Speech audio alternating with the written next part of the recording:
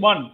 If you had people in hundreds of, I mean, maybe 121 constituencies went, maybe 30, 40 constituencies, large scale protests saying their votes have been deleted, then they may have had some resonance, at least for the second phase of voting.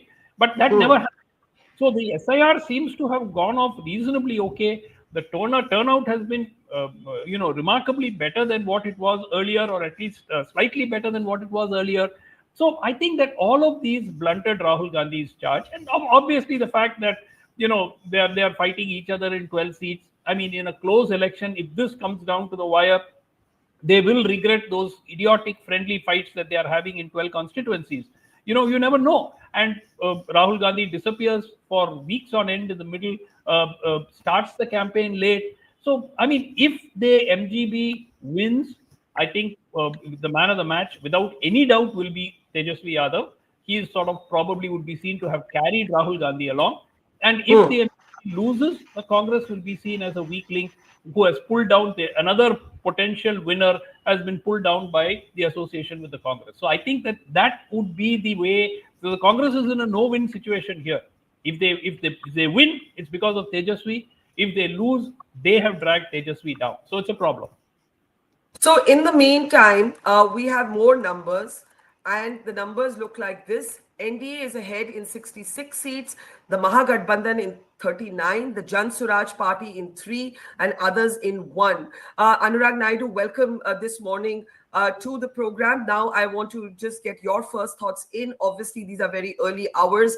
Gautam Seth of the Congress is still arguing that Tejashwi Yadav will be the chief minister. Sumant Raman is going so far as to say that if Tejashwi Yadav fails in that ambition, it will be the fault of the Congress. But we'll get a quick reaction to that from Gautam in just a moment. I want your first thoughts. Yeah, thank you for having me on the show, Barkha. I think a couple of things, and I've been following up these exit polls.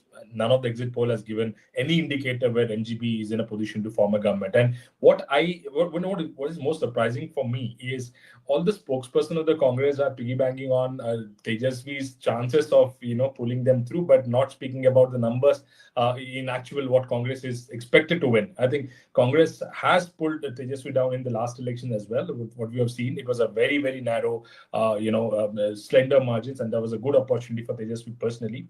Even now, we cannot rule out the possibilities of RJD being a single largest party in the whole of this combination. That is a strong possibility, and you end up becoming a single largest party by the number of seats that you win, but you still are away from forming the government. It's certainly for your allies to think, or certainly for yourself to think what kind of allies you have, stitched up with. And that's clearly indicators are very strongly towards Congress. I mean, I think gone are the days when they can really, negotiate based on how big they are and what kind of a legacy they bring and all. People don't vote on legacy. People have really forgotten all these days of Gandhi's. I think Congress has to realize. I think the regional parties more, have to realize that it doesn't really help aligning with Congress. Now coming to the issues of, Suman, I totally agree with Suman. I think vote chori has not resonated. Forget about Bihar. Even wherever the media carried this story, I mean, sitting in South or traveling across, as long as रोज सुबह 9:15 बजे markets में आके बैठ जाते हो और सोचते हो दोपहर के 3:30 बजे तक दिन के 5,000 रुपए कमा लूं। अरे ट्रेडर हो या दिहाड़ी मजदूर, ये जो दिहाड़ी मजदूर वाली सोच है, इस वजह से कभी भी आप ट्रेडिंग में सक्सेसफुल नहीं हो पाएंगे, क्योंकि ट्रेडिंग एक लॉन्ग टर्म गेम है। तो अगर आप भी दिहाड़ी मजदूर से कंसिस्टेंट प्रॉफिटेबल ट्रेडर की तरफ जाना चाहते हैं, तो मैं लेके आया हूं आपके लिए passive income from option selling course. इस कोर्स में मैं आपको वो स्ट्रैटेजी सिखाऊंगा जिसमें आप महीने का 1 घंटा इन्वेस्ट करके अपने लिए पैसिव इनकम क्रिएट कर सकते हैं ऑप्शन सेलिंग के माध्यम से। यकीन नहीं आता तो 30,000 से ज्यादा लोग इस कोर्स को एनरोल कर चुके हैं जो आज अपने लिए पैसिव इनकम क्रिएट कर चुके हैं। तो अगर आप भी दिहाड़ी मजदूर रहना चाहते हैं तो स्किप कर दीजिए, और अगर आप भी अपने लिए पैसिव इनकम क्रिएट करना चाहते हैं तो इमीडिएटली एनरोल कीजिए। वहां मैं आपको सिखाऊंगा कि ये काम आप कैसे कर सकते हैं।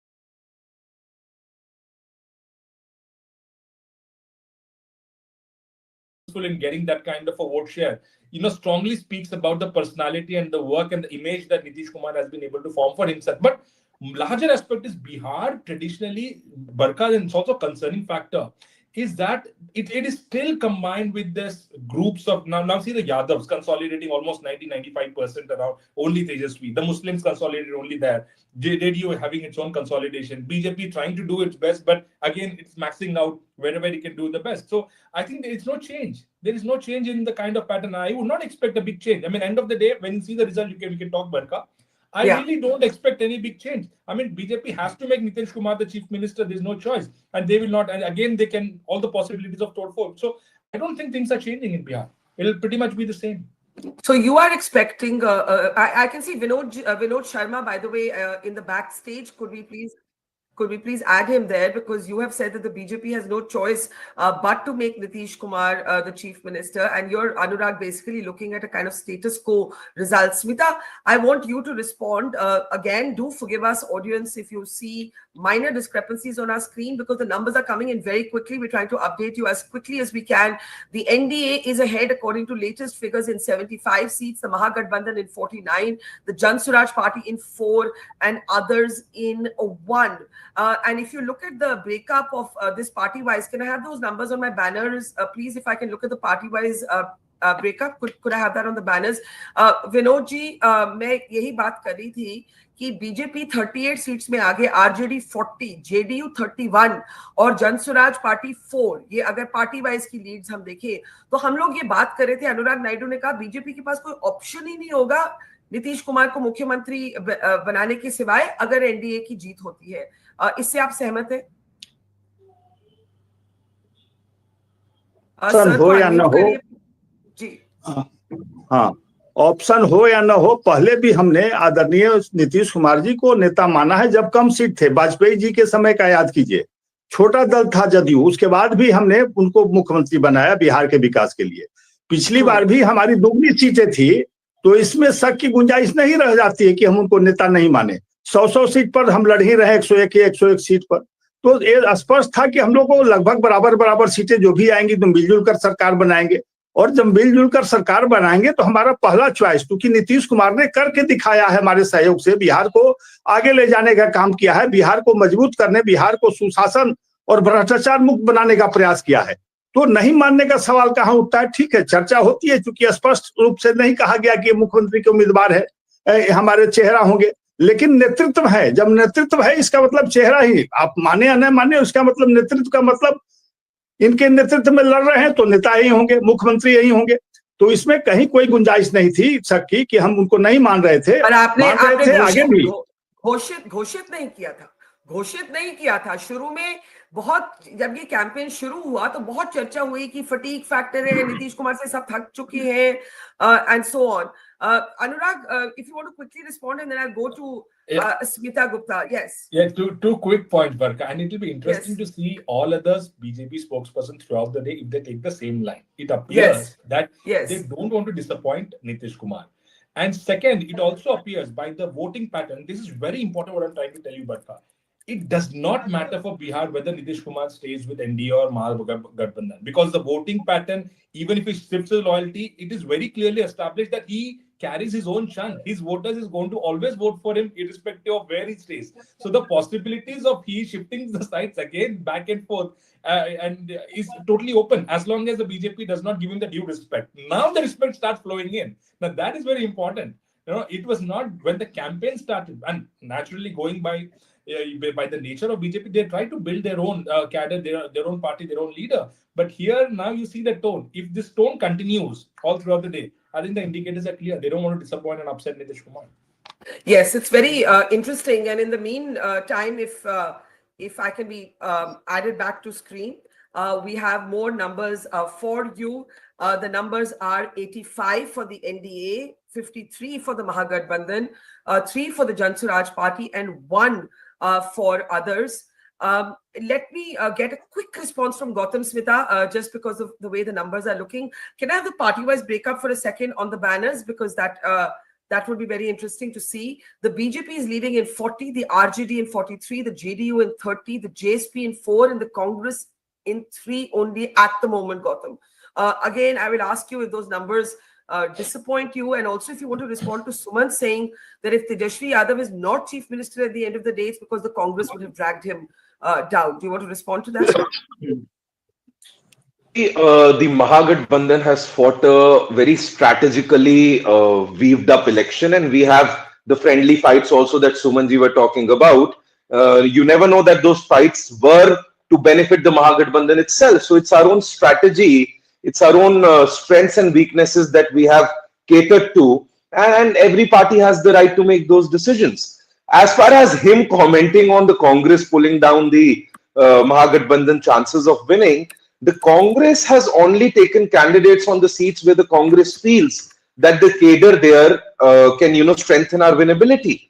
The Congress, in close coordination with Tejashwi ji, after a thorough surveys which were internally done by the Mahagathbandhan, these decisions were taken. So nobody is pulling down anybody. Everyone is strengthening each other.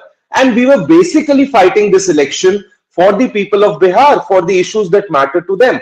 And that is where the Congress and Tejashwi ji aligned together. The alignment is about the thought process, about the roadmap to take Bihar further. The vote chori essentially remains one of the principal issue of this country. If electoral rolls being at fault do not disturb us as citizens of India, and if, as one of the panelists says, what matters is I have my voter ID and I am able to vote, then our conscience as responsible citizens should be questioned by ourselves, because we must worry. If I may ask you, Gautam, very quickly, and sorry, as I'm asking you this, I'm also looking at the numbers. If vote chori had resonated with the voters, how do you explain the overwhelmingly large numbers of people who came out to vote? People showed enthusiasm for the electoral process, not cynicism. Would you agree with that? I do agree to a point that a lot of people came out to vote against unemployment. The youth this time heavily voted against palayan or migration, as we call it. And of course, there was high anti-incumbency against the double-engine sarkar, so-called double-engine sarkar. And that resulted in heavy voting in Bihar. But also, if you totally discard the voter adhikar yatra and the role that Rahul Gandhi played in shaping up the campaign with Tejashwi Yadav, I think we are discrediting him. He did play a major role, and the results will reflect the same. Okay, Anurag, Sumant, Vinodji will respond, but first Smita. And Smita, as you respond, let's quickly look at the latest numbers. If we can just stay on the screen for a second for the party-wise breakup, but the overall picture is 89 leads for the NDA, 60 for the Mahagathbandhan, 4 for the Jan Swaraj, 2 for others. Now, if I can have the party-wise breakup, the latest one on my screen, I know we have the graphics up, but look at how the party-wise numbers stack up. 48 for the BJP, 45 for the RJD, 32 for the JDU, 3 for the JSP, and 3 for the Congress. This is the party-wise leads. Smita Gupta, I want your thoughts on this. We're looking at a very interesting, the 3 parties in play right now individually seem to be the BJP, the RJD, and the JDU. And if these trends hold, and there are many ifs because we're in the first hour of counting, it is a comeback story for Nitish Kumar. He is asserting to everybody who wrote him off. And I think somebody made the point, either Sumant or Anurag. Anurag, I think he didn't give a single election. He released one video towards the end of the campaign. Prashant Kishor called him mentally unfit. He compared him to Manmohan Singh in an interview with me. He said, Nitish Kumar has become like Manmohan Singh. He's not able to act against his cabinet. He said, I've worked with him, but I'm saying he's not all there. I don't know who will form the government. But Nitish Kumar has shown that he still commands a certain section of the electorate, which whoever forms the government, it's too early to say that. Well, before responding to that, I just want to say that these are still largely postal ballots. Of course. Yes, these are early leads, very early. Given that they're largely postal ballots, and given that the BJP usually does much better in the postal ballots than the Congress or other opposition parties, I would say that the opposition is doing pretty well. If you look at the BJP and RJD figures, for instance, I would say that the RJD is doing very well if it's getting, it's so close to the BJP as far as postal ballots goes.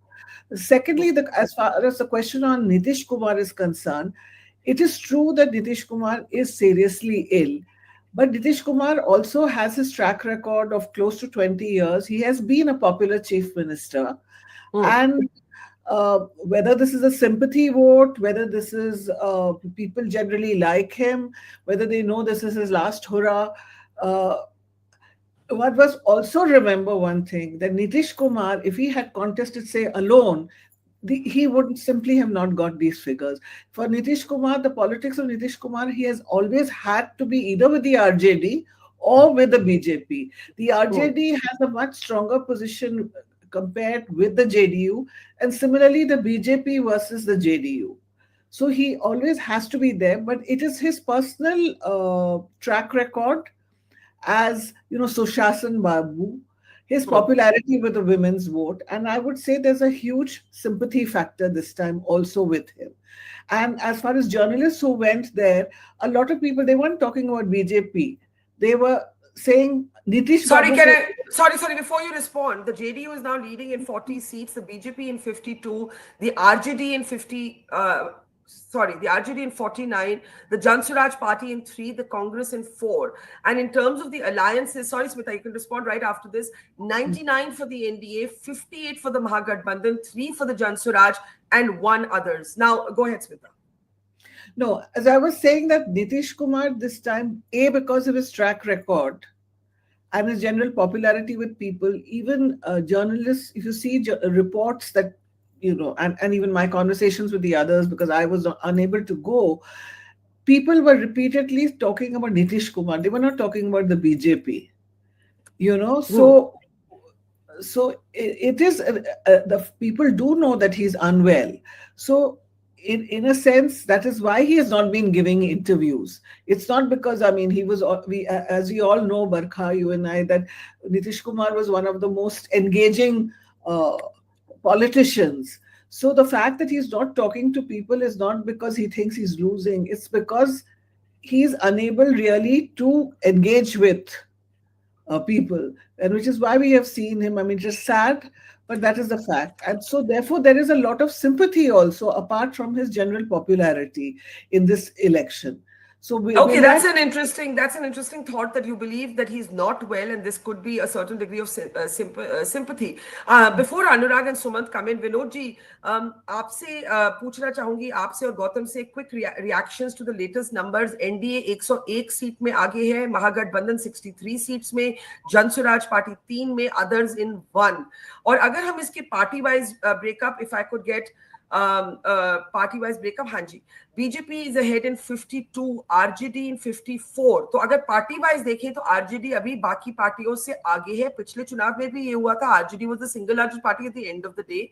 JDU is doing well, 40 seats में lead कर रही है, जन Swaraj party 3 में और 4 कांग्रेस में. आप क्या कहेंगे इन आंकड़ों को देख के, Vinod ji?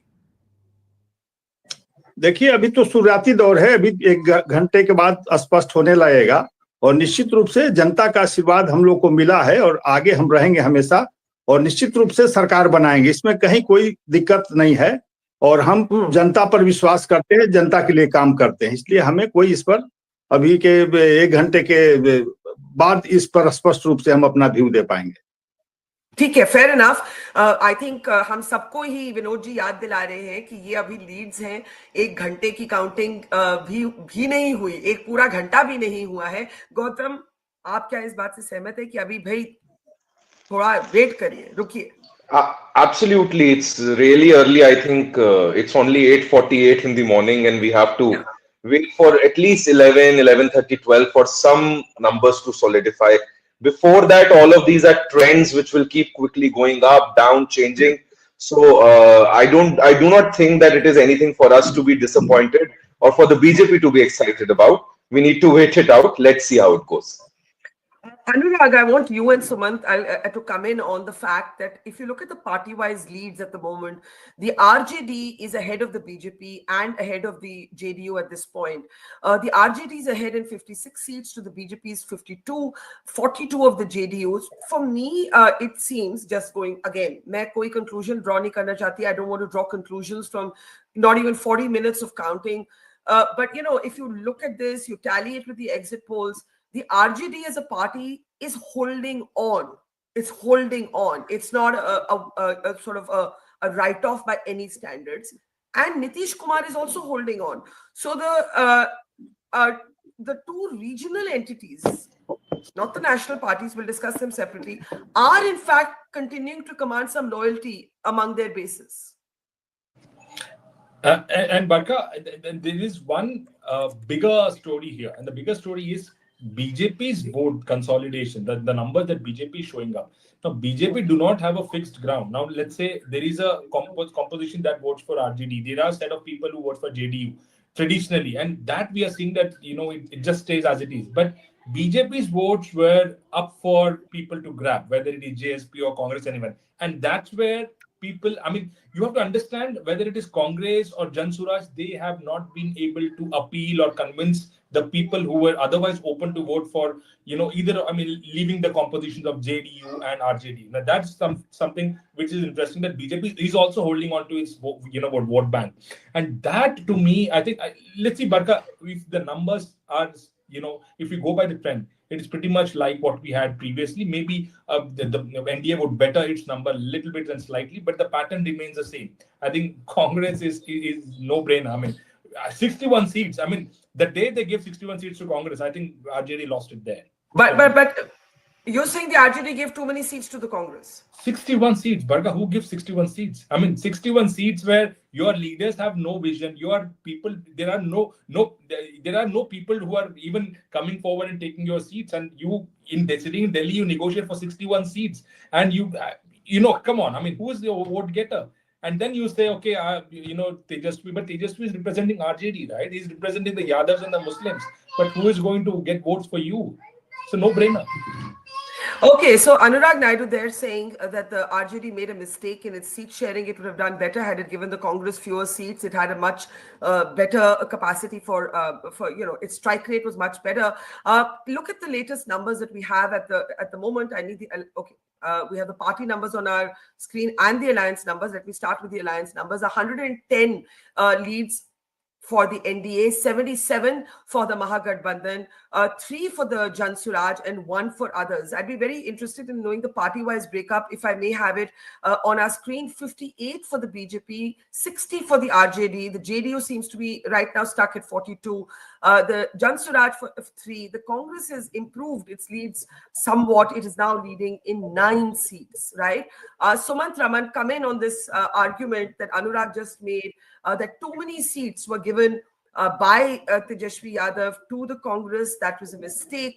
Tejashwi also, rumors or reports from the ground suggested that Rahul Gandhi at one point was still not happy with the seat sharing talks. At one point of the campaign, he was not present in the campaign, and I'll get Gautam, of course, also to respond to that. But how do you look at what's happening? Again, very early, the Mahagathbandhan is now at 81 to the NDA's 110. This is changing literally every minute. Sumant Raman. Yeah. Barkha, I think whatever be the final result, I think Anurag is right. And I articulated that even earlier. Giving 61 seats to the Congress was way too much. I mean, the RJD has a much better strike rate, as we are seeing even in these postal ballot trends.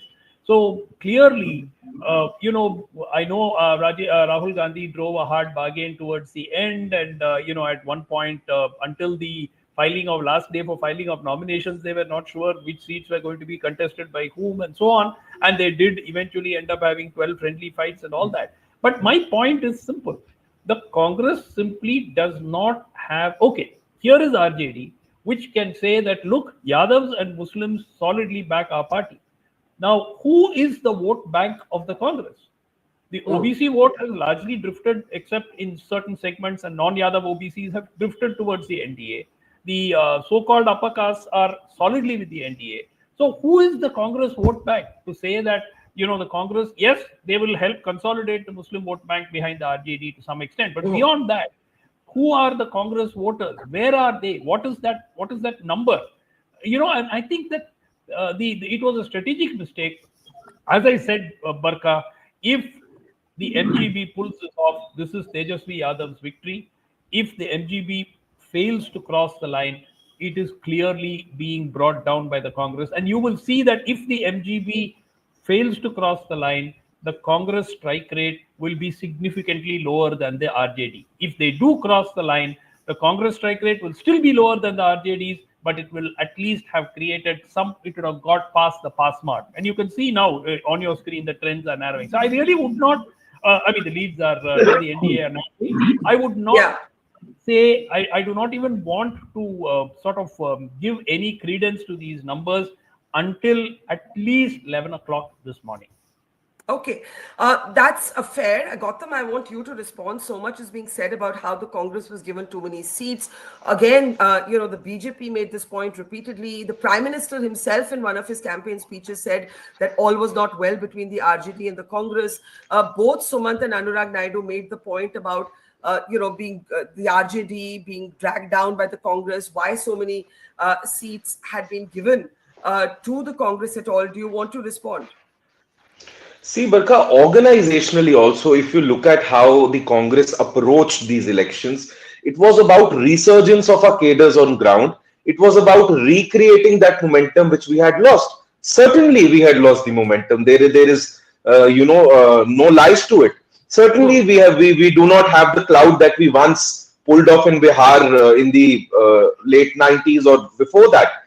But you also see that this time the approach of Rahul Gandhi to organizationally first strengthen the Congress party on ground, then wherever the surveys spoke, and surveys were jointly conducted by the RJD and the Congress, not singularly by the Congress or by them, and wherever the surveys spoke that the Congress has fair chances to perform, it was certainly our duty to bargain for those seats, and very graciously Tejashwi ji also accepted that the Congress has the capability of winning on those seats. And I see from 3 to 9 to now 15, the Congress is leading.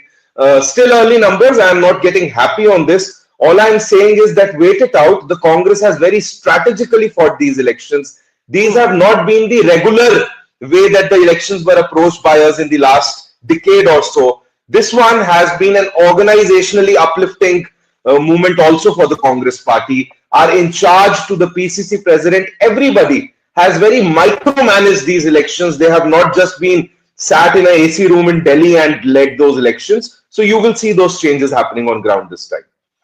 Okay, let's look at the latest numbers on our screen. Can we move to the top of the screen if we can have the numbers back? But in the meantime, Looking for great hotel prices? Plan your perfect stay with Agoda. Cozy, fancy, or budget-friendly, we've got it all. Book now with Agoda. Bharat हिंदुओं का राष्ट्र है। जीत कौन रहा है जिन्नत? दे देते ना थोड़ा सा बंगालों को। जमीन का टुकड़ा नहीं, इंडिया का लाइट हाउस है Bengal.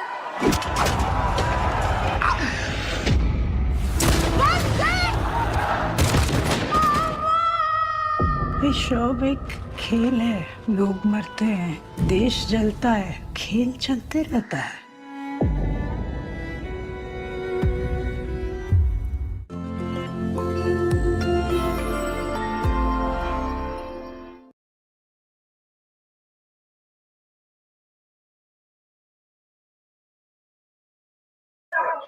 Yeah, there it is. 68 party-wise. Let's take a look at these numbers.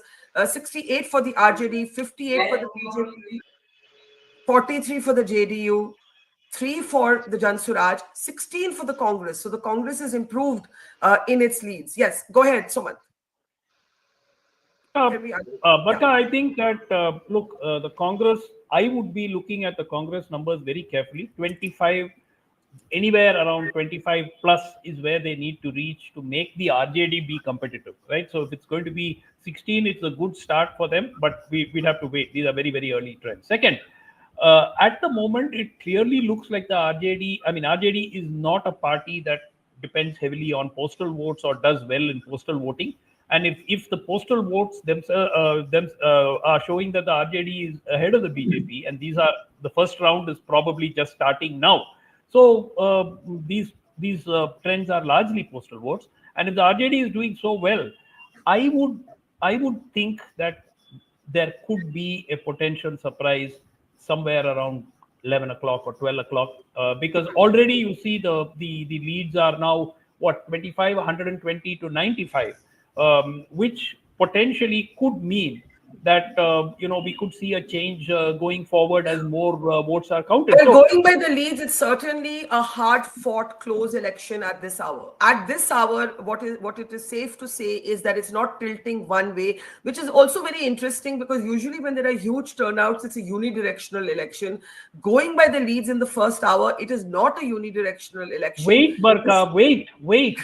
Yes, I'm waiting. I am telling you. am waiting. Just give it. No, what I'm basically trying to say is this could be a unidirectional election. We just don't know yet. Sure. On the basis of 800 or 1,000 votes in each constituency, which are Yes. postal ballots, sometimes even lower, we cannot predict this election. And just as you see on your screen, 120-98 is not what it was even 15 minutes ago. So I Fair think that enough. we need to look at Fair 11, 30, 12.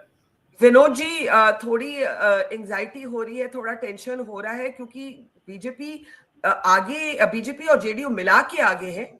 NDA 121, लेकिन महागठबंधन की भी 98 seats में अब महागठबंधन आगे है. अगर हम party wise देखें तो आरजेडी 71 सीट्स में आगे है. 71 सीट्स में आगे है. तो क्या थोड़ा सा टेंशन हो रहा है आपको विनोद जी?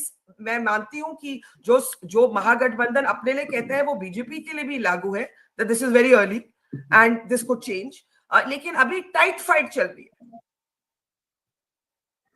देखिए बरखा जी, चुनाव होता है, जब तक फाइनल रिजल्ट नहीं होता है हर पार्टी को टेंशन बना रहता है. और निश्चित रूप से चुनाव के परिणाम तो अभी समय लगेंगे, 11-12 बजे के बाद स्पष्ट होंगे. तो निश्चित रूप से हम लोग जनता पर विश्वास करते हैं और अभी भी आश्वस्त है कि जनता ने हमें आशीर्वाद दिया है. जी, तो ये विनोद जी का काफी मैच्योर रिस्पॉन्स है कि भाई हर पॉलिटिशियन, हर पार्टी को थोड़ी सी टेंशन तो होगी, नहीं तो चुनाव में मजा क्या. There has to be a certain degree of tension. Senior journalist Nalini Singh is with us. Sumant Raman is still with us. Vinod Sharma of the BJP is with us. Nalini, good morning. It's a very interesting sort of set of numbers in the first 1 hour of counting. We are looking at 56 leads for the BJP, 71 for the I beg your pardon, for the RJD, 43 for the JDU, 4 for Prashant Kishor's party, 17 for the Congress. And if you look at this alliance-wise, it's 123 for the NDA, 100 now for the Mahagathbandhan, 4 for the Jan Suraj. So what I want to say is, it is a close, it is at this moment a good fight on. I don't know about close. I don't know whether it will eventually be a close fight, but it is a good fight on right now. 124 for the NDA to 100 for the Mahagathbandhan. The RJD at the moment ahead as the single largest entity. Nalini, your thoughts? Barkha, a very good morning to all of you. Yes, it's very interesting. What is kind of teaching a lesson already, a very early lesson, is that you have got 10,000 rupees given on the eve of the elections to 1.3 crore women or thereabouts. You've got a power subsidy, 125 free.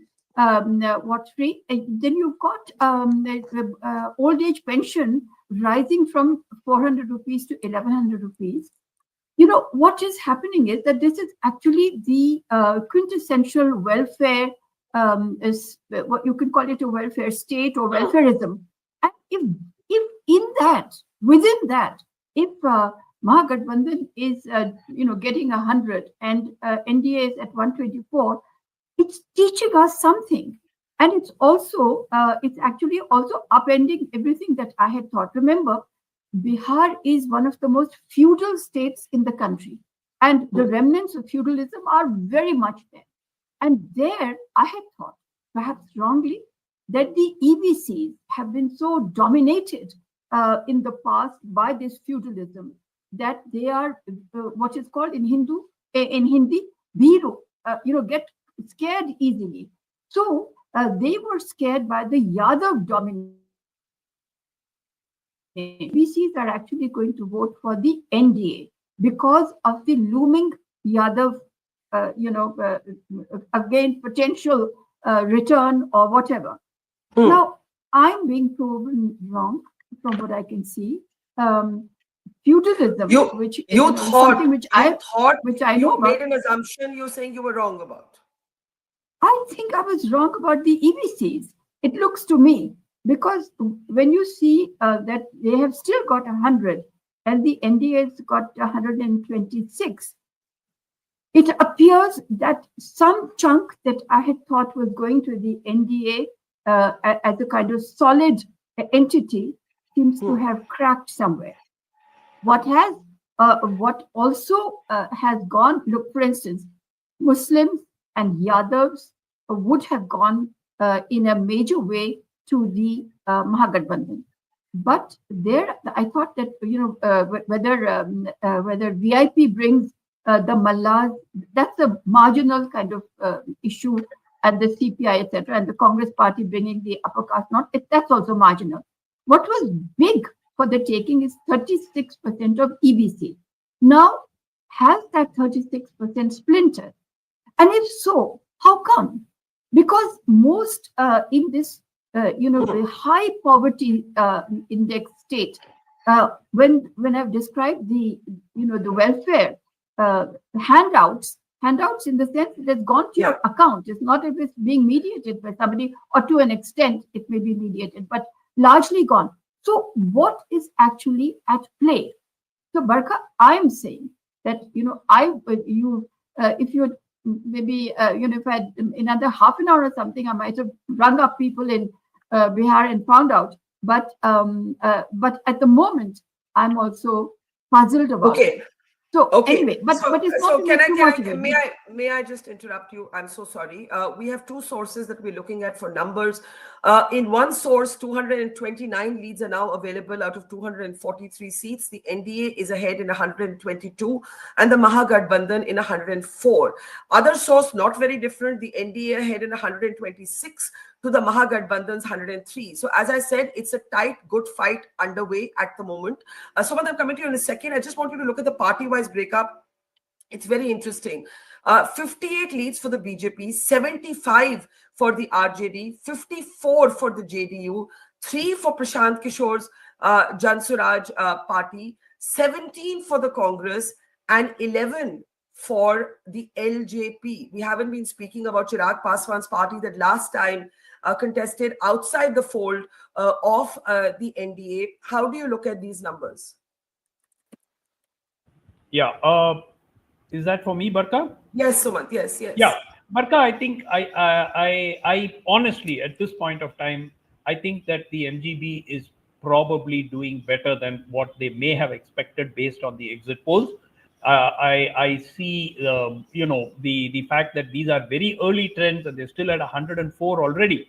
Particularly, I look at that 17 of the Congress and I say, hang on. I mean, if the Congress can push that to 25, then it means that there is a momentum on the side of the MGB, which means that the RJD will do much better. So I think that the RJD is already leading in 75. They had 75 in the last assembly. So they are holding on to every seat.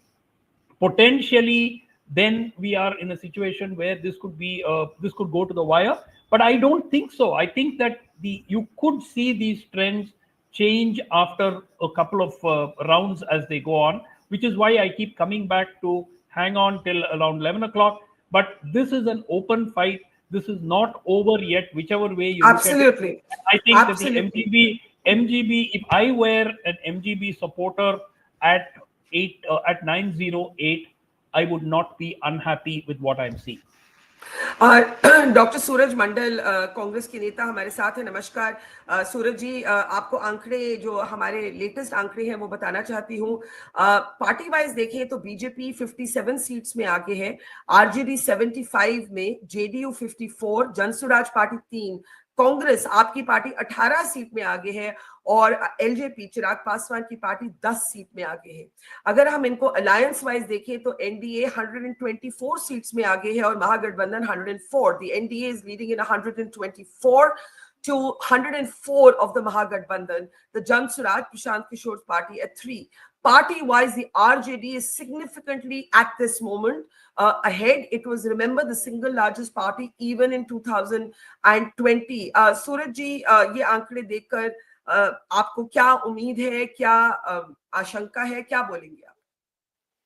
Do you want me to respond in English or in Hindi? We are I can bilingual, so go. you can respond in anything. I'm Okay. alternating between English So and Hindi. I'll first get back to you in English only, then I'll switch over. Sure. We are fighting against all odds. It's not just BJP, it's against Election Commission. They are bungling all the time. I think you have seen yesterday's data released by the Election Commission of India. Look what they have done. They are showing us that there is 69 point and something voting. The SIR says it's 7.42 crores, and their figure says it's 3 lakh more. I mean, sorry, 30 lakh more. So question is, what are they doing? And okay, and the first round, whatever we are discussing right now, begins with the opening of postal ballots. So naturally, in postal ballots, every time, since it is the clear-cut reflection of what people have said, there is no bungling in this. So naturally, the MGB, that is Mahagathbandhan, is just sweeping ahead. But if I may ask you, sorry, sir, if I may interrupt and just ask you, we were discussing earlier before you joined that actually the high turnout in Bihar shows an extraordinary enthusiasm among the people. And therefore, despite the cynicism of the opposition with the election commission, with the vote chori issue that Rahul Gandhi raised, people of Bihar are not cynical about the electoral process. People of Bihar have shown great faith, great belief in our democracy. Would you agree with that? Obviously, but what choice do the people have? They want to change this government. They want to change Mr. Modi. They know Mr. Modi is on power in an illegal manner. I'm sorry. Let me just finish it. Since I've been watching, I'm also from a political family, so I've been closely watching the elections. I could see the kind of fervor which was there in 1977. When the people were on streets, there was no need for the party which they were voting for to campaign even. Exactly this thing was happening this time. The Mahagathbandhan everywhere was getting huge support of the people. And you know what happened during the last round of voting? At many places, the voting were slowed down. So at about just 10 minutes to 5 o'clock, Mr. Tejashwi Yadav made a appeal on his Facebook Live, and he just appealed and said that, people of Simanchal and all these people, even if you have to wait till 12 o'clock at night, please wait and vote. Don't come back from the polling booth. And I'll tell you the figures that polling booth just increased 5 times more. The people who had returned back went back to the polling in Purnia. People waited till 11 o'clock at night. I know. I'm sure what you're saying is accurate. The only point that I'm trying to make, Dr. Mandal, with respect is that Bihar has had a historic turnout and it's trying to tell us a story. And what that story will be, we should know more clearly in another couple of hours, hopefully. Here's what the latest numbers... May I, sir, share the latest numbers? Just give me a moment. We have 132 leads for the NDA, 106 for the Mahagathbandhan. So that gap has somewhat widened in the last maybe 5 minutes. But again, we are into just an hour of counting. And so we're going to have to wait for some more time to pass for greater clarity. In another source we're looking at, we have 239 leads out of 243, 133 for the Congress, 103 for the Mahagathbandhan, not too different, both sources actually tallying with each other. I can see Mayank Sinha of the JDU, if we can bring him up on our screen. In the meantime, let me actually look at the party-wise breakup. We have 55 leads for the BJP, 75 for the RJD, 59 for the JDU, 3 for the Jan Swaraj, 20 leads for the Congress, and 14 leads for the LJP. Mayank ji, good morning, namaskar, कैसे हैं? क्या लग रहा है इन आंकड़ों को देख के? Mayank Sinha is with the JDU. Mayank ji, आवाज आ रही है तो बताइए. Mayank ji, आपकी आवाज आ नहीं रही है. आप कुछ बोले? Mayank. No, Mayank ji ki awaaz nahi aa rahi. Mayank Sinha of the JDU. We'll try and reconnect to him. Nalini, if you want to come in at this point, you were talking about how some of the assumptions you made before were somewhat wrong. And, you know, if we look at the latest numbers on our screen, we are still seeing a fight underway. But we're seeing the NDA now leading in 133, the BJP in 55, the RJD in 75, JDU in 59, the Congress in 20, the Jan Swaraj in 3, and the LJP in 14. Your reaction? Barkha, the first reaction that comes to mind is that with RJD as the single largest party, and of course the second in the pre-poll alliance.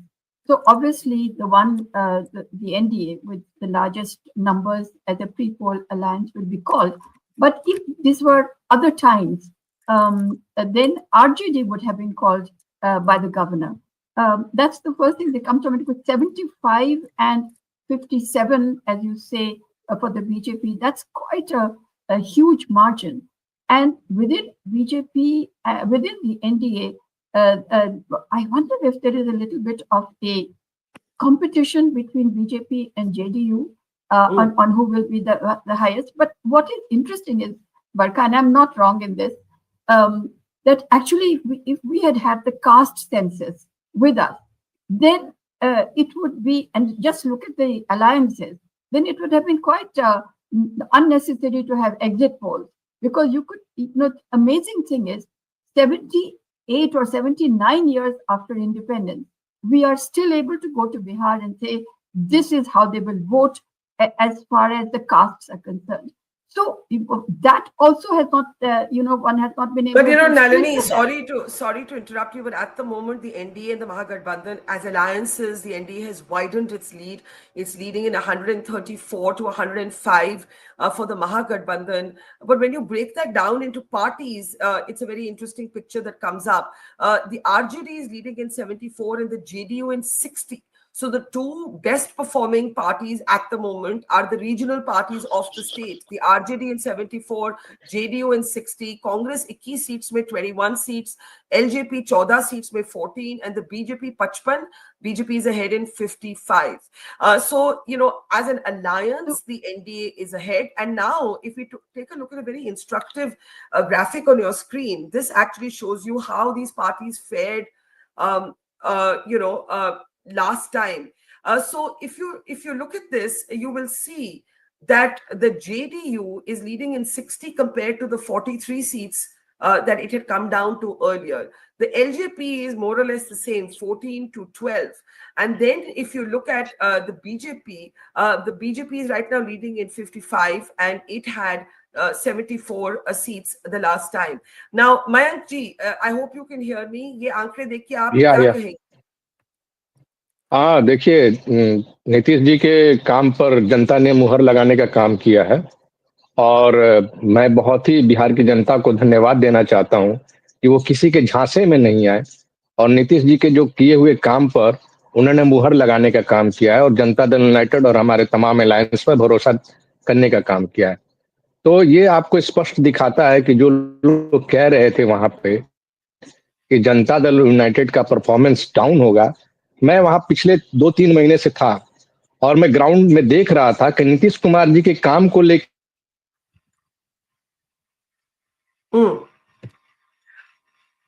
मुझे मालूम नहीं कि कौन जीतेगा। आपकी आवाज जाती रहती है बीच में, मैम जी। कोई भी जो था एंटी इनकम्बेंसी का कोई फैक्टर ही नहीं था, क्योंकि वो लोग समझ रहे थे कि Nitish Kumar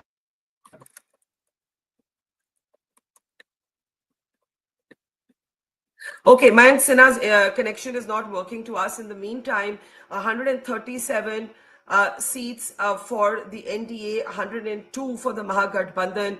It's been like this now for the last 10 minutes. And if you break that down party-wise, the RJD leading in 74, the JDU in 62, the Congress in 19, and the BJP in 57. Dr. Mandal, let me get your response.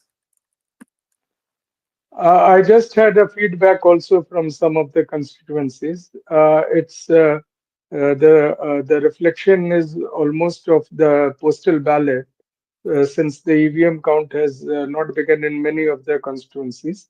But even then, the RJD in those areas are doing well. In the parliamentary seat of Madhepura, where there are 4 districts, where there are 4 assembly segments. In 2 of them, RJD is ahead. In 1 of them, Congress is ahead, and in 1 of them, JDU is ahead.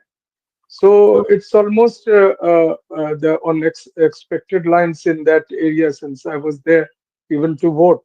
But we are keeping our fingers crossed to see what is going to happen after maybe an hour or so. Okay, we will of course look at these leads as they develop. 103 for the Mahagathbandhan, 137 for the NDA, Jan Swaraj 3, others at 0. Another source we're looking at is showing 139 for the NDA. This is a C voter source, 139 for the NDA and 99 for the Mahagathbandhan. So a little bit of difference there, Nalini. This could, again, nobody's calling the election, but the NDA right now has established a greater lead. In the last 10 minutes since we've been talking, that it's maintained that. I think, Barkha, Mr. Mandal is probably right. There is a delay, there is a lag in some of the constituencies in counting, being traditionally there's been a lag. But I would say, so therefore the picture could change in either way. But what but at the moment, I'm so sorry, because it's 140 now, 140 leads for the NDA, 62 for the JDU, 57 for the BJP, 74 for the RJD, 3 for the Jan Swaraj, and 19 for the Congress, and 14 for the LJP. Sorry, Nalini, complete your point. Yeah. Barkha, I just wanted to say that you mentioned very correctly that it's the 2 regional parties that are far ahead of the so-called national parties or the national parties. What is very interesting, and one should really laud the voter of Bihar, is that they did not fall for the opium of communalism or the opium of Ghuspaitiye, etc. So these are people who have actually voted. These voters, and we know that the per capita income of Bihar is 1/3, 30% of the national average. But look at these thinking voters. And even if they give MG Mahagathbandhan 100, despite all that was said and all that was given. So I would say that I have great hope in Bihar, because look, when we are giving, we are giving the 10,000 rupees, etc. I don't need to tell you what kind of budgetary burden that is. And with a state that is coming on to revenue deficit, which after that states go down, and 80% of the money for Bihar is coming from the center. So obviously, as they would say in the local, in Hindi even, that gulami to phir ho gayi na center ki. Bihar phir hoga 80% अगर वहां से आ रहा है धन राशि, तो फिर बताइए 20% पर बिहार कैसे अपना सर उठा के बात करेगा. So that also I find one should laud Bihar, the Bihari voter. But also, if this is what's going to be when you are giving away so much of the budget of the state, you can be sure that there will be no investment in industry or very little. So this palayan, this migration will carry on, because you will not have jobs. So we will of course discuss that as the picture is clearer on which issues have prevailed. Mayank, I'm hoping कि इस बारी आपका network सही रहे. बिल्कुल. अभी की जो पार्टी वाइज ब्रेकअप है, आपकी पार्टी जेडीयू बीजेपी से अपने अलायंस पार्टनर से थोड़ा आगे है. JDU in 63, BJP in 58, the RJD in 73. लेकिन इसको अलायंस के तौर पे देखें तो एनडीए is 140 to the महागठबंधन's 100. मैं आपसे पूछना चाहूंगी, कैंपेन की शुरू में बहुत से लोगों ने कहा कि नीतीश कुमार थक गए हैं, एक फटीग फैक्टर है नीतीश कुमार के साथ. प्रशांत किशोर जो जिनकी अपनी पार्टी है, उन्होंने कहा वो मेंटली फिट नहीं है। गृह मंत्री अमित शाह से पूछा गया कि कौन बनेगा मुख्यमंत्री चुनाव की बात, तो उन्होंने कहा इसका अपना प्रोसेस होगा। नीतीश कुमार को सीएम कैंडिडेट घोषित नहीं किया गया था। ये आंकड़े देख के, चाहे किसी की भी सरकार बने, मैं अभी इलेक्शन कॉल नहीं कर रही हूँ, जल्द सुबह का टाइम है, किसी की भी सरकार बने, Nitish Kumar has shown that he remains relevant, a relevant political force who was dismissed too soon. Mayank, इन आंकड़ों को देख के और अपनी पार्टी की परफॉर्मेंस को देख के आप क्या कहेंगे? देखिए, किसी के पास कुछ नकारात्मक बात करने का कोई दृष्टिकोण नहीं था नीतीश जी के खिलाफ, क्योंकि उन्होंने काम को प्राथमिकता दिया था बिहार में। तो और उनकी एक ही इमेज था कि भाई इनको रिटायर होना चाहिए और ये थक चुके हैं, ऐसा प्रोपेगेंडा विपक्ष के द्वारा एक सेट किया। जितने एक्टिवेट, लगता है कि तेजस्वी यादव जी ने भी उस तरह का प्रचार कर पाने में सफल हो पाए होंगे, क्योंकि लगातार बारिश भी हो रही थी, चक्रवात का भी तूफान भी आया था बिहार में, और उन्होंने कोई भी ऐसा अपना जो प्रोग्राम था वो आपको उन्होंने मिस नहीं किया। वो बाई रोड ही आप सफर किए, बाई रोड ही उन्होंने जनसभाओं को संबोधित किया, रोड शो किया। तो अगर जिस प्रकार का नैरेटिव विपक्ष ने सेट किया, उसका खामियाजा विपक्ष को भुगतना पड़ा, क्योंकि काम के बदौलत अगर वो बात करते तो उसका आकलन कुछ और होता। क्योंकि इन्होंने कभी उस दरमियान नीतीश जी के काम को बिहार की जनता नकार नहीं सकती है, और वही हमारा प्लस पॉइंट रहा। दूसरी बात, मैं नलिनी जी बहुत सीनियर पत्रकार रही हैं, पत्रकार हैं भी, मैं एक बात उनसे कहना चाहता हूं कि हमने फ्री बीज का लालच नहीं दिया था। जो आप समझिए कि गांव में जो महिलाएं रह रही हैं, उन्होंने जो 10,000 रुपए का उपयोग किया, उन्होंने कैटल फार्म्स कर दें, कैटल बकरी से बकरी खरीदी, 10,000 में 2 बकरी खरीदी, और उसने बोला कि हम बकरी का दूध अब बेच रहे हैं। तो उसका सोर्स ऑफ इनकम कहीं ना कहीं बढ़ा। जो उसके पास 10,000 रुपए भी नहीं थे और उसको परिवार के लोग नहीं सपोर्ट कर रहे थे महिलाओं को, तो वो महिलाओं को एक सोर्स ऑफ इनकम का एक जरिया भी मिला उस 10,000 रुपए से। और अगर वो अच्छा करेंगी तो माननीय मुख्यमंत्री जी ने भी बोला है कि उसको 2 लाख रुपए हम देने का काम करेंगे। तो कुछ लोगों ने फार्चून की दुकान खोली है, कुछ लोगों ने सिलाई की मशीन ली है किस्तों में कि हम सिलाई करेंगे। तो ये आपको दिखाता है कि नीतीश कुमार जी महिला सशक्तिकरण। जी बोलिए। हाँ जी, मैं एक minute Nalini, just 1 minute. Mayank ji, क्योंकि आपकी आवाज आ जा रही है, मुझे एक पॉलिटिकल सवाल बहुत जरूरी पूछना है आपसे। अगर आप हमारे स्क्रीन पे ये आंकड़े देखें तो आप देखेंगे कि बीजेपी 58 सीट्स में आगे है। पिछली बारी उनको 74 सीट्स मिली थी। इसका मतलब अभी तक अगर आप देखें तो BJP compare to last time, BJP as a party थोड़ी नुकसान में है। जेडीयू जिसको 43 सीट्स मिली थी लास्ट टाइम, वो आगे है 60 सीटों में, ठीक है। एलजेपी जो एनडीए की बाहर लड़ी थी last time and it was believed to weaken Nitish Kumar, वो रफली सेम है, 14 सीट्स में आगे है, पिछली बारी 12 सीट्स थी। तो आपको क्या लगता है ये जो जेडीयू की इंप्रूव परफॉर्मेंस है और बीजेपी को थोड़ा नुकसान है, क्या जेडीयू की वोटर ने, मतलब ये कैसे, ये आप कैसे एक्सप्लेन करते हैं? ये जो बीजेपी को नुकसान है ये और जेडीयू को फायदा है, ये आप कैसे एक्सप्लेन करते हैं? देखिए, नुकसान जो पिछले चुनाव का था वो सबको मालूम है, उसको दोहराने की जरूरत नहीं है जी। चिराग पासवान जी हमारे बाहर थे, उन्होंने जेडीयू को जिस प्रकार से भी डैमेज करने का काम किया, उससे हमारी सीटें घटी थी। 25 से 30 सीटों पे हमें नुकसान उठाना पड़ा था। तो उस बातों पे हम जाना नहीं चाहते हैं। इस बार हम सारे लोग मिल के लड़े हैं और हमें उम्मीद है कि भारतीय जनता पार्टी का भी परफॉर्मेंस अच्छा होगा। अभी तो रुझान आ रहे हैं और मुझे ये भी उम्मीद है कि जनता दल यूनाइटेड आपको सबसे बड़ी पार्टी बन के बिहार में उभरेगी, क्योंकि जो नीतीश कुमार जी का काम है वो लोगों के दिल में बैठा हुआ है। और वहां पर किसी भी हमारे नेता ने कभी जात पात धर्म की राजनीति नहीं की। उन्होंने एक तरफा काम किया, बिहार के विकास को कैसे आगे बढ़ाना है। भारत सरकार ने जो सपोर्ट किया, आदरणीय प्रधानमंत्री जी का हम तहे दिल से 2014 से शुक्रिया अदा करते हैं कि बिहार में उन्होंने लगातार बिहार को मजबूत करने का काम किया, जो पिछली किसी सरकार के प्रधानमंत्री ने करने का काम नहीं किया था। इसलिए दोनों लोगों का परफॉर्मेंस बहुत अच्छा होगा। 1-2 सीटों का अंतर हो सकता है।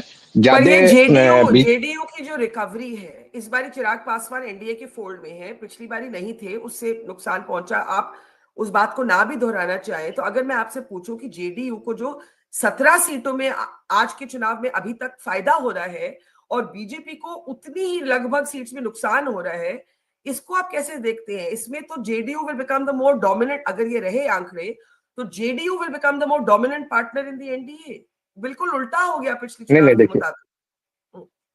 नहीं देखिए, हम लोग अलायंस पार्टनर हैं, कोई डोमिनेंसी का यहाँ चक्कर नहीं है। पहले ही हमने क्लियर कर रखा है कि भारतीय जनता पार्टी की सीटें ज्यादा आई या जेडीयू की सीटें ज्यादा आई, ये दोनों सीटें एनडीए के लिए ही हैं। तो हम लोगों ने कभी किसी को ऊपर नीचे करने का काम नहीं किया, ये महागठबंधन के लोग कर सकते हैं। भारत एनडीए के कार्यकर्ता और एनडीए के नेता जो हैं वो सब कुछ एक साथ है संगठन के विस्तार के लिए, और जो भी चुनाव का रिजल्ट आएगा उसमें हम लोग सभी लोग एक हैं और एक हो के चुनाव लड़े थे। किसी को किसी प्रकार से किसी को नुकसान पहुंचाने का काम किसी एक दूसरे पार्टी ने नहीं किया है बिहार में। तो जो मैंडेट आया है, जो मैंडेट चल रहा है, वो जनता के द्वारा दिया हुआ है। इसमें हम विशेष अभी समीक्षा होगी तो पता चलेगा कि जनता दल यूनाइटेड की सीटें किस प्रकार से बढ़ी और भारतीय जनता पार्टी को किस चीजों से नुकसान हुआ, वो तो एक समीक्षा का बात है। लेकिन अभी तो हमारी सीटें, हम तो बिहार के मतदाताओं को बड़ा देतुल्य जनता को बड़ा ही धन्यवाद करते हैं कि उन्होंने नीतीश कुमार जी के काम को, माननीय मुख्यमंत्री जी के काम को मुहर लगाने का काम किया है, और उन्होंने जनता दल यूनाइटेड को जो आशीर्वाद प्रदान किया है उसके लिए हम कोटि कोटि उनको धन्यवाद देते हैं। बस हम अभी आज यही कहेंगे, क्योंकि ये चुनाव का शुरुआती रुझान है। अभी कहना बहुत जल्दबाजी होगा कि भारतीय जनता पार्टी को क्यों नुकसान हुआ, जनता दल यूनाइटेड को किस प्रकार से फायदा हुआ।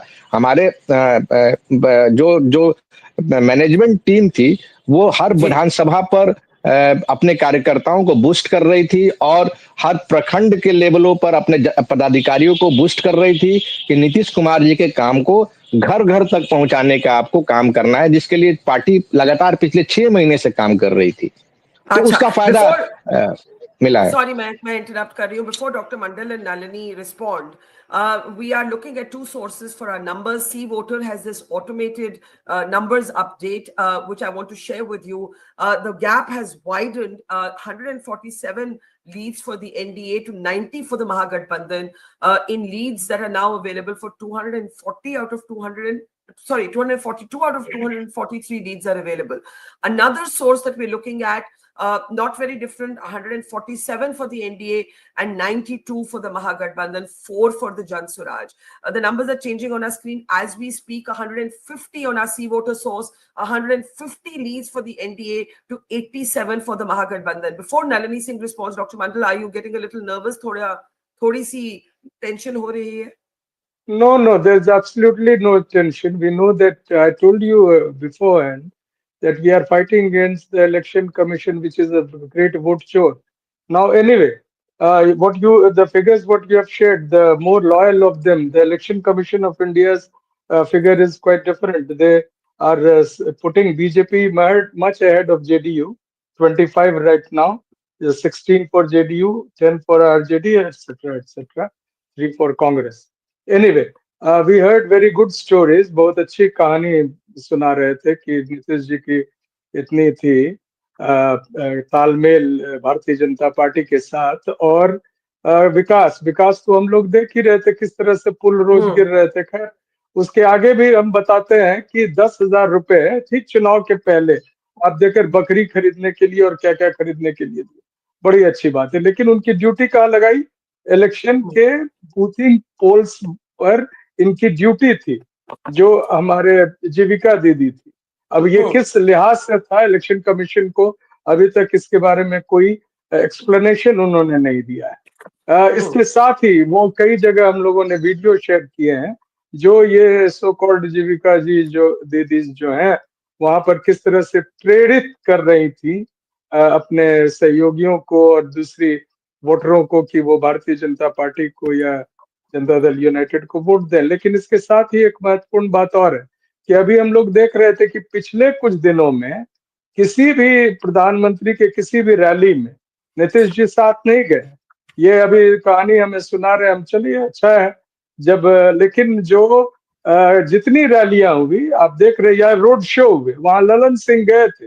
अभी ऐसी भी खबर आ रही है कि जेडीयू में ललन सिंह और जो संजय झा है उनके प्रति थोड़ी सी जो भी नाराजगी या यूं कहिए जो रिपोर्ट्स आ रही हैं उस पर मैं अधिक टिप्पणी नहीं करना चाहूंगा, लेकिन ये निश्चित तौर से है कि नीतीश जी को एक स्पेंट फोर्स बता दिया अमित शाह ने बार बार पटना में रहकर, अपने होटल में रहकर, जहां सीसीटीवी पे कागज लगा दिए गए उस रात को, जहां पर जब वो अफसरों से मिल रहे थे, तो ये सारी, और इधर दिल्ली में ब्लास्ट हो रहा था। तो खैर ये बातें हम लोगों ने देखी तो हम नर्वस क्यों होंगे? हम तो देख रहे हैं कि हम जनतंत्र की रक्षा के लिए और संविधान के लिए की रक्षा के लिए लड़ रहे हैं। मैं डॉक्टर और मंडल नर्वसनेस रिजल्ट की बात कर रही हूँ। तेजस्वी यादव नहीं, रिजल्ट देखिए, रिजल्ट अगर अभी भी मैं दावा करता हूं कि एक भी कंस्टिट्यूएंसी में, एक भी में आप जो बैलेट से वोट करा ले, चुनाव आयोग निष्पक्षता के साथ वोट करा दे, तो कहीं भी जो है एनडीए नहीं जीत सकती है बिहार में। ये मेरा दावा है। Doctor Mandal, it can't be that if the opposition wins the election is fair and if the NDA wins the election is unfair. No, we are not saying. We are repeatedly saying. We are repeatedly saying. I have told in other channels also today. I'm sharing with you also. Even in the Lok Sabha elections, 80 seats, 79 to 80 seats have been bungled up by NDA, the BJP. And what my contention is that everywhere, if the election commission was much fairer, then the BJP, even in Haryana or Maharashtra, they could have gone much below. I will tell you, and then Nalini Singh can come in, I will tell you that actually if you look at the party-wise breakup, it is the BJP right now that is down compared to the last time. It had 74 seats last time, it's now leading in 64.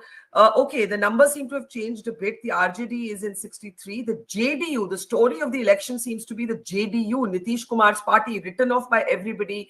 Nitish Kumar did not do a single interview. He just did his election rallies. His opposition called him unfit. His alliance partner wasn't willing to declare him a chief ministerial candidate. Remember, the Gathbandhan had Tejashwi Yadav, लेकिन NDA ने नीतीश कुमार को नहीं घोषित किया. The JDU is leading in 69 seats. If these trends hold, I don't know if they'll hold. The main competition is between Nitish Kumar and Tejashwi Yadav. That is what is very clear. It is the regional parties that are battling it out for the heart of Bihar.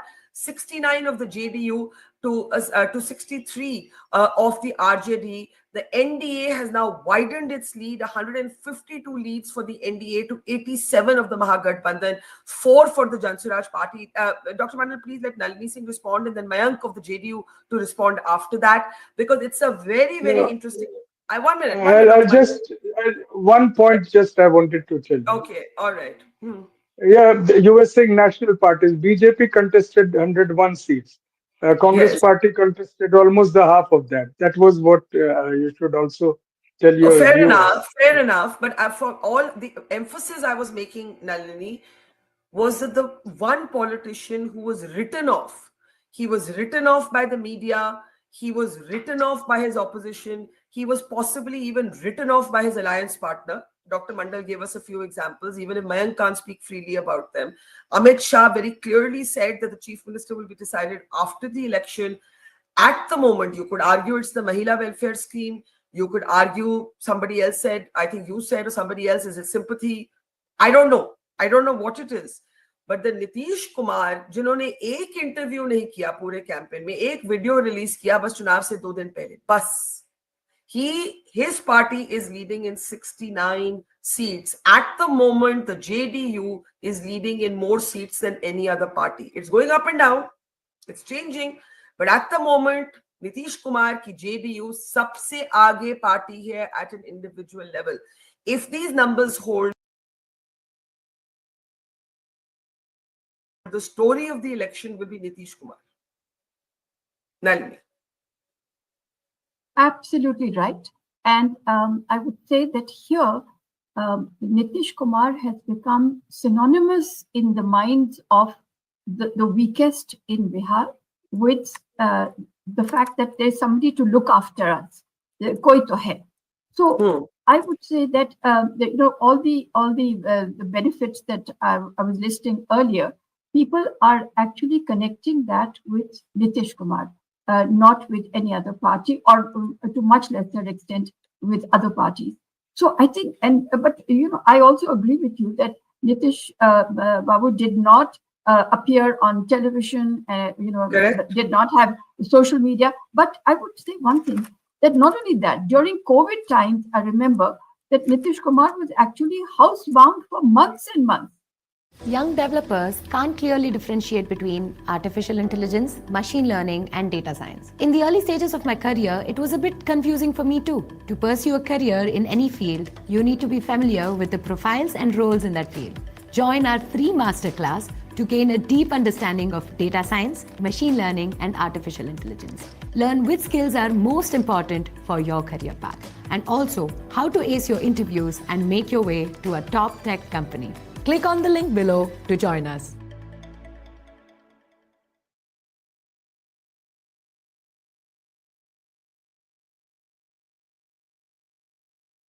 रोज सुबह 9:15 बजे markets में आके बैठ जाते हो और सोचते हो दोपहर के 3:30 बजे तक दिन के 5,000 रुपए कमा लूं।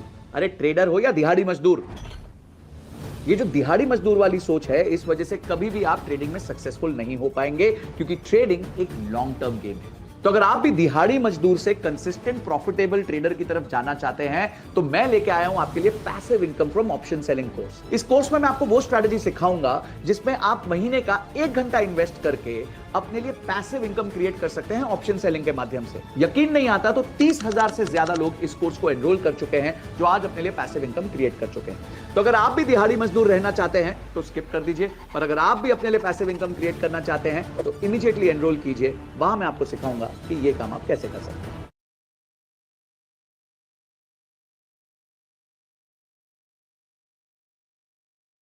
The person who is, if there is a sympathy vote, the people in Bihar do not kick out the elders of the family. So maybe that would be one.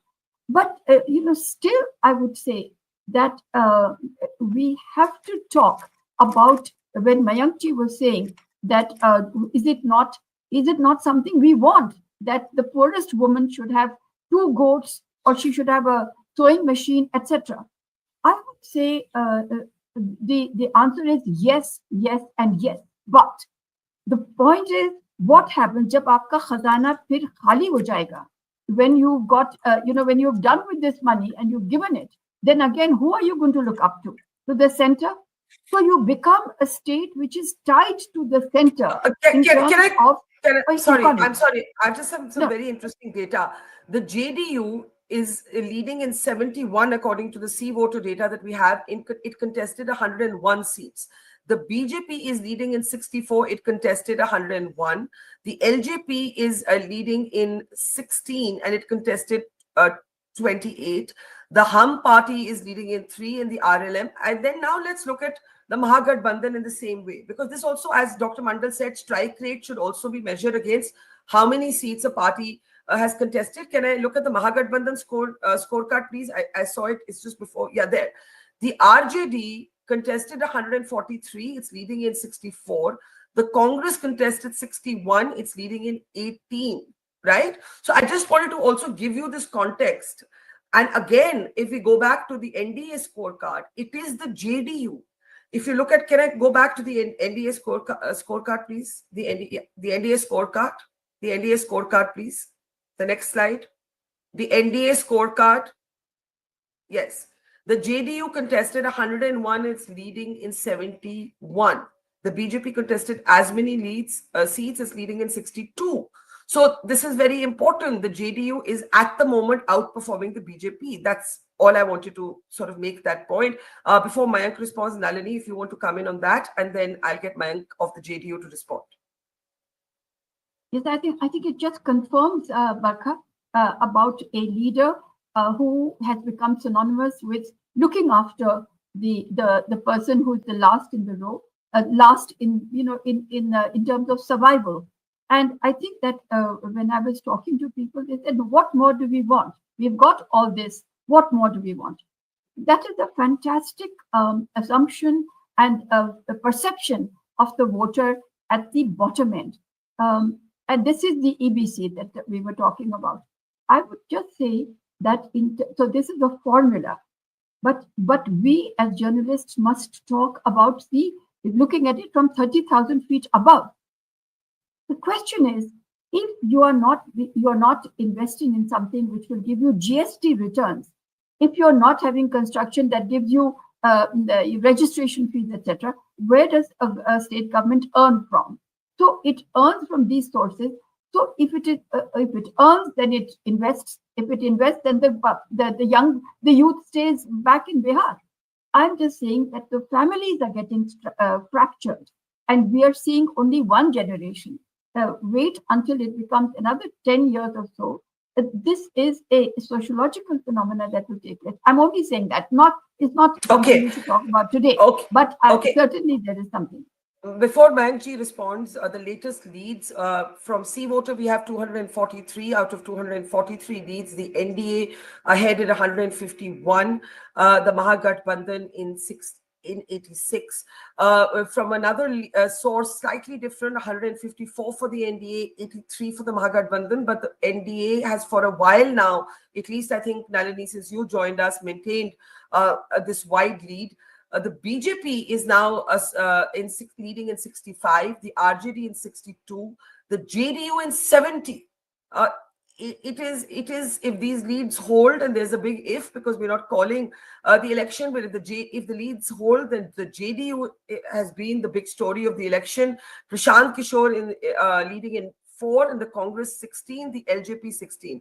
Mayank ji, आप पे वापस आऊंगी. बहुत से लोग कहेंगे कि जो महिला वेलफेयर स्कीम थी 10,000 रुपए वाली, उसने पूरा चुनाव जो है बदल दिया. ब्रेकिंग न्यूज उसके बीच में आ रही है कि तेज प्रताप यादव ट्रेल कर रहे हैं. लेकिन क्या आपको लगता है कि ये एक सिंगुलर इशू रहा? कुछ लोगों ने कहा नीतीश जी के लिए सिंपैथी वोट है, हाँ वो अनवेल है. प्रशांत किशोर ने उनको कहा कि वो मेंटली फिट भी नहीं है. किस रूप से आप देखते हैं ये जो गेन्स अभी लीड्स में आ रही है for your party? How do you explain that? जनता ने फिट घोषित कर दिया, उनको अनफिट कर दिया. सबसे बड़ी बात है, जनता ही सबसे बड़ी भगवान है, और उन्होंने बता दिया कि नीतीश कुमार फिट है, आप लोग अनफिट हैं. आप लोगों का बिहार में कोई जगह नहीं है, क्योंकि आप लोग कौन? उन्होंने इन्हीं ये महागठबंधन के लोग जो कांग्रेस, और सबसे बड़ी बात आप देखिए चुनाव का कहाँ क्या क्या हुआ. इन्होंने एक SIR का मुद्दा लेके आए. 15 दिन उन्होंने रैली किया राहुल गांधी जी ने तेजस्वी जी के साथ. फिर वो चले गए घूमने, अपना इटली घूमने चले गए, जहां भी गए. ठीक है, उसके बाद वो मुद्दा जनता ने नकार दिया कि भाई SIR का कोई मुद्दा ही नहीं है बिहार में. अब इन्होंने अपना एक दूसरा पैटर्न लाया कि भाई अब ये नहीं ये होगा, वोट चोर गद्दी छोड़. अब वो भी जनता ने इनको बोला ये भी गंदी बात है, ये भी नहीं है. ठीक है, अब उन्होंने एक नया जुमला फेंका कि हर घर में एक परिवार को नौकरी देंगे. वो कभी पॉसिबल ही नहीं था. जब मैं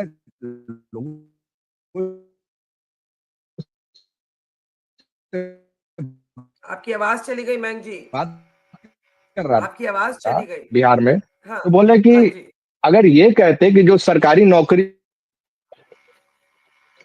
सरकारी, हाँ अब आ रही है जी, सरकारी नौकरी जितनी खाली पड़ी है उसको भरा जाए और नई नियुक्तियां सरकार के अनुसार लाया जाए, तो वो एक बात सच हो सकता था. लेकिन जो इन्होंने जुमला फेंका कि एक परिवार के सदस्य को आप नौकरी देंगे. अब आप एक बात बताइए, बिहार में ऐसे बहुत से लोग हैं जो शिक्षित नहीं है, जो 7वीं पास नहीं है, 5वीं पास नहीं, उनको. Okay, we lost Mayank Sinha of the JDU right there, but the JDU is very much the story of the election at this point. And let's look at this very interesting graphic on our screen. It also gives you the strike rate of the parties. It also tells you, how many seats they sort of fought last time.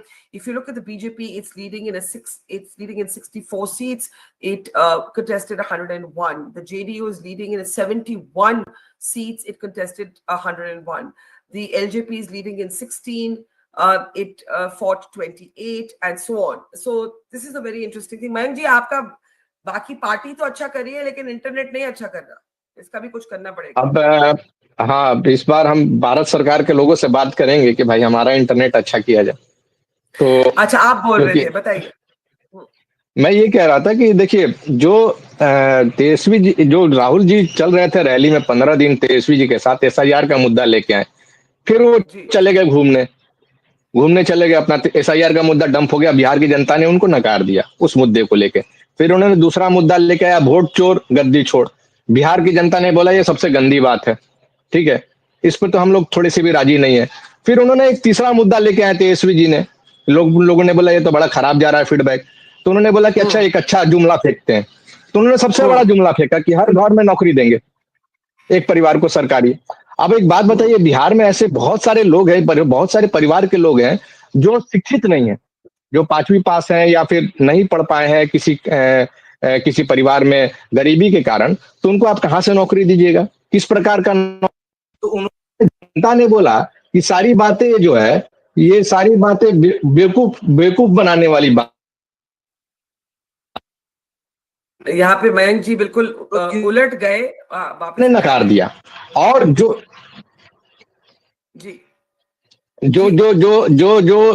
चीजें थे जनता ने बिल्कुल नकार दिया इनको। तो जो नीतीश कुमार जी का था, ये अगर ये बात कहते हैं तेजस्वी जी कि हाँ भाई जो सरकारी नौकरियां रिक्त पड़ी हैं उनको हम भरेंगे, या फिर नई नियुक्तियां जो सरकार के अकॉर्डिंगली होगी राज्य के बजट के अनुसार उसको हम देने का काम करेंगे, तो जनता शायद विश्वास करती। लेकिन ये लोग विश्वास के लायक ही नहीं है। इन्होंने एक प्रोपेगेंडा चलाया कि नीतीश कुमार अनफिट है। अगर आप बताइए कोई मुख्यमंत्री अनफिट रहेगा तो इतना बड़ा बिहार में जो विकास का काम चल रहा है वो कैसे होगा, कैसे संभव है? आप, इनका काम है केवल मीडिया में आके बाइट दे देना, कुछ भी बोल देना। आप एक देखिए, पटना मेट्रो चला, ये कितना बड़ा बिहार की जनता ने कभी सोचा था कि पटना में मेट्रो चल पाएगा? पटना एयरपोर्ट जो कभी मतलब कि कभी सोचा था बिहार के लोगों ने कि पटना के एयरपोर्ट ऐसे हो पाएगा? 6 लेन का जो ब्रिज बना बिदुपुर का, देखिए कुछ पुलें टूटी हैं, उस पर सरकार ने काम किया, सरकार ने जांच का आदेश दिया, सरकार ने उनको संज्ञान में लेकर उन कंपनियों को ब्लैकलिस्ट किया है जो भ्रष्टाचार के आरोपी थे। लेकिन नीतीश कुमार जी के ऊपर बिहार की जनता को भरोसा है कि ये व्यक्ति भ्रष्टाचार नहीं कर सकता है। और लालू यादव जी पर ठप्पा लगा हुआ है कि ये व्यक्ति बिहार में आएगा तो भ्रष्टाचार ही प्राथमिकता रहेगी। इस पे प्रशांत किशोर ने कहा कि नीतीश कुमार मनमोहन सिंह जैसे हैं, वो खुद भ्रष्टाचार नहीं करते लेकिन वो रोक नहीं रहे लोगों को भ्रष्टाचार करने से। देखिए प्रशांत किशोर जी को हम क्या बोलेंगे, बिहार की जनता ने उनको जवाब दे दिया। बदलाव करना चाह रहे थे, सबसे पहले तो अपने घर का बदलाव कर लेते। घर टूटा हुआ है उनका, जहाँ के रहने वाले हैं, पहले वो बदलते तो फिर बिहार की बदलाव की बात करते हैं। घर का छप्पर टूटा हुआ है, घर टूटा हुआ है, थोड़ा पहले घर को ठीक ठाक कर लेते हैं। घर से ही लोगों की पहचान होती है, तो बिहार के बदलाव के बारे में बात करते हैं। खुद वो होटल में रह रहे थे तो बिहार के बदलाव की बात क्या करेंगे? जो व्यक्ति अपना घर ही नहीं सुधार पाएगा वो बिहार को कैसे सुधारेगा? तो ये सब चीजें वो बहुत अच्छा। उन्होंने ये भी कहा प्रशांत किशोर ने कि अगर नीतीश कुमार की 25 से ज्यादा सीट्स आएंगी तो राजनीति छोड़ देंगे। Could we show the graphic that shows the party-wise strike rate of the JDU, please?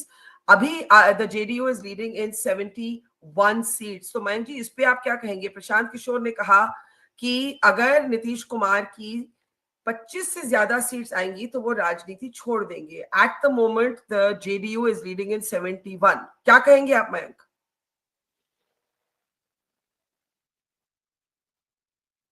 नहीं आ रही आवाज। देखिए, अब तो ये बात मीडिया को उनसे पूछना चाहिए कि भाई 25 सीट से तो ज्यादा आ गई, आप राजनीति छोड़ रहे हैं आप। हेलो, हम कह रहे हैं कि आप मीडिया के लोगों से उनसे सवाल पूछना चाहिए कि आप राजनीति छोड़िएगा, बिहार में रहिएगा या फिर कहीं घूमने जाइएगा बाहर। तो ये तो अब आप देखिए, बिहार की जनता ने उनको नकार दिया है।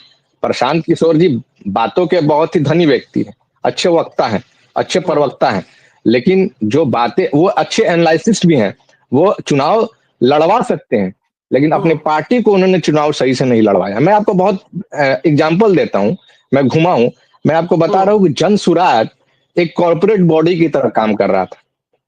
4, 5, 10 लड़के रख लिए हैं, कंप्यूटर रख लिए हैं, उस पर डाटा बना रहे हैं, और राह चलते जैसे नहीं होता है कि एक सर्वे कर लिए कि आपको क्या चाहिए, तो ये चाहिए, ये चाहिए, ये चाहिए, उसका नंबर लिख लिया और कह दिए कि बस ये लोग बदलाव चाह रहे हैं। इनके ग्राउंड पर एक भी बूथ का मेंबर नहीं था। जो भी लोग इनके पार्टी से लड़े हैं, मैं आपको बता रहा हूं, बहुत इंटरनल बात बता रहा हूं मैं, वो अपने बदौलत लड़े हैं। प्रशांत किशोर जी का कोई योगदान उसमें नहीं है। उन्होंने अपनी खुद की बूथ कमेटी बनाई है, उन्होंने खुद अपने बूथ पे जाके लोगों को खड़ा होने के लिए प्रेरित किया है। जो भी कैंडिडेट लड़े हैं, प्रशांत किशोर की टीम एक कॉर्पोरेट टीम जिसमें 10,000, 15,000, 20,000 के लड़के हायर हैं, वो अपनी नौकरी कर रहे हैं। उनको बिहार के बदलाव से और बिहार के सोच से कोई लेना देना नहीं था। मैं बहुत स्पष्ट आपको बता रहा हूं, आप जाइएगा उनसे सवाल पूछिएगा तो ये बोलेंगे कि हम ये करना चाहते थे, वो करना चाहते थे, बिहार में बदलाव था, लहर था, ये था, वो सब बातें करेंगे। अभी तो जब पोलिंग हो रहा था और तेजस्वी जी बड़े उत्साहित थे और हम लोग भी तेजस्वी जी पर मन ही मन हंस भी रहे थे कि ये व्यक्ति क्या बोल रहा है कि वोटिंग परसेंटेज ज्यादा हुआ। अरे वोटिंग परसेंटेज इसलिए ज्यादा हुआ कि नीतीश कुमार को जनता फिर से रिटेन करना चाह रही थी और महिलाओं ने बढ़ चढ़ के वोटिंग किया। मैं तमाम हमारी यूएसपी ही महिला रही है, क्योंकि नीतीश कुमार जी ने जो महिलाओं से मैंने पूछा तो बोले कि हम लोग को पहले बाहर नहीं निकलने दिया जाता था। एक मिनट मयंक जी, एक मिनट, ये जो महिला नहीं देखिए, महिला स्कीम जी मैं पूछना चाह रही हूँ, ऑपोजिशन ने, doctor Mandal, I want to come to you after that. Opposition ने कहा कि ये वोट खरीदी है, उन्होंने इस स्कीम के बारे में कहा वो ये वोट खरीदी है। शायद वो ये कहेंगे कि नीतीश के नंबर ऐसे इसलिए आए हैं क्योंकि उन्होंने 10,000 रुपए औरतों को दिए। क्या कहेंगे आप इस पे मयंक जी, अगर ऑपोजिशन ऐसा कहती है तो? नहीं देखिए, हाँ जी, उनकी बातों पे जनता नहीं फंसी।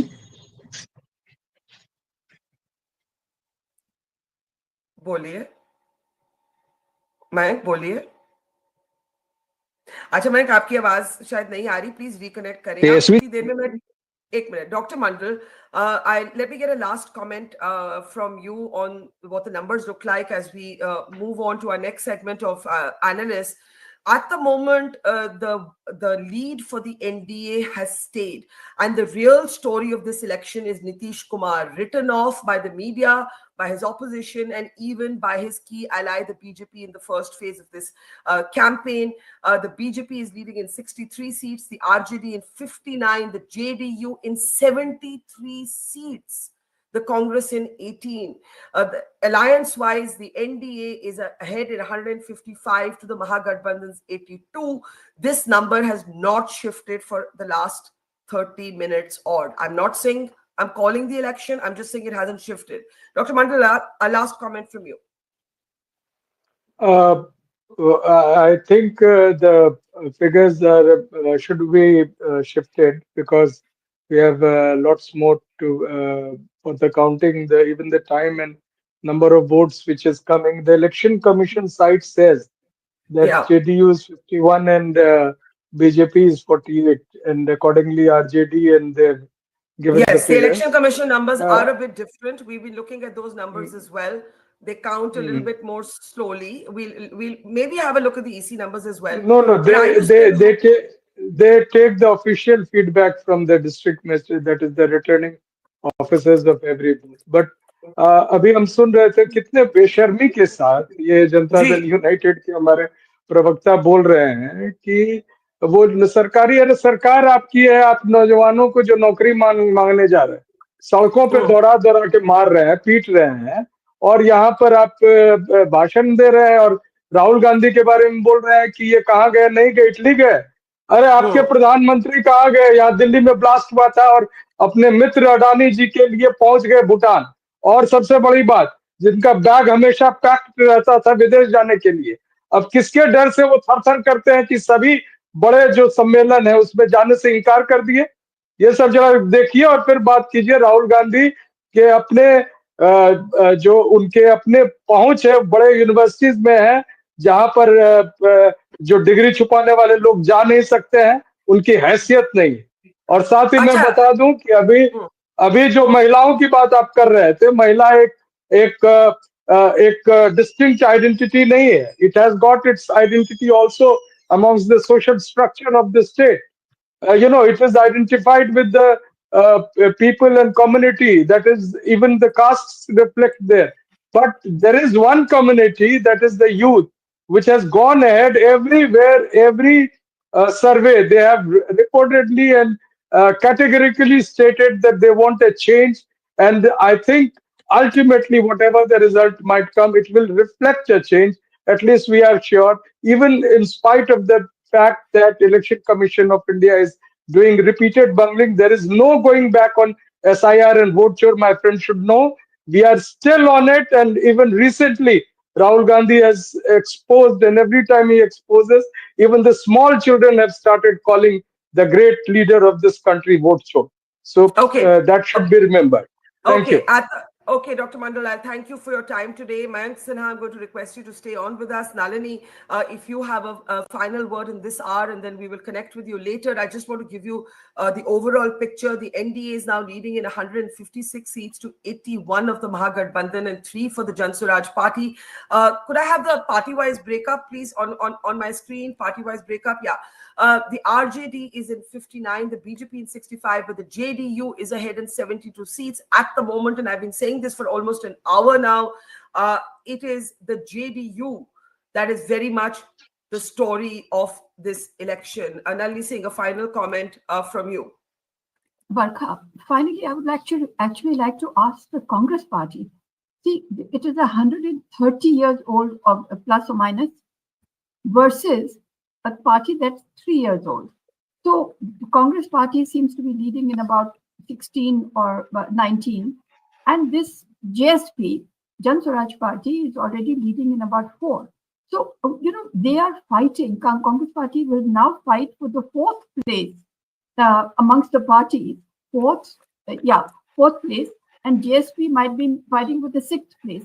Does the Congress party not believe that there is something going wrong with the way it is approaching elections? It can say anything about money, about the fact that the whole machinery, election commission, SIR, but the Congress party itself, a national party, should actually today be ducking behind. They should, what is the lesson the Congress party is learning? To me, that's also very important. But I think one should finally laud the voter of Bihar, who has, even the 81 seats that you're showing for Mahagathbandhan, in the face of this tsunami of welfareism, of free power, of old age pension, 10,000 rupees with the promise of 2 lakh rupees, etc. I think that this is something that we should, we have to now bracket this and say what's going on. But certainly the poorest people have responded. But one should laud Bihar, because it did not fall for communalism, it did not fall for this ghuspetia, it did not fall for anything which provokes the social harmony. And many of your reporters who've been out have said that over here, when you talk about the Muslim vote, not in Simanchal, but in other places, they say, and I have experienced this, that there really is very little friction between Hindus and Muslims in Bihar. At least they don't talk about it. Okay, Nalini, thank you so much. We'll let you go for now. We'll reconnect with you later in the day. We have very distinguished voices that will keep helping us make sense of this very, very interesting election. Shahid Siddiqui is with us. Welcome, Shahid. Good to see you. Professor Ashwini Kumar is with us. Mayank Sinha of the JDU continues to be with us. Vivek Kumar Rajak of the RJD is with us. And Garima Dosani of the Congress Party is with us as well. Thank you very much. At this hour, Nitish Kumar is the story of this election, the underestimated, unexpected, written off by his opponents, written off by the media, written off by even, I would argue, at least in the first phase of this campaign, his own ally who did not make him a chief ministerial candidate officially. His party is doing extremely well compared to the last time.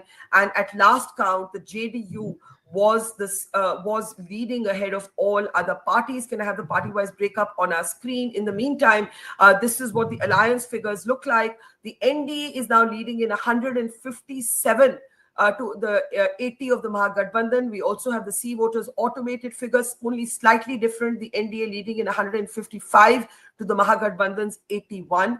Prashant Kishor's Jan Swaraj party is at 3. Others are at 3. If you break this down party-wise, the BJP is leading in 65. The RJD has slipped compared to last time, is leading in 59.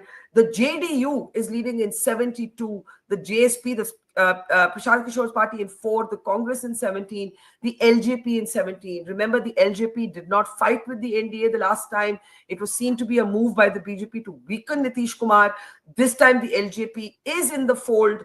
But again, if I can have the party-wise comparison on our screen, you will actually see how much Nitish Kumar has gained or seems to be gaining in comparison to last time. In fact, early leads show that the JDU is performing better as a party than the BJP. So this is a very, very interesting development. I want to get reactions to it. Mayank Sinha of the JDU is with us, but let's first get the Congress and the RJD. मैं आपसे शुरू करूंगी. Vivek Kumar Rajak, how disappointed are you? Tension है, nervousness है. नमस्कार, क्या कहेंगे आप? What will you say? Okay. First of all, thank you, Barkha, for inviting us in the show. But all of us know that this is the beginning, and if you see the trends in the morning, I mean, when it started, and now the figures are changing every time. So we are neither disappointed nor we are so excited. So let it progress as the day progresses. So I think this will change. This will change very much. You're hoping. Yeah, we are very much hopeful. We are very much hopeful given the response that we received during the campaign and during the election of 2 phases. So we are hopeful that these figures will change and will certainly form the government. Okay, I want Ashwini ji to come in, and then I'll come to Shahid and Garima. Yeah. If you look at the party-wise leads, Professor Ashwini, the JDU had 43 seats the last time, and it is leading in 72. If these leads hold, it has gained in 29 seats. The BJP has somewhat made up. It is now leading in 66, but it's down at the moment in about 8. The RJD, which was performing much better in the earlier part of the morning, is right now down in about 11 seats. The Congress is down in about 3 seats. Prashant Kishor has, of course, just started this election. You have been arguing that Nitish Kumar has built what you called a maternal welfare state. Is this the women of Bihar that can explain these numbers? Ye numbers kaise aap read karte hain? And also, do you think the BJP made a mistake by not declaring him a chief ministerial candidate, or does it not matter if these numbers hold? We have to also remember, I can see Rajiv Pandey of the BJP, but if we can just, Namaskar, fix him in such a way that he's not covering my... Namaskar, sir. Sir, I will... thank you. There you are. Hanji, Ashwini ji. Ji, Barkha, I mean, like, I'm not at all surprised. And as you rightly mentioned about the phrase I coined, maternal welfare state. Yes. Most significantly, even in today's Express piece, I just mentioned what I would call that, the early trends are also a social script for Bihar, a social text. What the message I'm getting from the social text, from the early trends, that the Didi vote. Women are certainly at the center of this 2025 elections, and this is historic. And this historic election will create what we call multiplier effects across the nation, I mean, like 12 states. Do you believe Nitish Kumar was underestimated by both his opposition and his alliance partner, the BJP? Let me tell you, I mean, like the history of alliance between, Nitish Kumar and BJP goes long back, 93. And Nitish ji has also learned the art of managing, longevity and, political contradictions from Bajpayee ji. So I would, leave aside this question and would come back to the central message from the early trend that Nitish Kumar is certainly, I mean, like, people say that Bihar mein Kaaba, so I would say Bihar mein Nitish Ba.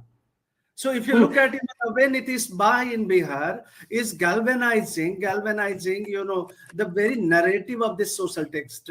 So given the chance, I mean, like this, you remember we were together on 2020 also, verdict. With 43 seats, he became chief minister. With 72 seats or 78 seats, if he becomes number 1, That would certainly, say something very important, that Bihar is out of the dark ages. And also you look at what I call pragmatic, Hindutva, pragmatic socialist Hindutva, like Vyavharik Samajwad of Nitish Kumar. There is also a Vyavharik, politics by BJP. And both of them have put their faith in the women power. That's the message from early trends.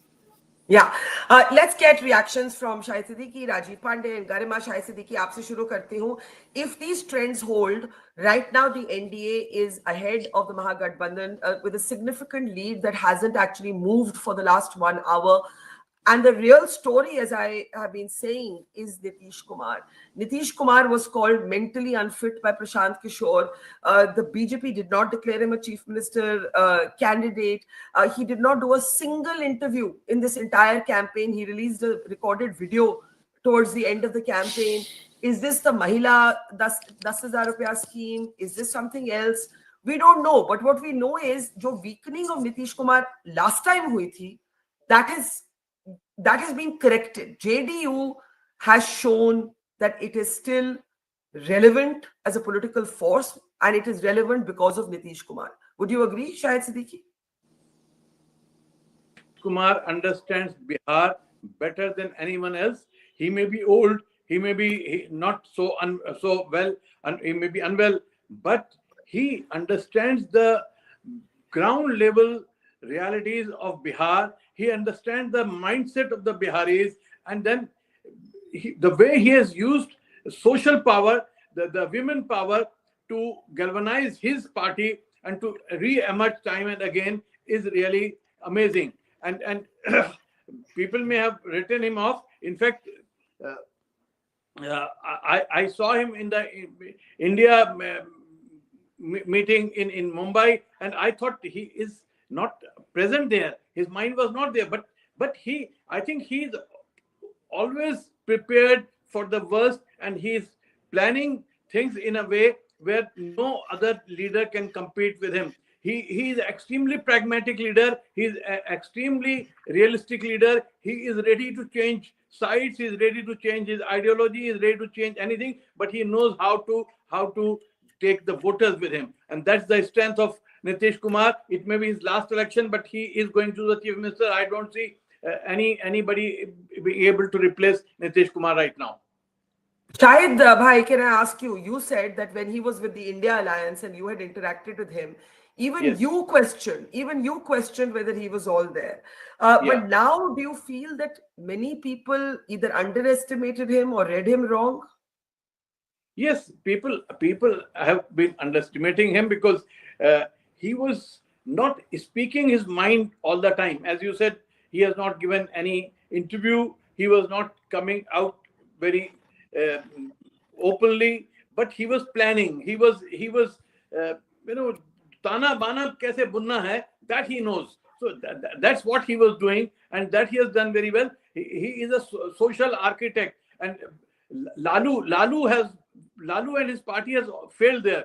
They have depended too much on Yadav Muslim alliance, which doesn't work beyond a point. Beyond a point, you need all the smaller groups, smaller parties, where Akhilesh Yadav did much better in UP. He understood the reality and he changed his narrative. But Lalu and his party have not been able to change the narrative. But Nitish Kumar is always ready to change and to re-emerge and do whatever the situation demands. Okay, Shahid Siddiqui says that even he felt at one point in his interactions is Nitish Kumar all there. But now he's saying that he sees no scenario where Nitish Kumar will not be chief minister. Shahid, am I summarizing you correctly? Absolutely, absolutely. Okay. So we haven't called the election, but Shahid Siddiqui has called the chief ministership. That is for sure. Now I want to bring in the others. Rajiv Pandey. NDA leading in 156 to the Mahagathbandhan's 80. That is good news for you. The C-voter automation that we have gives NDA 156 to the Mahagathbandhan's 80, exactly the same. That is good news for you. But the party-wise breakup, the BJP at the moment slightly down from last time, and Nitish Kumar's JDU handsomely up from the last time. Do you think that the BJP opposition to chodiye, do you think the BJP also underestimated Nitish Kumar? Barkha, it is not like that. BJP never underestimated Nitish Kumar ji. Prime Minister as well as Home Minister, we are fighting election in the leadership of Mr. Nitish Kumar. You have to add 2-3 things, Barkha ji. If you see last time BJP got NDA got 37% and almost similar Mahagathbandhan also got 37%. Thereafter, to a small group, what Shahid Bhai was saying that they should add, they added VIP and IIP. Still their vote percentage has gone down by 2% after adding 2 smaller parties. They have 3 left parties. As far as BJP is concerned, last time our own partner LJPR was contesting on their own, and that has reduced the number of seats of JDU. This time it is not like that, so we are back on the track. Our alliance is intact. 5 Pandavs are intact. All 5 parties have fought together. Though through social media and many journalists, they tried to create tir hi lalten hi tir hai type ka some bogus bogie. That is not seen at all. You have to understand one more thing, Barkha ji, which I wanted to say on your channel because it's a very meaningful discussion. All journalists who went to Bihar used to ask you, what is your name? Rajiv. What is your full name? They are trying to say that Bihar is voting on the basis of caste, which is not correct. All women, they have been shown that they are caste neutral. They have not voted for their own. Yadavs will vote only for RJD. It is not correct. In my own area, I have seen Yadavs have voted for NDA. I can understand about Muslims. Muslims have voted for Mahagathbandhan in toto. That I can understand. But in Bihar, if you see, from 2020, the government will be in power with 11% more votes. Barkha, that is the biggest point, what I feel, that Bihar will be governed with a larger majority, ma'am. You try to understand. As far as Nitish ji is concerned, BJP, when Nitish ji was just 42 seats and BJP was 70 plus, that time also we said he will be the chief minister. It is between the Nitish ji and our top leadership, Jadyu top leadership and BJP top leadership. That's not the issue. If you go in Bihar, you have traveled in Bihar. If you go to Bihar, you see the electricity, road. It is, some people try to even paint Bihar about the this criminalization issue. You see the difference between 2005 and today about the criminalization of politics also. I am trying to say in the whole election, not a single incident, barring 1 or 2 incidents in which one of the person got killed in Mokama and one or 2 more person. Otherwise, during Jungle Raj, at least 100 people used to get killed in every election. Am I right or wrong, ma'am? You were on the road. You were in Bihar in all elections. So what I am trying to say, Bihar is growing. I am telling you, Uttar Pradesh economically has come now in top 5 states, and somebody is saying on some point number 2 states. Now Bihar is on the verge of going to different development project, and you will see in the next 5 years what is going to happen. Now the infrastructural work is done, other things will take place, and I congratulate people of Bihar that they have elected and they have refused to go back to Jungle Raj. You understand? Okay. The people like Ritlal Yadav, the people like several Osama Sahab, you are trying to even communalize and criminalize the politics, and this is done. This is legacy of Lalu Prasad Yadav ji. I am trying to tell you, Barkha ji, people are not ready to accept Lalu Prasad Yadav ji again. Mark my word. And if this Tejashwi Yadav was saying, all criminals, around 20-25, I have list. If you will say, after some time I can show, all these people were given tickets.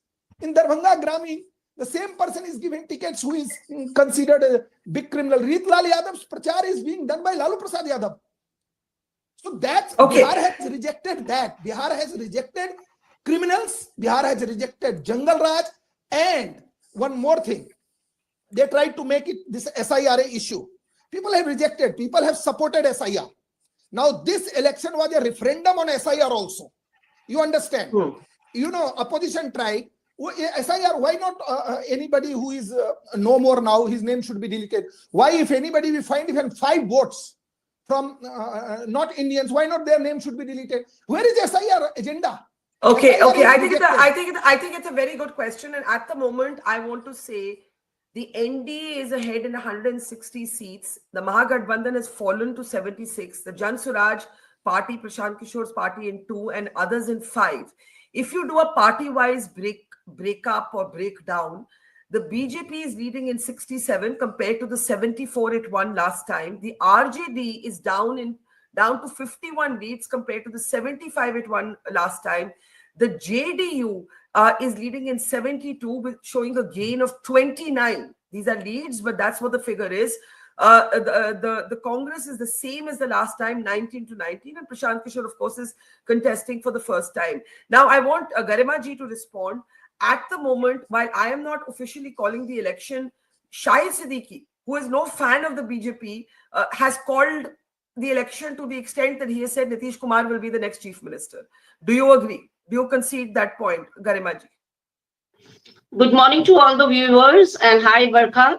First of all, let me applaud and appreciate you for having such a meaningful discussion, because I'm coming from another channel's debate where the anchor is howling and shouting on top of her voice and hardly giving the panelists any chance to speak. So I found it a very meaningful discussion over here. Thanks to all the panelists also. And please give me a patient hearing, because I have been listening to everyone very patiently. Well, I think this election we have contested with all our sincerity. And the focus of this election was the youth, who's casting his vote beyond caste. He's casting for employment, for dignity, and for opportunity. And my fellow colleague over here said that people don't want to go to the jungle raj. See, Bihar doesn't want any name calling. It's been 17 to 20 years of Nitish and BJP misrule in Bihar now. And let me give you some data. CAG report says that 72,000 crores have been missing, where there is no data where it has gone to. And let me give you a 0 poverty index, a 0 hunger index, 0 quality of education, only 1.5 people, only 1.5% people hold government jobs. Population of Bihar comprises of, the population of India. The Bihar's contribution is 9%, and the contribution in terms of GDP is 3% only. It has the lowest per capita income in the country. In Bihar, 94 lakh families earn less than 200 per day. In Bihar, less than 10% people complete 12th standard. 95% people don't own a vehicle. Can you believe that? A state which comprises of 9% of our population is contributing just 3%. Continuously, there has been migration. But ma'am, at the moment, again, I don't mean to interrupt you, and I want to give everybody a fair chance to speak. The fact is the election is over. The fact is that you had the chance to make this case before the people of the country. The fact is that vote chori, which your leader Rahul Gandhi raised in a big way, actually the voter of Bihar showed extreme enthusiasm in coming out, right? Bihar had a historic turnout, the biggest since independence. So we have to also recognize that the numbers on your screen, can we update our top screen, because the numbers are... Barkha. Ma'am, mujhe numbers to bolne do. Then NDA is leading in 167 to Mahagathbandhan 69.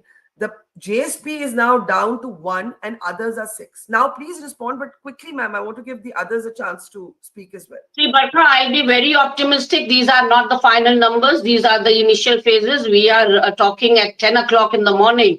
So I think let's wait for the final numbers to come. And, this is SIR versus the polling. I will tell you how. The SIR was taken out during the summers and the monsoon season. Only in 19 days, with 4 lakh government jobs vacant. I don't know who were the field workers who carried out SIR in Bihar. Only in 19 days it was completed.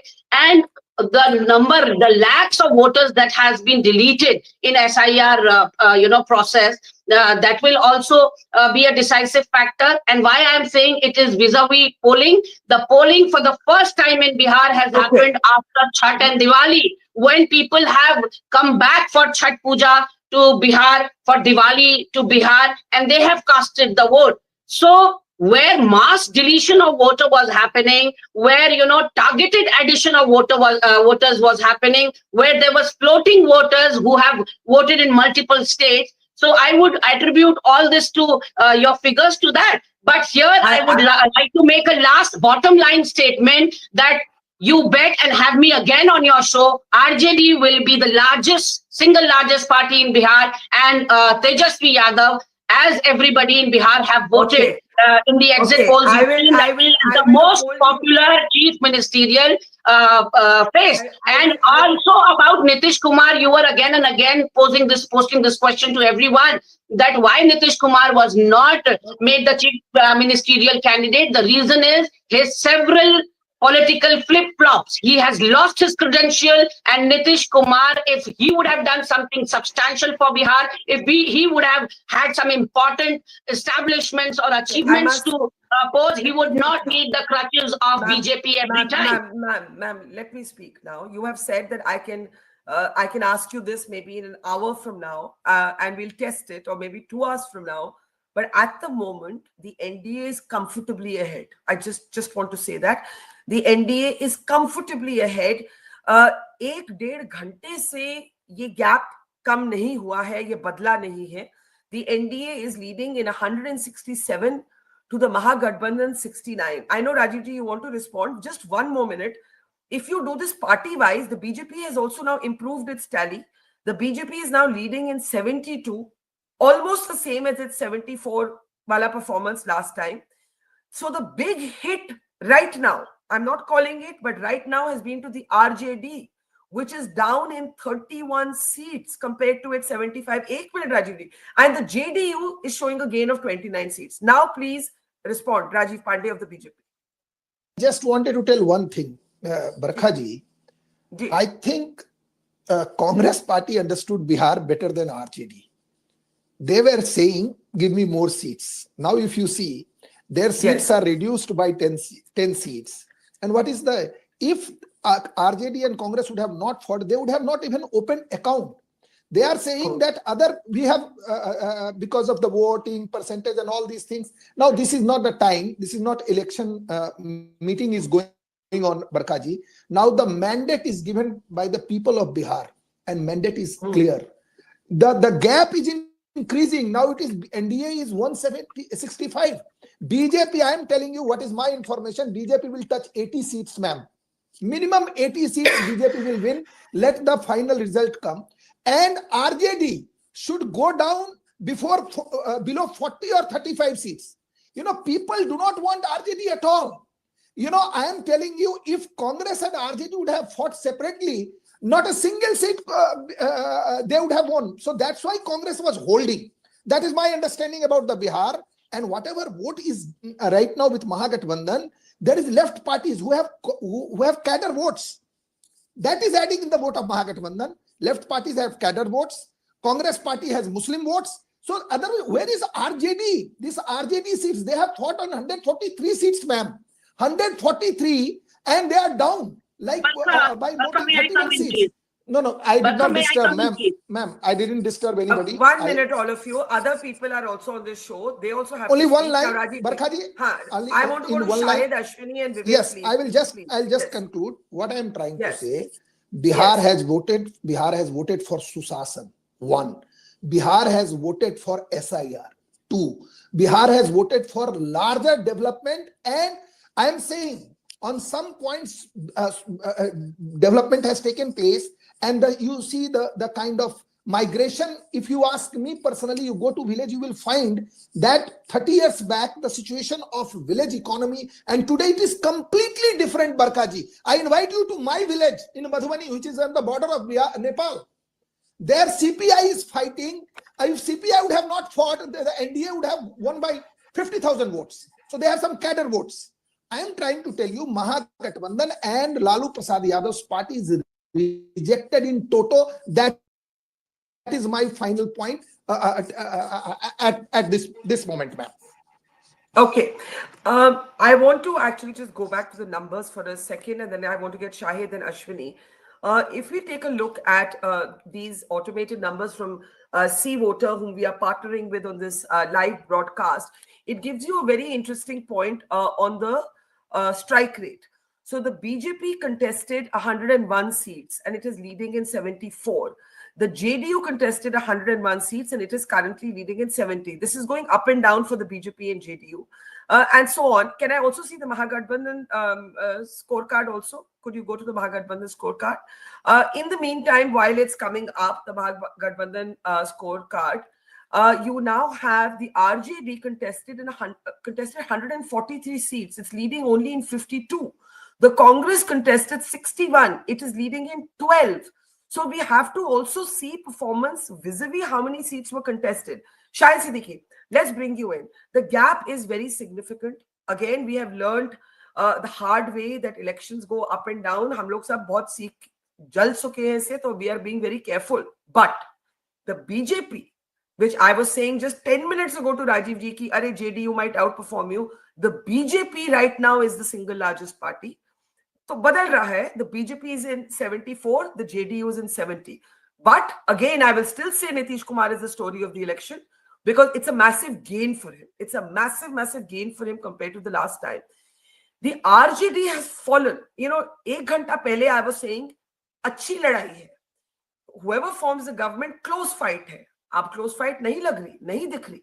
RJD is down to 52 seats. And Prashant Kishor is leading in 4 seats. The Congress is further down to 12. And the LJP is at 70. Shahid Siddiqui, and then Professor Ashwini, and then Vivek, and then Mayank, in that order. Yes, Shahid Siddiqui. Barkha, people are saying that the young youth have risen above caste politics or caste divisions, but I believe that it is women who have risen above caste divisions. Reasons are different. It's not because they don't believe in caste anymore or they have become more enlightened, etc., etc. It's because of the I won't call it a bribe, but it's a kind of that which was given to women and women in a state like Bihar, where there's so much poverty. 10,000 rupees coming to a woman is a big amount. Is a Diwali, real Diwali for her. It's a real chat for her. Yeah. And that is one reason that the women vote has gone very strongly.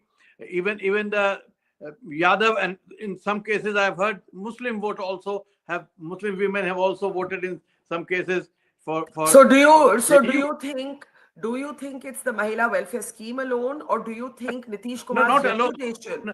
Nitish Kumar's reputation. Ashwini ji calls it a maternal welfare state. Yes, whether I agree. Prohibition, cycle struggles, now this scheme.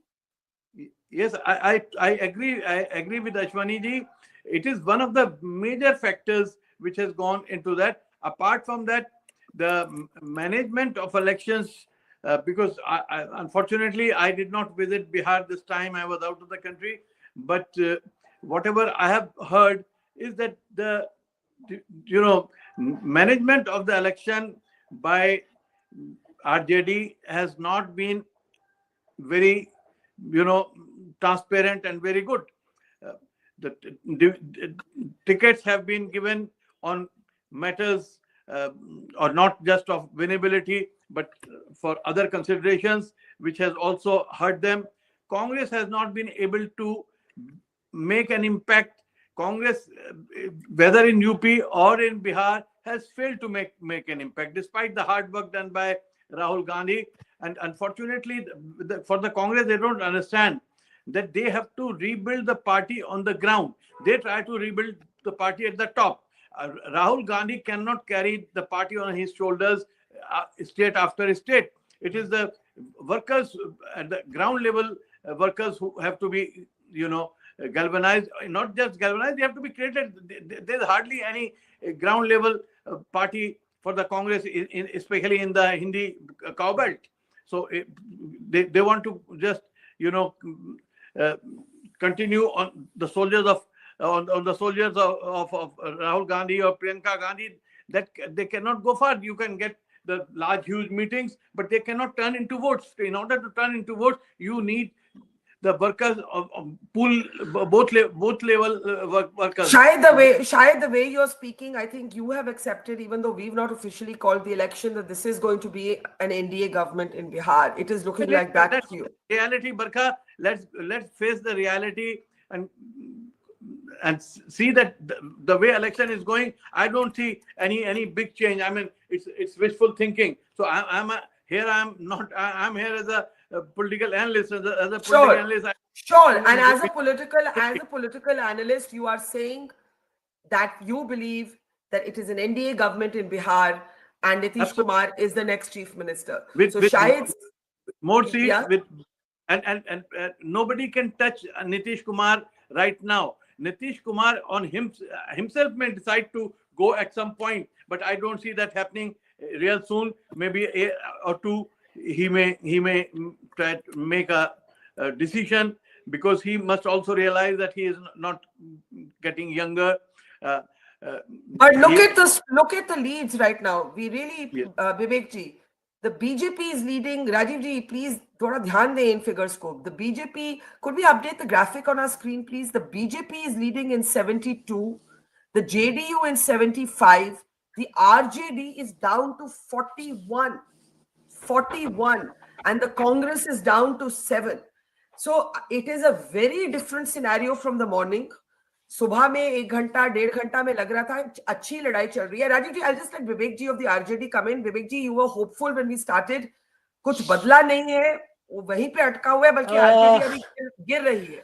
Okay, बरखा जी, मुझे 2-4 minute दीजिए, बहुत ध्यान से सुनिएगा. I don't want to be so loud and like other happening in the other channels. See, the arguments that are given, these are, again, we are saying that this is 10:33 in the morning. Yes. Okay? And these are just initial figures that we are discussing. And हमारे जो मित्र हैं वो कह रहे हैं कि सरकार बन गई है, लोगों ने मैंडेट दे दिया है. और सर, बीजेपी इस समय 78 सीट्स में लीड कर रही है. वो मैं क्या कह रहा हूँ, ये तो अपडेट देना चाहती हूँ. The BJP is now leading in 78 seats. Yes. So what you are showing, you are showing two different from two different sources. This 78 that you are showing is from C voters' own leading score, and what is running in the speaker is from EC. Okay, from EC, and that is not from 243. That is from something around 219 or something. Sure. Okay. So my point is that people are comparing Bihar. I mean, the progress in Bihar in terms of two things, that is electricity and the roads for last 20 years. So Barkha, please tell me, in which state, whosoever is running, the electricity and the water have not improved in last 20 years? Can anybody tell me a state where the electricity and the roads infrastructure have worsened instead of improving? Whosoever have ruled the state, any state in this country. So the country is progressing, so Bihar will also progress. Okay. In the 90s, in the 90s, middle of 90s, obviously, when we opened up the economy in 1991, the states which had pre-existing capabilities, they performed better.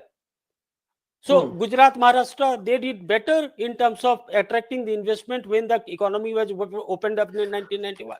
But sir, please, I'm let, so sorry. Let me just complete. And if you the Jungle Raj, the tag that is with us, that is with the RJD government, this was not given for the misgovernance. This was a court's observation on a waterlogging to the Patna Municipal Corporation. We know that, but still we are trying. We are propagating this, and the narrative is built upon that. See, when the RJD was in government with Nitish Kumar ji for few months, okay, for almost 18 months, 19 months. So you see the performance of Tejashwi ji. Vivek ji, can I come in, sir? Yeah, can I come in now? Please. Because I have to show you the Mahagathbandhan scorecard from the C voter automation. That 1 minute. The RJD contested 143 seats. It is leading in only 51, sir. The Congress contested 61 seats. It is leading only in 10 seats at the moment. The point is, जो सुबह लग रहा था कि लड़ाई तो टक्कर की रहेगी, अच्छा रहेगा, इंडिया आगे है, लेकिन लड़ाई अच्छी है, वो नहीं अभी के आंकड़े जो नहीं थोड़ा इंतजार करिए could I ask the producers, when you give the election commission leads, we need to know how many leads are available overall. You need to do that, otherwise please take this off till you can do that.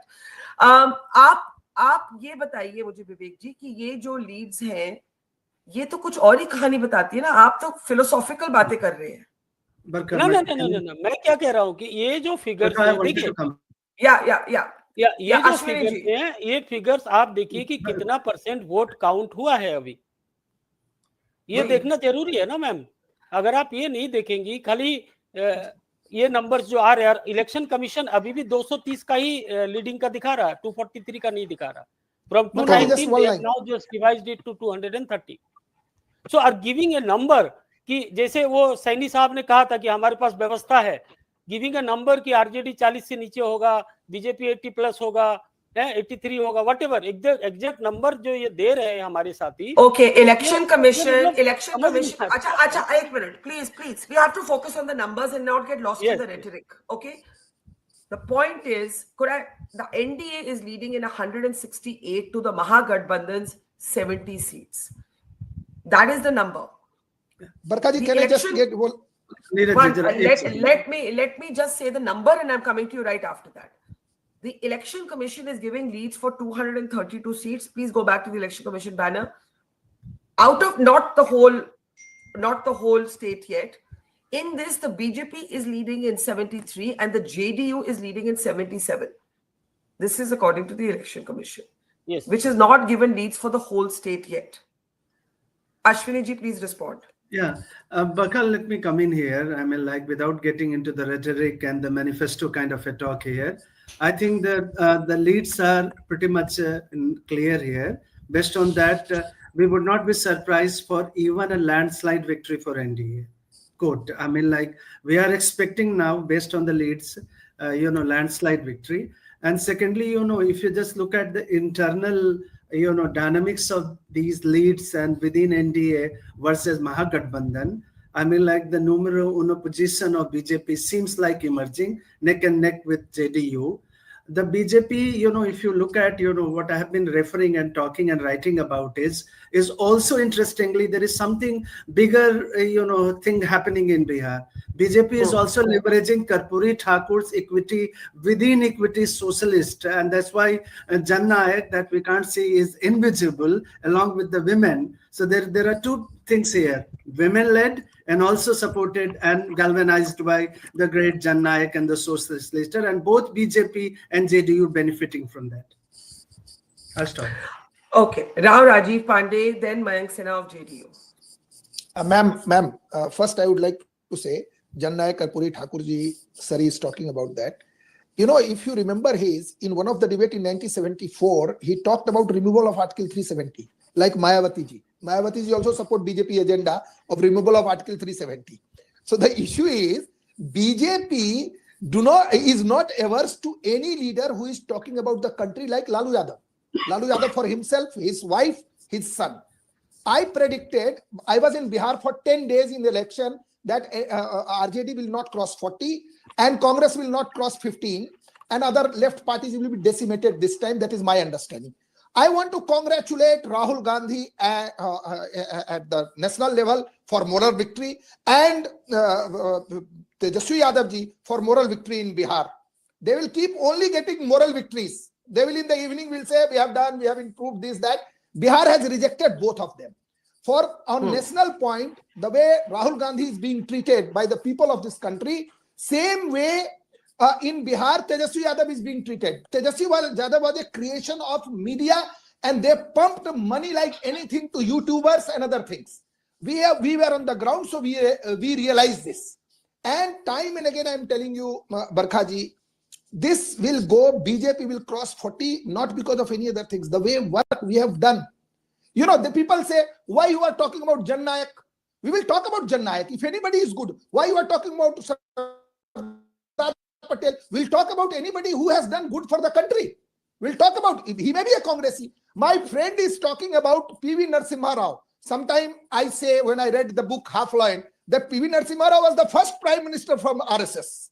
That is my understanding. What I'm trying to say, so they are talking, he has done good. So PVNR has done good, Atalji has done good, and the Modi ji has done best.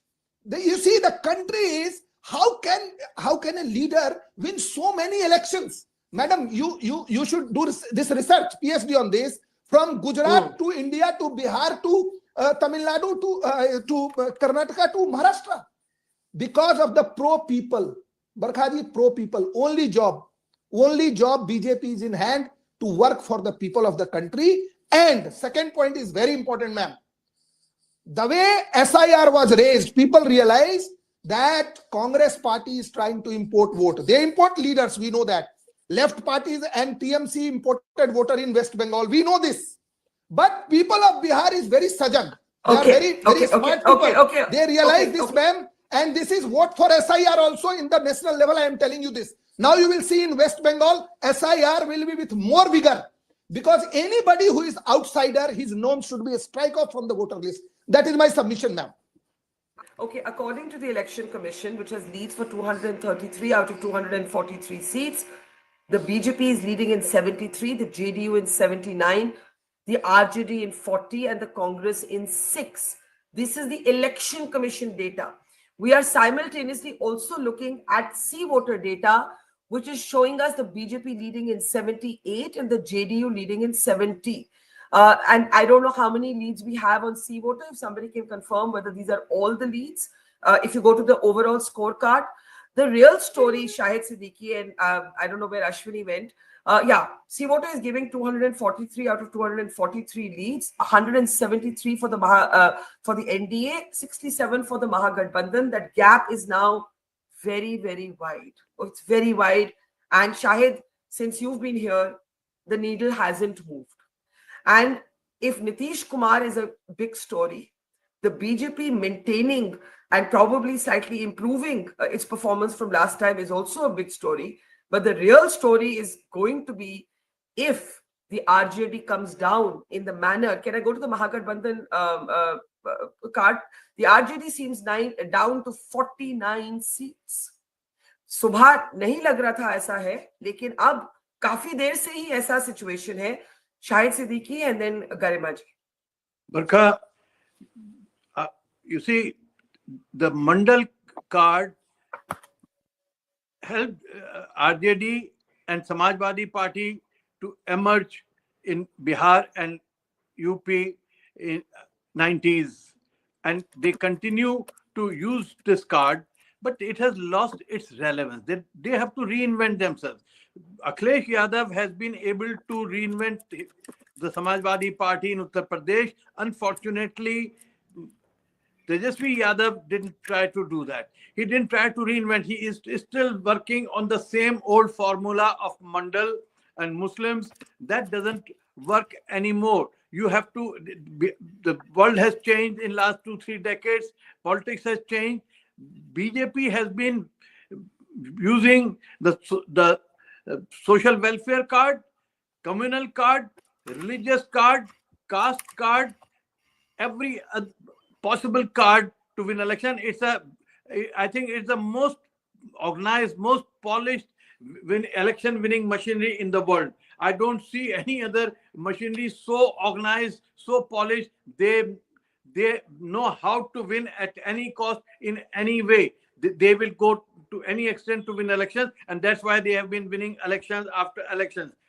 In anti-incumbency doesn't matter for BJP. Would you say Rahul Gandhi's big noise around vote chori did not find resonance with the people of Bihar? You see, the problem was that the unfortunate situation is that it's more of a communal issue. Vote chori was more on the ground level. It was about Muslim votes. It was about the influence of the minority vote in elections. It was not so much about the real vote chori or anything. The message going was कि इनका मुसलमानों का vote बहुत ज्यादा है, ये बाहर से आके बांग्लादेश से आके वोट डालते हैं, इन्होंने जाली वोट बना रखे हैं, एक आदमी 6 वोट डालता है, etc. That helped BJP. Whether those votes were removed or not, but the narrative helped. So that narrative was built up whether Election Commission wanted to do it or not, but the fact is that that narrative was built up, and that narrative has polarized the votes much more. But so far as Muslim vote is concerned, the presence of Owaisi has in the Himachal area, it has cut into the Gathbandhan vote, and then I don't know how much the Prashant Kumar has been able to cut into their votes, because Prashant Kumar was a double-edged sword. They won't be getting many seats for themselves, but they are cutting into the votes of Prashant Kishor, Sorry, not Kumar. उसका नाम आपने नीतीश और प्रशांत को मर्ज करके एक नया इंसान बना दिया. But Shahid Siddiqui is making some very important points about Tejashwi Yadav's failure to reinvent. Garima ji, I want you to respond. I want Rajiv Pandey to respond. Look, here's the big picture. The Mahagathbandhan is now down to 62. Okay, instead of catching up, it is in fact gone further down. If you break this up, the RJD, according to C voter data, is leading in 43 seats. It contested 143. Vivek ji. The Congress is leading in 9. It contested 61 seats. So that's a terrible strike rate. Can we move to the NDA scorecard? Because I just want to show it to you. Right. The BJP is leading in 80 seats now. The BJP, Rajiv ji is smiling. He has every reason to smile. And I'll give him the first comment on this. The BJP is leading in 80 seats out of 101 it contested. Nitish Kumar is leading in 74 seats out of 101 they contested. LJP is leading in 21 out of 28. What this report card tells you, scorecard, is that the strike rate of the BJP, the JDU, and the LJP compared to the Mahagathbandhan, the RJD, can I just go back to the RJD for a second? Look at what has happened to the RJD. Please go back to the MGB scorecard. Go back to the MGB scorecard, guys. Go back to it. Yeah, there it is. The RJD contested 143 seats. It is now leading in 42. 42. It has fallen from its, I think it had 75 or 74 last time. It was 75 and last time also you had contested 144. हाँ जी, तो अब आप देखिए विवेक जी, 143 है में आपने contest किया, 75 थे आपके last time. ये results नहीं है, लेकिन आप 42 में, और ये बदला नहीं है. जब से आपने ये कार्यक्रम ज्वाइन किया, ये बदला नहीं है, आप और ही कम हुए हैं, राइट? सो फर्स्ट इसमें कोई डाउट नहीं है, इसमें कोई डाउट नहीं है कि पिछले 1 घंटे में ये 10-15 सीटें इससे ज्यादा दिखा रहे थे लीडिंग में, पर मैं अभी भी कहूंगा let us wait, and if this is the result जो अभी हम देख रहे हैं और इसके आसपास भी कोई रिजल्ट होता है, फिर तो हमें रिथिंक करना पड़ेगा सारे प्रोसेस को कि क्या कारण है कि इस तरह का जो है हमें रिजल्ट देखने को मिल रहा है. But I'm still saying, let us not call the election right now. It is not even 11. अभी देखते हैं, अभी आधे वोट भी काउंट नहीं हुए बिहार में. देखिए मैं तो बहुत I am very conservative about calling an election because we have all been around long enough where we've called an election and 2 hours later it changes. But Vivek ji, you have been here, all of you, with me for 1 hour now. In 1 hour, the needle hasn't moved. In 1 hour, the needle hasn't moved. ऊपर नीचे नहीं गई है. अब आप देखिए BJP 81 seats में lead कर रही है. It contested 101. राजीव जी, ये आंकड़े आपके इंटरेस्ट में है. 74 सीट्स में जेडीयू लीड कर रही है. It contested 101.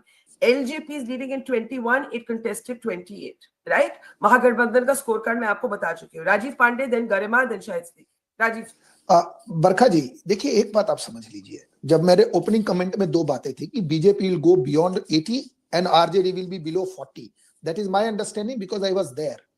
एक बात आप समझ लीजिए, मेरे ओपनिंग कमेंट में मैंने कहा कि बिहार में जिस तरीके से कास्ट के चश्मे से हम देखते हैं, the way we look at Bihar with caste prism, that is not correct.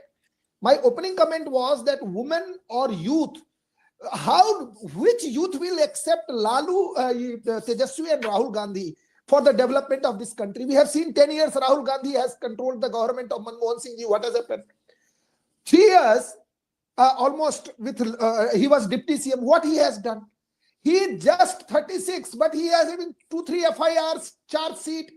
You know, there is a charge sheet open and shut case. He may be land in jail like his father. His father is a convicted criminal. In 5 cases, Lalu Prasad Yadav is a convicted criminal. And whole country, media and YouTubers and social media was trying to project, oh no, he is going to become CM. How come? People of Bihar understood very well what is going to happen, ma'am.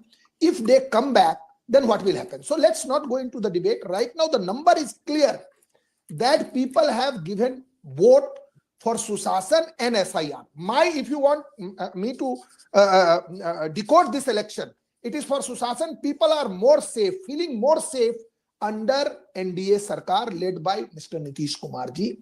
Susasan, the kind of public welfare scheme has gone down to the ground level. Barkha ji, you go to village and go to any Musahar Tola. I am telling you, you go to any Musahar Tola, you will find several dozen motorcycles are parked in the Musahar Tola. So it is very good. When in my village, first time motorcycle came in 1984. Now every almost third or fourth Musahar is having motorcycle. They have pakka makan. All these things are there, and they are saying in all state development has taken place. Yes. So we have to compare between Lalu Prasad ji Raj, which is Jungle Raj declared by the High Court, and Susasan Sarkar under leadership of Nitish ji. And people have two models. Rajiv ji, let me give you some good news. Further good news. The BJP is leading in 83 seats. It had 74, right? In the last election, it is now leading in 83 seats. The RJD, which had 75, is now down to 41. It's dropped by 34. It will go to 35. It is JDU, which had 43 seats, is up, leading in 74, up by 31. The Congress, which had 19, is right now down to 8. That's down 11. And the Jan Swaraj doesn't have any leads right now. Prashant Kishor's party has no leads right now. Rajiv ji, complete your point. Then just one line. Then Professor Ashwini Kumar. Yeah. Barkha ji, if you see last election, 37% was NDA, 6%, around 6% was Chirag ji, and 2% was Rashtriya Lok Morcha party, which is all three parties. If you add, it becomes 45%. Right now we have 48%. So people have voted for Susasan. I can understand last time the number of JDU gone down because LJP was contesting at their own. So people from Bihar were very sure about the election. It is the people who are watching election from outside. They were giving this Mahagathbandhan is having a tough fight. Laluji's strategy. Laluji was a casteist leader. I am telling you right now, he doesn't have vote of even all Yadavas. 40% Yadavas have voted. But 55%. if these numbers stay, Vivek ji, it will be the RJD's worst performance in 10 years. If these numbers stay. No, it should go like 2006. In 2006, they have. 2010, they had only 22 seats. If somebody is fighting for social justice, he is a casteist. I mean, see the mindset of people like Rajiv ji. People have voted for Laluji. People have voted for Susasan. People have voted for Susasan and social justice. Social justice is by BJP and JDU. BJP and JDU, not Modi ji and Nitish ji. You are good at building the narrative, so you can make people believe that demonetization is good for people. So you are good at narrative building. But please do not. All the person who is fighting for social justice is a casteist leader. Garima ji has been trying to speak. Garima ji, I respect the fact that the election has not been called yet by anybody, but these numbers are not looking good for you. And the RJD at the moment is down 34 seats compared to last time. The Congress is down in 11 seats compared to last time. Barkha, we contested this election with all our might and all conviction. Here I would like to tell Rajiv ji, anybody who's winning the election is not always impartial and fully fair. Because just now our co-panelists have told you how you have bribed the women of Bihar by 10,000 rupees just ahead of the polls. And how you people have been swallowing the small regional parties. You have a track record of Shiv Sena, Akali Dal, LJP, etc. I would not like to go beyond that. And otherwise just also, PK has, I think, no, please don't hackle and don't interrupt in between. You have got the most of the time to speak in this show till now. You are the person who's speaking the most. Okay, ma'am. Have the courage to even, listen to others. I have already shown you the mirror regarding the data you are saying about Susasan. the worst per capita income in the country. So last 17 years, what has Nitish Babu been doing? He cried in the rallies about the migration happening. 3.5 crore people have migrated from Bihar, and Nitish Babu is howling about it. Who stopped Nitish Babu to get the policies to get the people back? So here what I want to say is that it was a 16 days voter adhikar yatra by Rahul Gandhi ji. We will rethink if we in any manner are on the receiving end. And I think we tried our level best. And for the first time, we are seeing elections after 2014, the ruling party stooping to such level that driving 10,000 rupees, and the Prime Minister himself going to the states and saying that give us double engine sarkar, only then your vikas will be there. Because double engine sarkar, he means to say, to tell the state that centre में I am sitting, यहाँ नीतीश बाबू को जिताओगे तभी जो है आपका विकास हो पाएगा. This is against the federal structure of our constitution, the federal structure of our country. And let me tell you one more thing that Modi ji has been trying all the tactics. Kabhi he cried his heart out, मेरी माँ को गाली दे दी during the Bihar elections. Kabhi he said कि मेरे भारत माँ को गाली दे दी, अपमान कर दिया, वंदे मातरम को पूरा नहीं गवाया. I mean, they have been trying all the tactics to get this election. The bottom line is SIR, deletion of genuine voters, lakhs of voters. Number 2, adding of Farji voters. Number 3, the floating voters. And number 4, the bribe of 10,000 rupees. Ma'am, Okay, just one ma'am, line, only one line. Okay.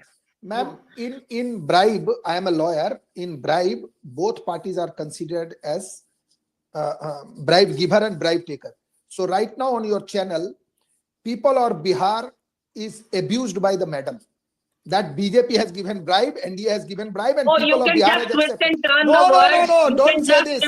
People have rejected you. You know it better. Congress Okay, guys. Prior to me, another panelist has already made a sarcastic remark on you that by hook or by crook, you want to win the elections after elections. You can stoop to any level. Prior to me. Ma'am, let's not do this. We have to focus on the elections. This is the time for political tutu. Meme was in the election campaign. We have to focus on the numbers. Rajiv ji, one sentence for you, and then I have to go to Ashwini and Shahid. Yes, please. Yes, only one line. I am saying one line. election is over. BJP is involved in the affirmative action Mujhe in ijazat all hai, the Barkha ji. states. Thank you. I'm going to another channel. Thank you.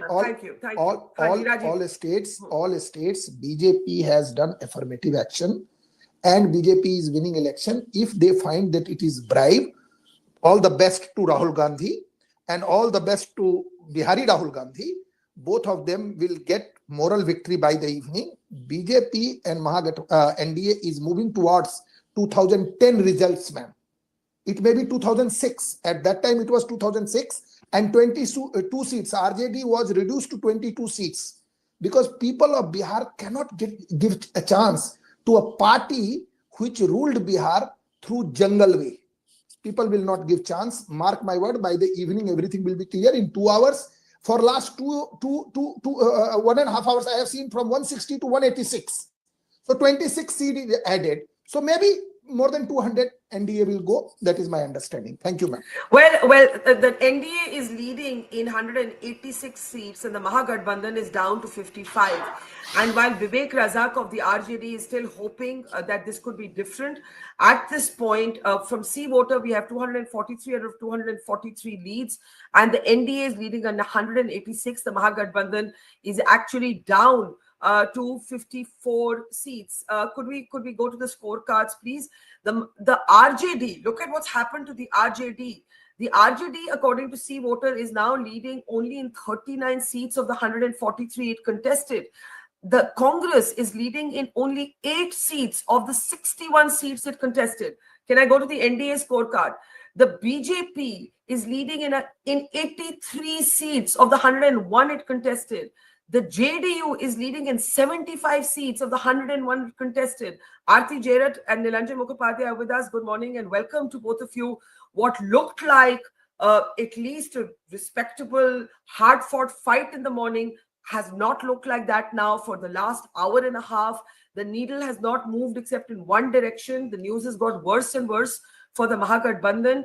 I'll come to Ashwini ji, then Shahid Siddiqui, and then bring in Aarti and Nilanjan. And Vivek, you have one sentence to say? I'll just say one sentence, that please don't call this election, and I'll have to leave as I had given time. I have not called it. I have not called it. I am just sharing the numbers. That's all. The impression is coming as if this is the final result. So let us wait and watch.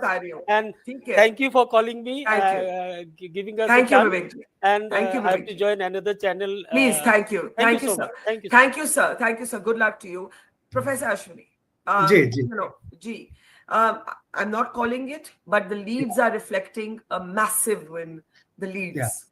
Qualify kar rahi hu. The leads are reflecting a massive win for the NDA. Nitish Kumar has recovered lost ground from the last election, and the BJP has not just maintained its seats from the last election, it has improved on them. These are leads. We're not calling it, but this is what the leads show. Ashwini ji, do you believe Nitish Kumar was underestimated by the BJP also?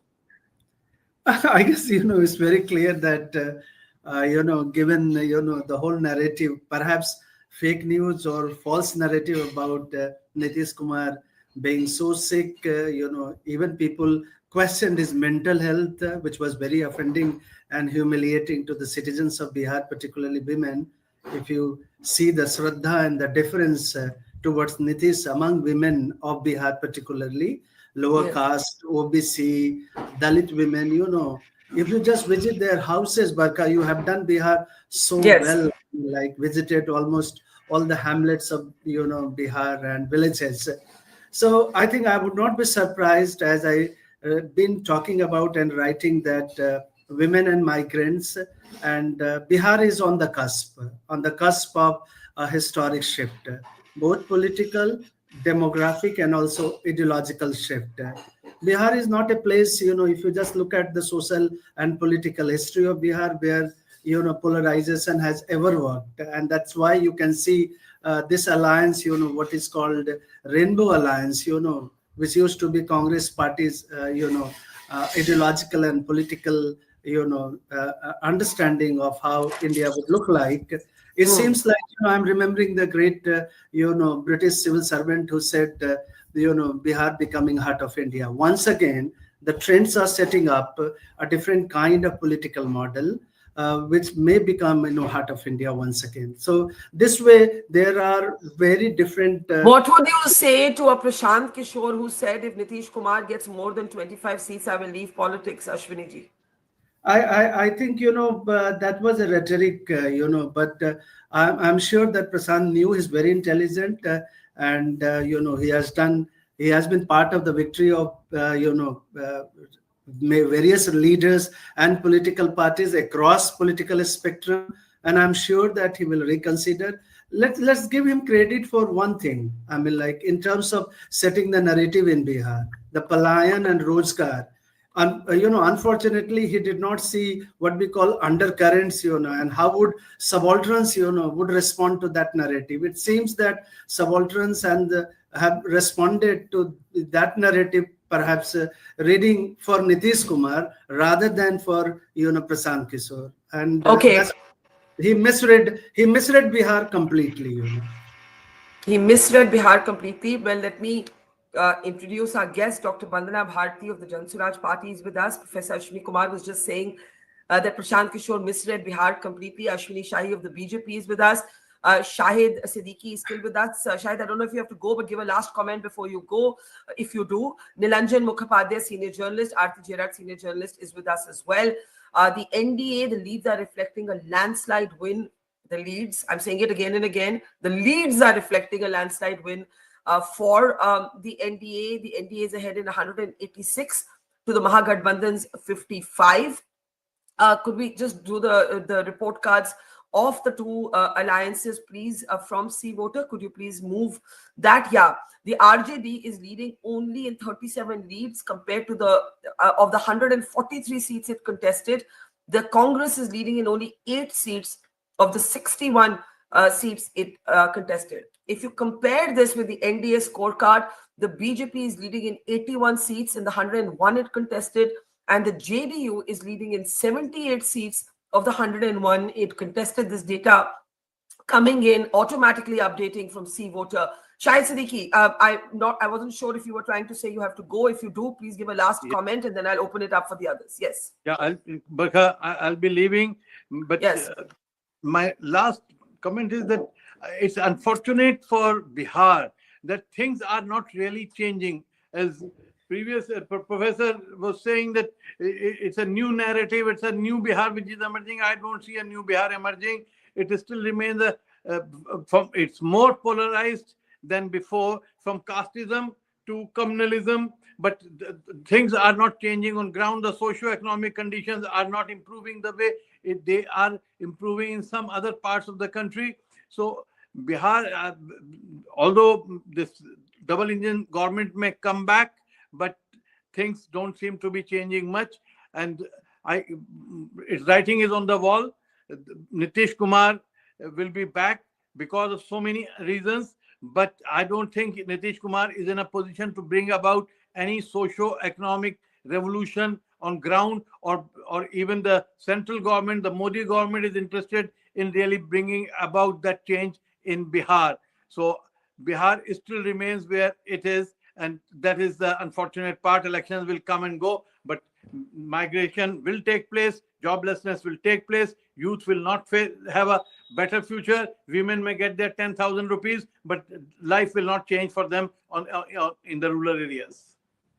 Okay, Shahid Siddiqui, thank you so much for helping us decode the big Bihar election. It's about 11 o'clock in the morning, and if you have just joined us, the NDA, the leads are reflecting a massive landslide gap now between the NDA and its opposition. The NDA leading in 186 seats, the Mahagathbandhan in 55, the Jan Swaraj Party not leading in any seat, the others only in 2. If you look at this individually, the BJP is leading in 82 seats, an improvement over its 74 seats in the last election. The RJD, devastating result for the RJD if these trends hold, and they haven't really shown any sign of improvement in the last 1 hour.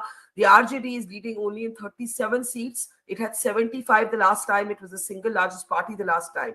The JDU, again, Nitish Kumar very much emerging as a man of the moment.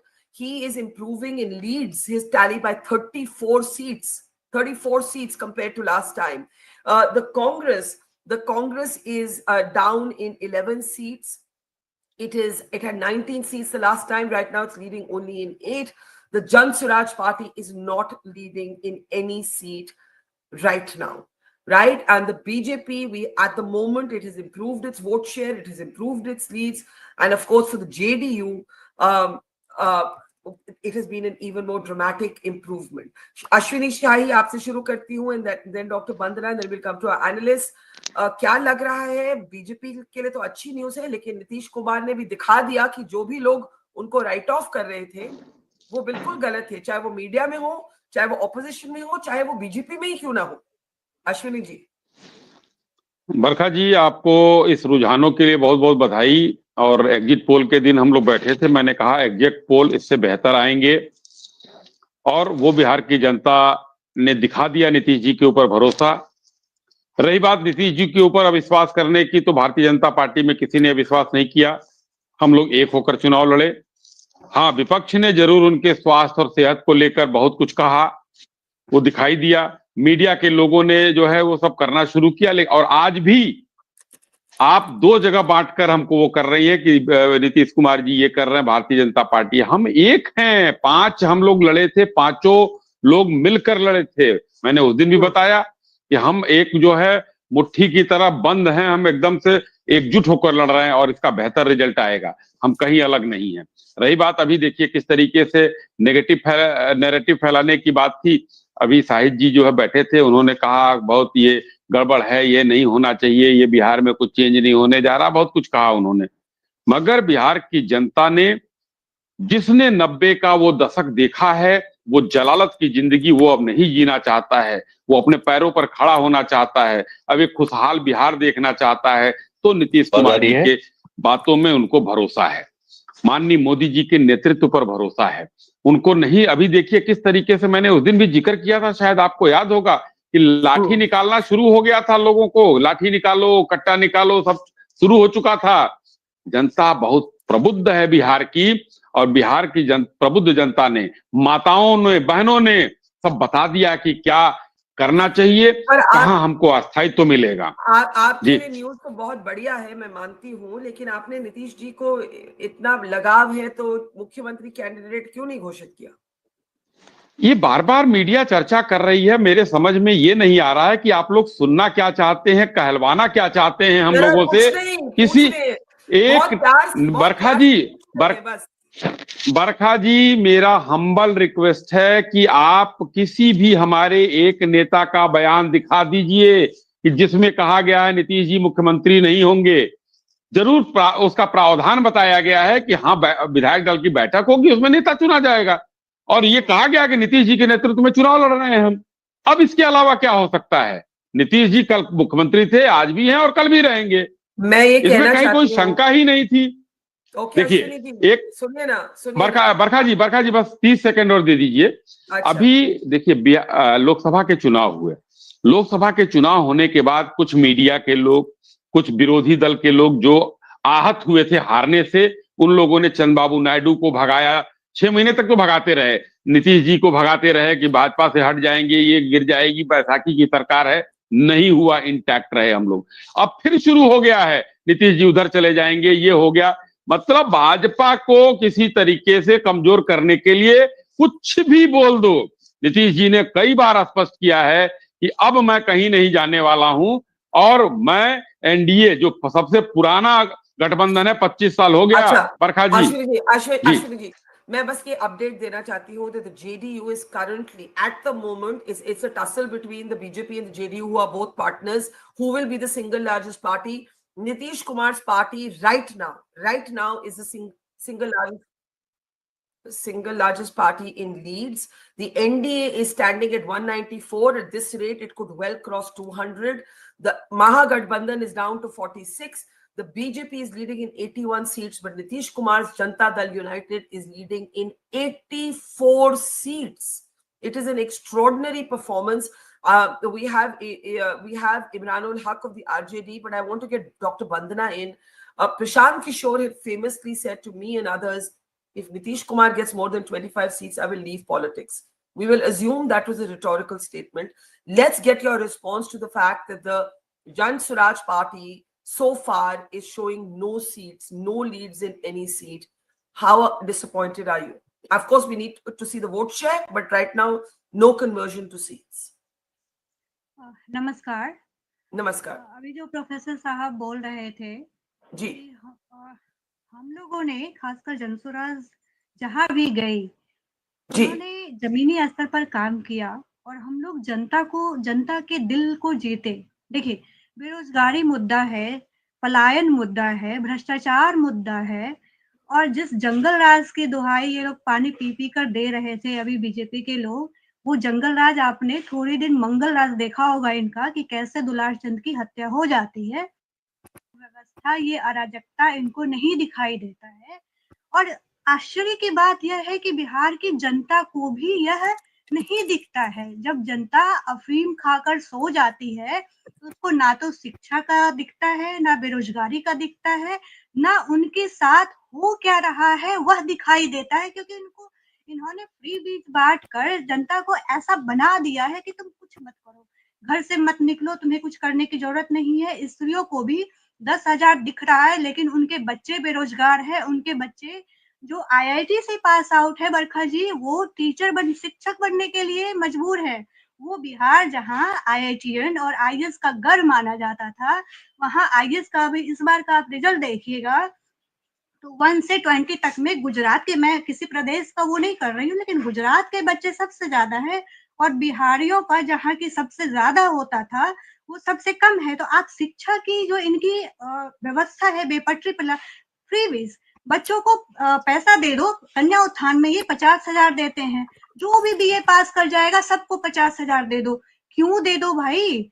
आप meritorious विद्यार्थी को दीजिए। JNU में जब admission, मैं JNU से हूँ, JNU में जब एडमिशन होता है तो ऑल इंडिया में सोचिए कि कितनी मेहनत बच्चों को करनी पड़ती है।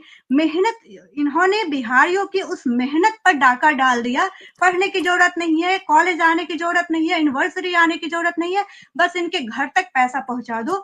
और ये इन्हें तब समझ में आएगा बरखा जी, जब 10 साल हो जाएगा और इनके हाथ में कुछ नहीं रहेगा, यूनिवर्सिटीज को बिल्कुल प्राइवेटाइज कर दिया जाएगा, तब इन्हें लगेगा कि हमारे हाथ से, हमारे साथ से क्या चीज छूट गया है। अभी तो हम जो बात पहुंचाने की कोशिश कर रहे थे। अच्छा ठीक है, मैं आपकी भावना समझ सकती हूँ, लेकिन ये जो रिजल्ट्स हैं ये आपकी पार्टी के लिए डिसअपॉइंटिंग ही रहेंगे। आपका मैसेज जी जी जी, ये मैं मान रही हूँ कि अभी जो रिजल्ट आ रहे हैं, हमारा खाता भी नहीं खुला है, हो सकता है कि देर 1-2 बजे के बाद हमारा खाता खुलना शुरू हो जाए। Let's see. Aarti and Nilanjan, and then I'll come to Imranul Haq. Aarti, because we have been burnt by history, we are not calling the election because, let the elections play out fully.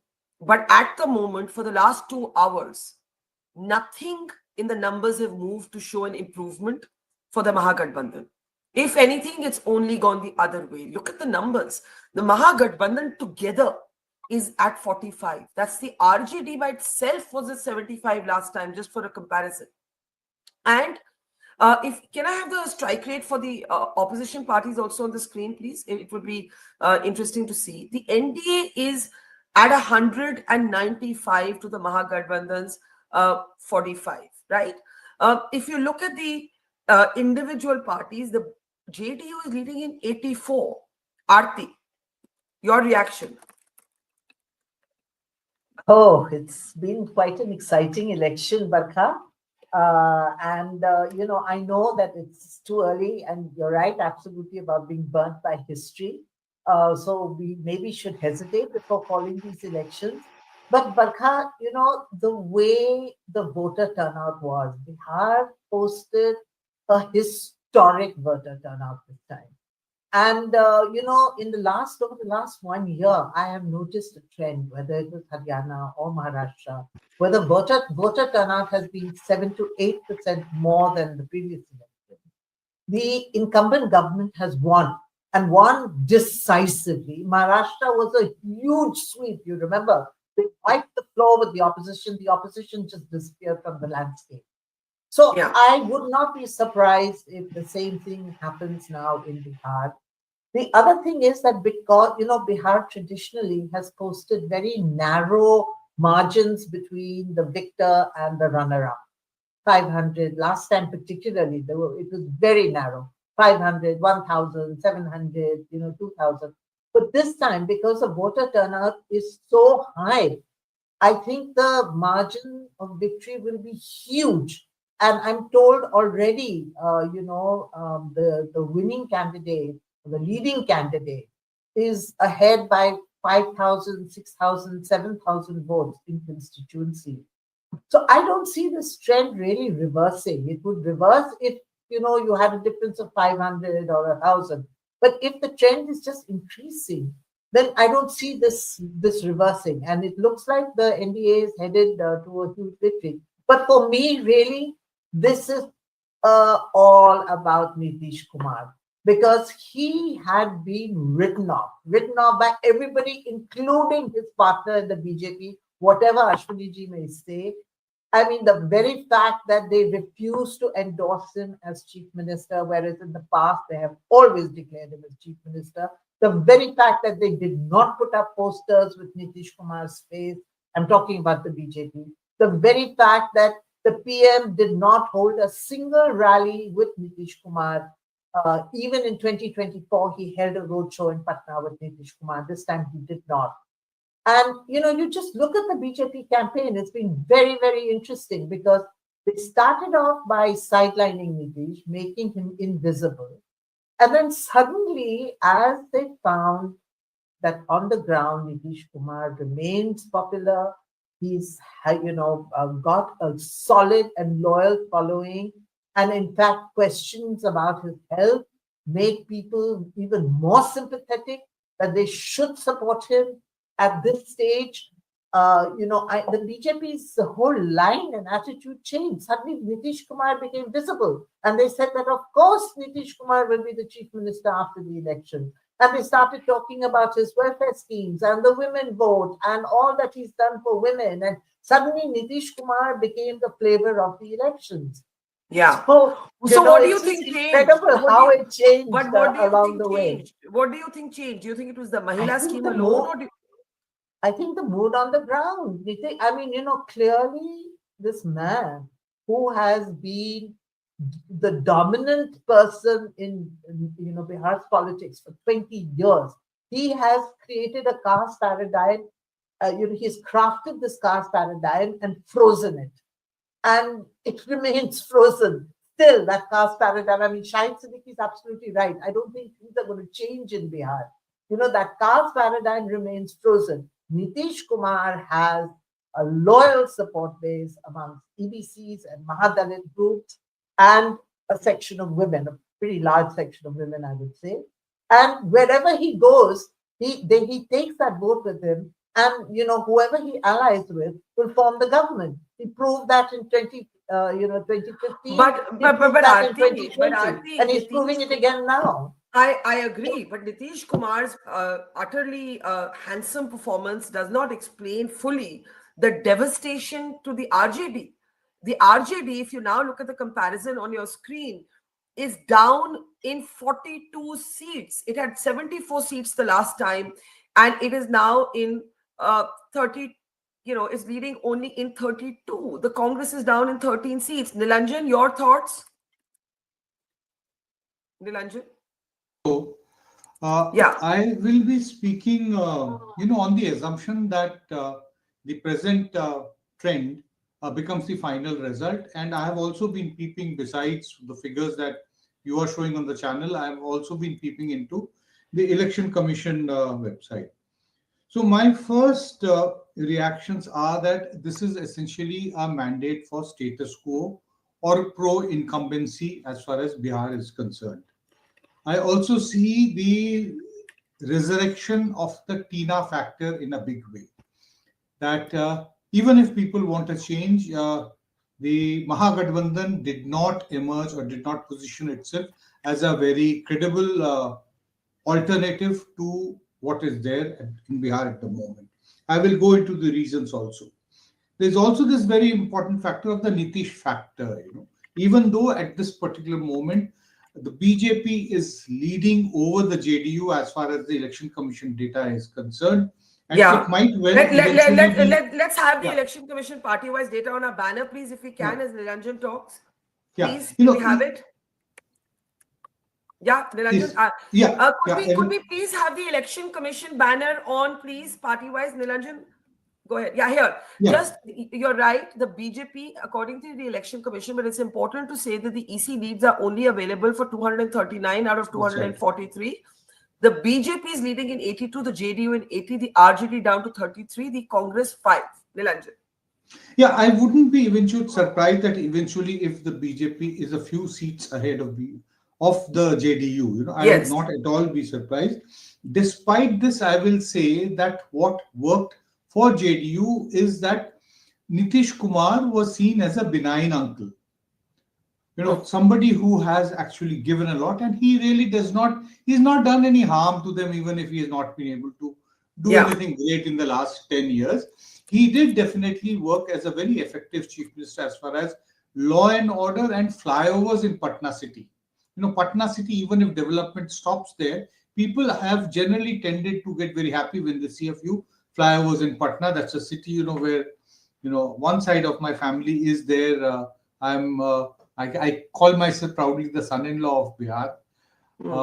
So I have been visiting Patna over the last decade plus quite regularly. So I've seen the kind of responses.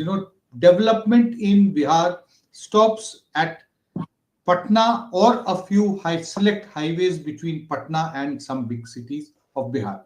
Rest anywhere else, you try to drive down, I've been telling repeatedly, try to drive down from Gorakhpur to Champaran, two very important and iconic places, one in Uttar Pradesh, one in Bihar. Women, please don't try to go because you'll not find a single toilet from the entire 200 kilometer road. That is the kind of development that is there universally in Bihar. So Nitish Kumar factor, and also another very important fact which comes out from the data of the Election Commission, the vote share. Even today, despite its dismal performance, the RJD will possibly end up as the single largest party in terms of vote share. Which means, 22% plus, 22, BJP is also 22% plus. The JDU is down, is about 18% plus at this particular time. Congress is down to single digits, that is what I was seeing. So what happens in terms of electoral arithmetic, the Mahagathbandhan did not work. RJD did its share of the work, but the other alliance partners did not. They completely failed to bring the votes that they were expected to. So these are a few things. We will have to also look at, once the election comes, we will have to look at certain factors which became major talking points in the course of the elections. I'm not making any allegations, but I think so we got to take really a look at, I do not think that has happened sufficiently, but the entire SIR process, the intention, what has been done, needs to be examined and taken a very close look in a much more open-minded manner. I'm not saying that it is something which has been deliberately done to create a voter list which is tilted in favor of one party, that is the ruling party, very early. But yes, we have to see that Haryana, Maharashtra, and then Bihar, 3 sequential assembly elections after the 2024 electoral setback. There are 2 stories to it.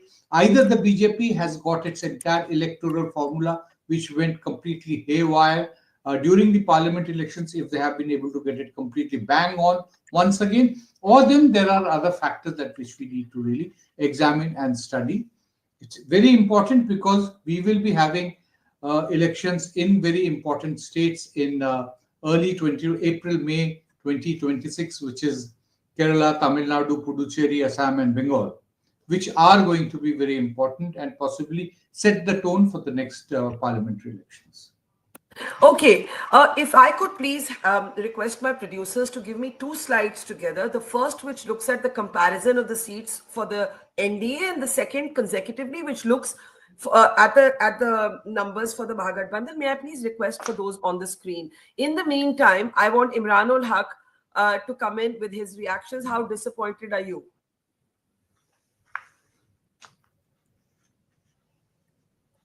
Imranul हक. नहीं sir, आपकी आवाज नहीं आती मुझे. Okay, let's move on. Ashwini Shahi, I want you to respond to what Aarti said.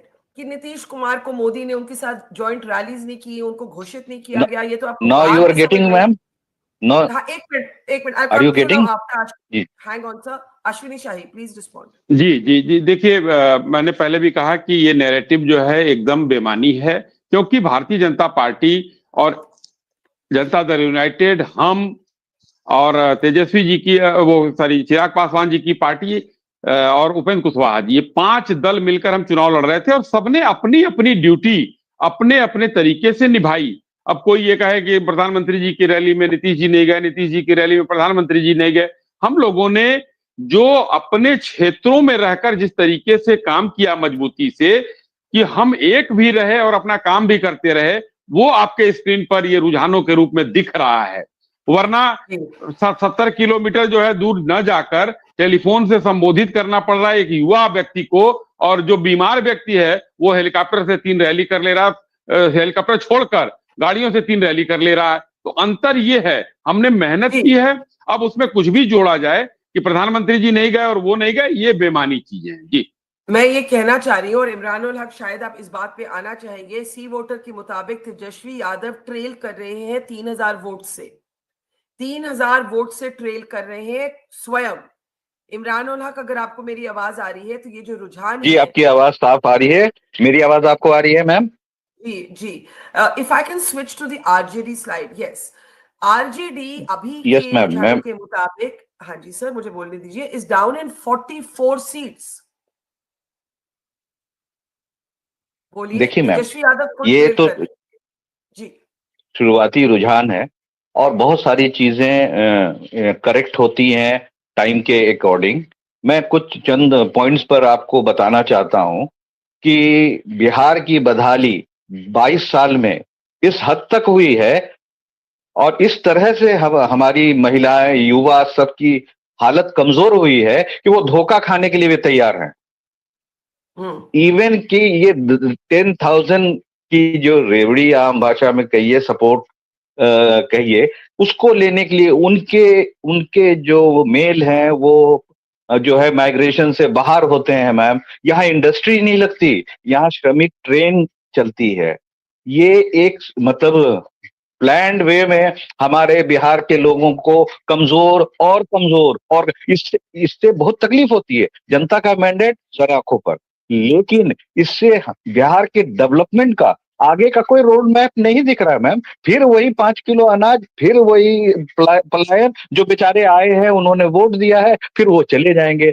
10,000 के ये 10,000 का जो सपोर्ट है, इसका आगे आप खुद आने वाले दिन में इन्वेस्टिगेटिंग जर्नलिज्म के थ्रू देखेंगे कि किसको क्या मिला, या बाद में क्या नोटिस आती है उनको उस रुपए को लेके रिटर्न करने के लिए आने वाला वक्त बताएगा। अब रही बात अब अपनी पार्टी की परफॉर्मेंस की बात, देखिए तेजस्वी जी की एज के अकॉर्डिंग वो अपने एक लड़ाई में आगे बढ़ रहे हैं। कुछ चंद जिन लोगों ने जो 45 50s में जाके अचीव किया, वो बहुत यंग है और वो और मजबूत और क्लोज जा रहे हैं। यूथ को लेके, उनकी नौकरी को लेके, उनके एजुकेशन को लेके, इंडस्ट्री को लेके उनका जो एजेंडा वो क्लियर है। ठीक है, इस बार अगर जनता, अभी तो शुरुआती रुझान है, लेकिन फिर भी अगर जनता नहीं देगी तो नेक्स्ट टाइम के लिए ये राजनीति कोई रिजल्टेंट वो है नहीं, क्योंकि जिनके पास खोने के लिए बहुत सारी चीजें हैं वो ज्यादा घबरा के अपनी सारी ताकत एक यंग लड़के ने अकेले पूरे कॉन्स्टिट्यूशन को कवर किया, क्योंकि वो स्टेट लीडर हैं, वो स्टेट के मर्म को मैक्सिमम समझते हैं। यहाँ पूरी नेशनल पार्टी, पूरी ताकत, मशीनरी, पावर, मैं किसी के ऊपर लांछन नहीं लगाता हूं, लेकिन इतनी सारी चीजें अगर वर्क करती हैं तो उसके तरफ अगर कोई रुझान आ जाता है।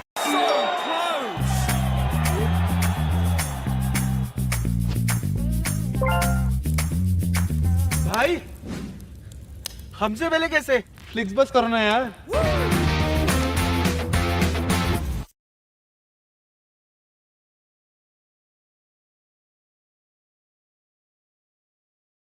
जिस भी कंट्रीज को आप देखना चाहती हैं मैम, हम एक लाइव डिस्कशन कर रहे हैं, but we have to look at the numbers. आपने सब चीजें बताई, अपनी पार्टी की परफॉर्मेंस के बारे में नहीं बताया। Aarti, I want to bring ma'am एक तो सबसे पहले हम शाम तक इंतजार करेंगे पार्टी का परफॉर्मेंस। जब रिजल्ट में नहीं आया, सिर्फ इससे परफॉर्मेंस अगर आंकने की बात है तो उसमें तो फिर बीजेपी या एनडीए की को आप बढ़त दे रही हैं और वो मिल चुका है उनको। लेकिन हम वो मैटर, वो मर्म बता रहे हैं। एक लाइन में बरखा जी, क्योंकि आपका बहुत सीनियर के तौर पर हम लोगों ने देखा है अपने जर्नलिज्म के लाइफ में, सबसे पहले जो हमारी बच्चियां हैं जॉब से सिर्फ इफेक्टेड सिर्फ बॉयज या यूथ नहीं होते हैं, हमारी बच्चियां भी घर में इफेक्टेड होती हैं। अगर उनको जॉब नहीं मिलती है तो उनका घर सेटल नहीं होता है। तो जो हमारे सोसाइटी का जो बैलेंस है, जो बिहार क्योंकि एक रूरल कल्चरल बैकग्राउंड से आता है। I'm so sorry. I'll have to interrupt you now because we have to go back to the numbers. This is about the elections. I want Aarti to come in. Nilanjan went through a list of issues. Nilanjan, you said you think the RJD might still emerge as with the highest vote share. Could we have the RJD vote share on our screen or on our banner, please? As we look at that, the point is that vote share will not be of much use if it doesn't alliance substantially, which is why the Mahagathbandhan alliance did so well. The second reason is what Nilanjan said, that the RJD may be pulling its weight, but its allies are not being able to pull its weight. And clearly, this decision to bring the VIP party in a kind of very cynical way to get the Nishad vote did not go down well with the Nishads, who must have stuck with the BJP and the NDA and did not, buy into this new inclusive RJD. And of course, the Congress is always the Achilles heel in any alliance. The Congress was actually had a very tough task this time because although it was contesting 60 seats, the bulk of those seats, I think some 54 of those seats, they were pitted against the BJP. And the BJP, as you know, is a formidable opponent. It's got manpower, it's got resources, it's got, state machinery, it's got everything on its side. The Congress has nothing, it doesn't even have an organization. So, so clearly in the MGB, the allies did not pull their weight. They were not able to ensure any kind of vote transfer, which is why the seat performance is so poor. And it's going to be a very tough task for the MGB now, going ahead from here. Exactly. And also this is going to have implications for national politics. I just want to take you through the strike rate. We look at the Mahagathbandhan first. This is C-voter data. The RJD contested 143 seats. It's leading only in 33. The Congress contested 61 seats. It's leading only in 8 seats. If I can just move to the NDA scorecard, the BJP contested 101 seats and it's leading in 83. The JDU contested 101 seats and it's leading in 80. I want to bring in Nilanjan, Professor Ashwini Shahi, and of course our two political guests from the RJD and Jansuraj also after that. Nilanjan, look at the strike rate. And while we are being careful because there is 25 rounds of counting left, we are being told. So we're being very careful. The point is, Aarti, for you specifically, sorry, before Nilanjan comes in, can I have that question on the screen? I was trying to read that out. Barkha, RJD did not do that well in Lok Sabha 2024 and is not doing well this time. So I think Aarti has a point. RJD benefited from the JDU vote spilling over to it because of the BJP tried to cut the JDU in 2020. Just to your point that was a very unusual election because Chirag Paswan weakened Nitish. Aarti, you want to respond to that before Nilanjan comes in? I'm so sorry, I can't hear Aarti. Now start again, Aarti. I'm saying Chirag Paswan definitely had a negative impact, on the JDU in that election.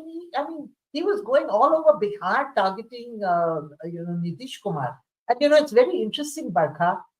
This election too, he started off his campaign by taking pot shots about Nitish Kumar, talking about his health and so on. And then if you notice, I think he was told to shut up because he stopped completely. And then when questions arose about whether Nitish Kumar would be the chief minister or not if the NDA won, he said, of course, Nitish Kumar will be our chief minister. So completely, did a I'll ask Ashwini Shahi to respond to all your questions on the Nitish Modi chemistry, but let me get Nilanjan to come in first. Meanwhile, some updates. BJP's Maithili Thakur is leading by 7,000 votes. Tejashwi is trailing by 3,000. And JDU's very controversial Anand Singh, imprisoned on charges of murder, is actually leading. Is this number correct? 3,70,000 votes. 37,000. I'm so sorry. This is too many numbers, staring at numbers getting to me. 37,000 votes. Nilanjan, yes, go ahead. Yes. No, we were talking about 2020. Why the Mahagathbandhan did very well. Elections happened in November 2020. Lockdown was very much fresh in the minds of people. There was a complete, inability of knowing what will happen in future because of COVID. We were right in the middle of COVID, and the Bihar government definitely had not been able to do anything much in terms of providing assistance to those people who walked hundreds of kilometers from various, big cities where all these Shramik Express trains, somebody remarked, runs. I thought that was a very good observation that Bihar does not have industries, but has industry special labor, special trains to take out the migrant labor somewhere outside. It's a very good conceptualization of Bihar strategy. So because of that, and I want to repeat once again that the RJD remains firm. The problem with RJD is that it doesn't gain, it doesn't lose. It has a certain consolidated vote bank which it has No, but it has. It looks like it's lost majorly. It looks like, if I could go to the RJD, either the scorecard or our own graphic, but vote share is not converting. No, Nilanjan. It would be interesting to see a region-wise spread to see. Yes, you know, as more and more data, as more and more data comes. But आप देखिए ना, आप strike rate देखिए ना, 143 seats contest करके is leading only in 33. It has lost. I know, but you know, I still have the feeling that when we actually sit down to analyze, we will possibly get to see that the alliance did not work. They did not bring votes to one another. It was actually as if that RJD was contesting separately, Congress was contesting separately. By the way, to your point, by the way, sorry, I'm interrupting you because more numbers have come in. To your point, the Election Commission leads now, all the leads are in. The BJP is now emerging the single largest party. Yes. According to the election commission leads, Ashwini ji, आपके लिए ये खबर है, अश्विनी शाही के लिए, हमारे दो अश्विनी है आज. Ashwini Shahi ji ke liye, the BJP is emerging as the single largest party according to the election commission leads. The BJP leading in 85, the JDU in 76, the RJD down to 34, and look at the Congress down to 6. I mean, these are really big figures if the trend continues. Sorry, Nilanjan, I just wanted to point that out. Go ahead, and then Ashwini Shahi right after that, and then Professor Ashwini. Yes. So what happened is that I think that the Mahagathbandhan parties, each one contested on their own. There was no coordinated effort. I did not see a joint campaign. I did see a lot of noise during the campaign against the SIR process underway in Bihar. But that was, you know, the laddus are out at JDU. Whether we are calling the election or not, the laddus are out. The laddus are called in JDU. I do not know whether it is premature or not. I do not think that the question of leadership is settled. It is quite possible that you think someone else. You think someone else could be CM? Well, Maharashtra, we know the track record of the BJP. So let's see. Let's wait. You know, as they say that this is the kahani abhi khatam nahi hui hai. No, I disagree, Nilanjan. No. I know that you may. I also disagree. I don't think Nitish Kumar is an Eknath Shinde. Definitely not an Eknath Shinde. And nor does the BJP have a Devendra Fadnavis equivalent in Bihar. Devendra Fadnavis, remember, I mean, had been chief minister for 5 years, was a blue-eyed boy or continues to be a blue-eyed boy of the RSS. There is no such figure in Bihar for the BJP. So I don't think the two situations are at all comparable. Well, okay, I'll take your point. I think what Nilanjan is saying is, if the BJP is the single largest party, will the BJP try and do a Maharashtra or Madhya Pradesh in Bihar? And you are saying, but I am saying, Barkha, last time the BJP had almost double the number of seats than as compared to the JDU in 2020. I think Ashwini Shahi should answer this question. And still they made Nitish Kumar the chief minister. I agree. I do not think the BJP can rid itself of Nitish Kumar. चलिए अश्विनी शाही जी, यहाँ पे सवाल ये है कि अगर BJP single largest, मुझे याद है 2020 में भी आपकी सीट ज्यादा थी, फिर भी नीतीश जी बने मुख्यमंत्री, तो वो बात मानते हैं. निरंजन मुखोपाध्याय कहते हैं कि भाई अगर बीजेपी का ये परफॉर्मेंस रहा, 85 सीट्स में आप लोग लीड कर रहे हैं ऑन योर ओन, तो क्यों आप नीतीश कुमार को मुख्यमंत्री बनाएंगे? बीजेपी का सपना होगा कि बिहार का खुद अपना बंदा या बंदी बने मुख्यमंत्री. देखिए, बहुत लोगों का, हर राजनीतिक दल का सपना होता है. हमारे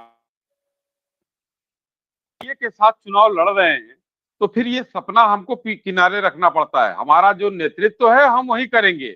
और हमने जो चुनाव पीछे अभी जो है, आपको जो आरती जी ने जवाब दे दिया कि भारतीय जनता पार्टी जो है बड़ी पार्टी थी पीछे और मुख्यमंत्री बनाया है. लेकिन देखिए, कहने वाली बात नहीं, मोदी विरोधी अभी भी लगे हुए हैं कि भाई इस निराशा में भी आशा की एक किरण खोजते रहो कि भाई हम दूर से दिख रहा है दीपक, उसी के सहारे रात काट देनी है. ऐसा कहीं कुछ नहीं है. जनता ने स्पष्ट बहुमत दिया है और हमें लग रहा है 2/3 बहुमत से हम जो है सरकार बनाने जा रहे हैं. एनडीए के लोग अभी कोई न खोजे. जैसे लोकसभा में मैंने पहले भी कहा कि 6 महीने तक चंद्रबाबू नायडू को भगाते रहे लोग, नीतीश जी को भगाते रहे लोग। ऐसा नहीं होने जा रहा है। 2-3 बातें मुझे कहनी है आपकी इजाजत से। अभी मुखोपाध्याय जी कह रहे थे कि बिहार वो ट्रेनें बुलाई गई, लेबर को वो किया गया। क्या गलत किया गया? आपको किसने रोका था? आप भी बुला लेते, ट्रेन बुक कराते, बुला लेते। उसमें क्या 1000 लोग आए तो सारे भाजपा के वोटर थोड़े ही थे, आपके भी तो हो सकते हैं। छठ पूजा की गई, छठ पूजा में सब लोग आए, तो इसमें कौन सी पीड़ा है भाई? ये पीड़ा दर्शाना क्या कहता है?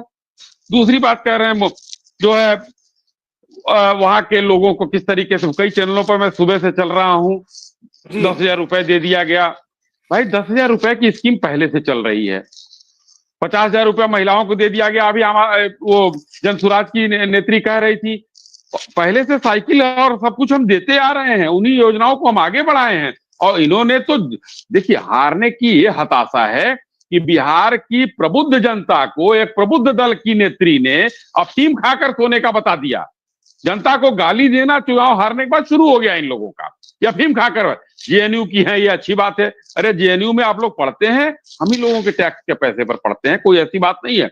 और बिहार में हम काम कर रहे हैं, हम ही लोगों के टैक्स पैसे पे काम कर रहे हैं। भारत में काम हो रहा है टैक्स के पैसे पर। तो बिहार में कहीं भी प्रतिभा की कमी नहीं है। सरकार चलती है टैक्स के पैसे। अरे आपकी सरकार नहीं चलती है। आप जेएनयू में आप लोग जो है 25 साल पढ़ती हैं, वो हम ही लोगों के पैसे पर सरकारें। मैं तो मान रहा हूं, आपने कौन सी नई बात बता दी? मैंने कहा हमारी सरकार भी चलती है, चाहे केंद्र की हो चाहे राज्य की हो। नया बात ने कुछ बताइए ना, तो ज्यादा बेहतर है। आप लोग मेहनत करिए, शुभकामनाएं हैं। नई पार्टी आती है और आम आदमी पार्टी की तरह धाराशायी हो जाती है, धूमकेतु की तरह जो है। अच्छी बात है, धूमकेतु के तो उभरिए और गायब हो जाइए। लेकिन सुनिए ना, सीधा ये तो बताइए, if BJP performs at 85 seats जो अभी आपके लीड्स चल रही हैं, क्या नीतीश कुमार मुख्यमंत्री बनेंगे कि बीजेपी में से अंदर से वर्कर्स लीडर्स की आवाज आएगी कि हमारा अपना कोई बनना चाहिए? सीधा सवाल है अश्विनी। प्रतिशत 100 होता है बरखा जी, मगर मैं कह रहा हूं कि 1000% नीतीश जी हमारे मुख्यमंत्री थे, हैं और रहेंगे। मैंने अभी चैलेंज किया है, वो खुला चैलेंज। और बरखा जी, पत्रकारिता में आपको नहीं चैलेंज कर रहा हूं मैं, लेकिन एक बयानों में चैलेंज कर रहा हूं कि एक बयान दिखा दीजिए किसी भारतीय जनता पार्टी के नेता का, चला दीजिए आप, कि उसने कहा हो कि नीतीश जी मुख्यमंत्री नहीं बनेंगे। माननीय प्रधानमंत्री जी ने कहा कि हम उनके नेतृत्व में चुनाव लड़ रहे हैं। घोषित नहीं किया गया ना कैंपेन में, घोषित। देखिए, घोषित भारतीय जनता पार्टी में बहुत कम जगहों पर घोषित किया जाता है, बहुत कम। अभी 4-5 चुनाव हुए, राजस्थान हुआ, मध्य प्रदेश हुआ, हमारा जो है महाराष्ट्र हुआ। ये कहां घोषित किया गया था, जरा बता दीजिए हमको। हम लोग एक प्रॉपर प्रक्रिया से चलते हैं। उसी में कुछ पत्रकार भाइयों को क्योंकि सूत्र से खबर निकालना रहता है, वो दिक्कत होती है। और विरोधियों को तो खैर दिक्कत है ही है हम लोगों से, क्योंकि 56 साल तक उनकी सरकार रही। अब हमने देखिए, अभी कोई समृद्धि की बात कर रहा था कि भारतीय जनता पार्टी समृद्ध है पैसे से, कार्यकर्ताओं से। तो हमने वो मेहनत की है कि अपनी ट्रेन को हम आगे ले गए हैं। कांग्रेस ने 56 साल तक राज किया इस देश पर, और वो समृद्ध थे, वो कार्यकर्ता भी उनके थे, सब कुछ थे, लेकिन हमने उनको पीछे किया है और अपने आप को आगे किया है। ये हमारे कार्यकर्ताओं के बदौलत है, हमारे नेतृत्व के आशीर्वचन से, उनके कुशल नेतृत्व से है कि हम लोग आज आगे बढ़ रहे हैं और समृद्धि हमारे पास है। और कार्यकर्ताओं की समृद्धि से तो हम खुश होना चाहिए। गुलाम साहब हमारे साथ है, गुलाम गौस जेडीयू के नेता हैं, इमरानुल हक आरजेडी के हैं। We also have Jansuraj leadership, but I want to go to Professor Ashwini. But before that, Aarti, you made the point that there was Modi did not campaign with Nitish. There was a sense in the beginning that he was dispensable. But now you're hearing Ashwini Shahi saying not 100%, but 1000% Nitish will be CM. So he's certainly sounding very categorical. If you want to react to that. No, I think, Barkha, there's no question. Absolutely. I'm on the same page as Ashwini ji on this. And, it's really unfair to compare it to Maharashtra. The numbers in Maharashtra were so completely different. The BJP had 135 seats. Eknath Shinde had, 1/3 of that. Yeah. And, actually, if push came to shove, the BJP could have actually dispensed with Eknath Shinde. and form the government with the NCP and, some independents and some smaller parties. So here they cannot do that. The BJP and JDU are running almost neck and neck.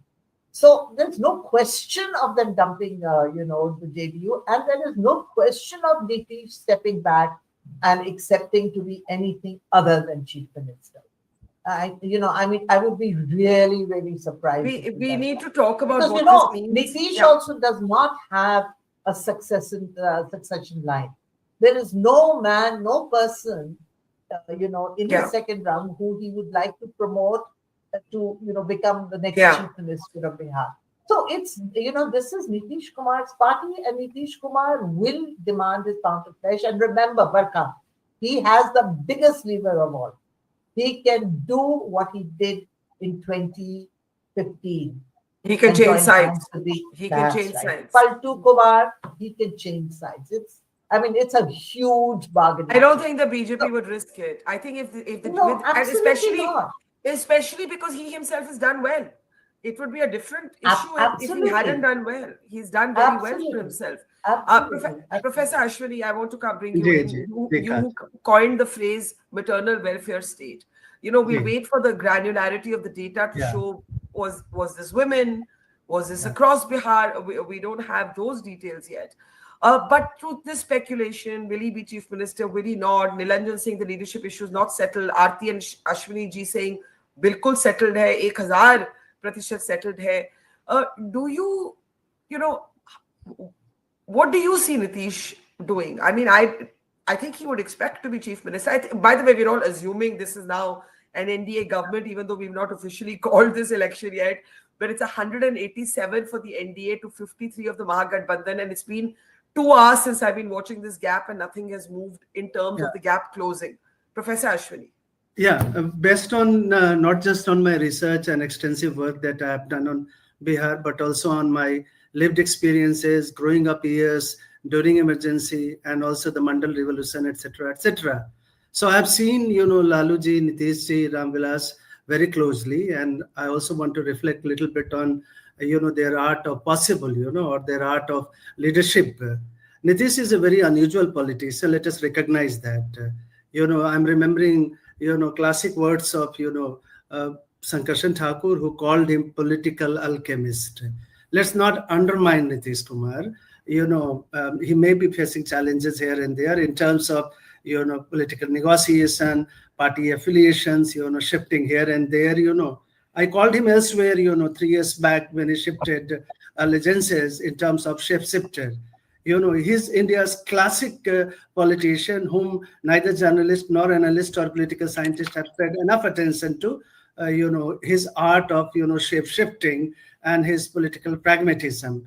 So back here, just to say a few words, structurally and also qualitatively, Maharashtra and Bihar are very, very dissimilar. They cannot be compared, both in terms of their social history, caste composition, party allegiances, and shifting, social situations. Let us not also, underestimate that Nitish is larger than his political heft, because he himself has become a social construct. And I call that social construct in terms of encapsulation or symbolizing maternal welfare state. What is this maternal welfare state? It really challenges conventional sociologists and political scientists that this is not coming out of a high economic development as happened elsewhere in the world, or even, across India in different states, Kerala, Tamil Nadu, elsewhere in my larger body of work. What Nitish has built, systematically and grounded, civic structure of welfareism led by women. So we have to really look at granular data where 1.7 crore women voted. One thing is very clear from Bihar election early leads that women are winners. There is no doubt about it. Nitish becomes CM or somebody else becomes CM, perhaps secondary to me as an analyst, as a political theorist, where women are winning. Because the gender gap over time, if you look at the way women have, outwitted, and also there is a new view on migration also. Left out women have gone ahead of, in terms of you go to any village. But Professor Ashwini, I'm sorry I'm interrupting you, and we'll need this data to be more granular, but C Voter is saying that the NDA is leading on 42 out of 55 Muslim-dominated seats. Yeah. Again, we don't know what this actually means in terms of the breakup within these seats, but this is the update that is coming from Sea Voter right now. So I just wanted to share this with you. I would also very briefly, Barkha, reflect on, what some people are actually, going back and back, looking at the familiar playbook, I would just remind them, from the days of Hemant Srinivas until now, any younger sociologist, caste or the vote bank is not fixed, It's a dynamic idea, it's a fluid idea. Even if you look at older CSTS data, I guess that will inform you that this whole kind of MOI is not a hegemonic block, It seems there has been rupture there, fragmentation there. And once we get to know the granular side of the data, that's very obvious. This is a very important point. Yeah, bumper result. I want to get Ghulam Saab of the JDU in. Ghulam Saab, कैसे देखते हैं आप ये? Very good news for the BJP, very good news for the JDU. Party की तरफ से क्या कोई भी apprehension है कि मुख्यमंत्री की इशू पे कोई सवाल है? मुख्यमंत्री नीतीश कुमार के अलावा बिहार दूसरा चेहरा कौन है जो वर्तमान में मुख्यमंत्री बन सकता है? लेकिन ये आपको लगता है किसी हाँ बोले नहीं, हमको लगता है कि जितनी सारी इनकी योजनाएं थी, respect of any caste and religion, सबके बीच पहुंचे, चाहे साइकिल की राशि हो, प्रोत्साहन राशि हो, चाहे वो हिंदू हो, मुस्लिम हो, सिख हो, ईसाई हो, पारसी हो, बौद्ध हो, जैन हो, कोई घर ऐसा नहीं कर सकता है कि हमारे यहाँ सरकार का पैसा किसी न किसी योजना के माध्यम से नहीं मिला हो।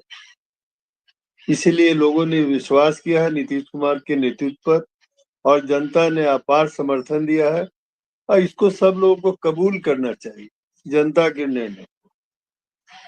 ऐसे हारने वालों की तकलीफ तो होती है, लेकिन लोकतंत्र है, लोकतंत्र की यही शोभा है। गुलाम साहब, आपसे पूछना चाहूंगी, आपने कहा नीतीश जी के अलावा कोई मुख्यमंत्री के लिए कोई चेहरा ही नहीं है।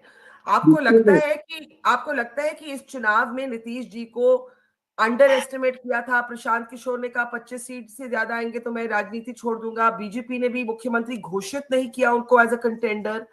क्या कहेंगे इसके बारे में? बरखा जी, आप तो बहुत रिप्यूटेड पत्रकार हैं, आपकी शालीनता, आपकी पत्रकारिता से मैं प्रभावित रहा हूँ। तो बस करता तो गोदी मीडिया के लोग उनको प्रधानमंत्री का उम्मीदवार घोषित कर देते, अपने औकात से आ गए।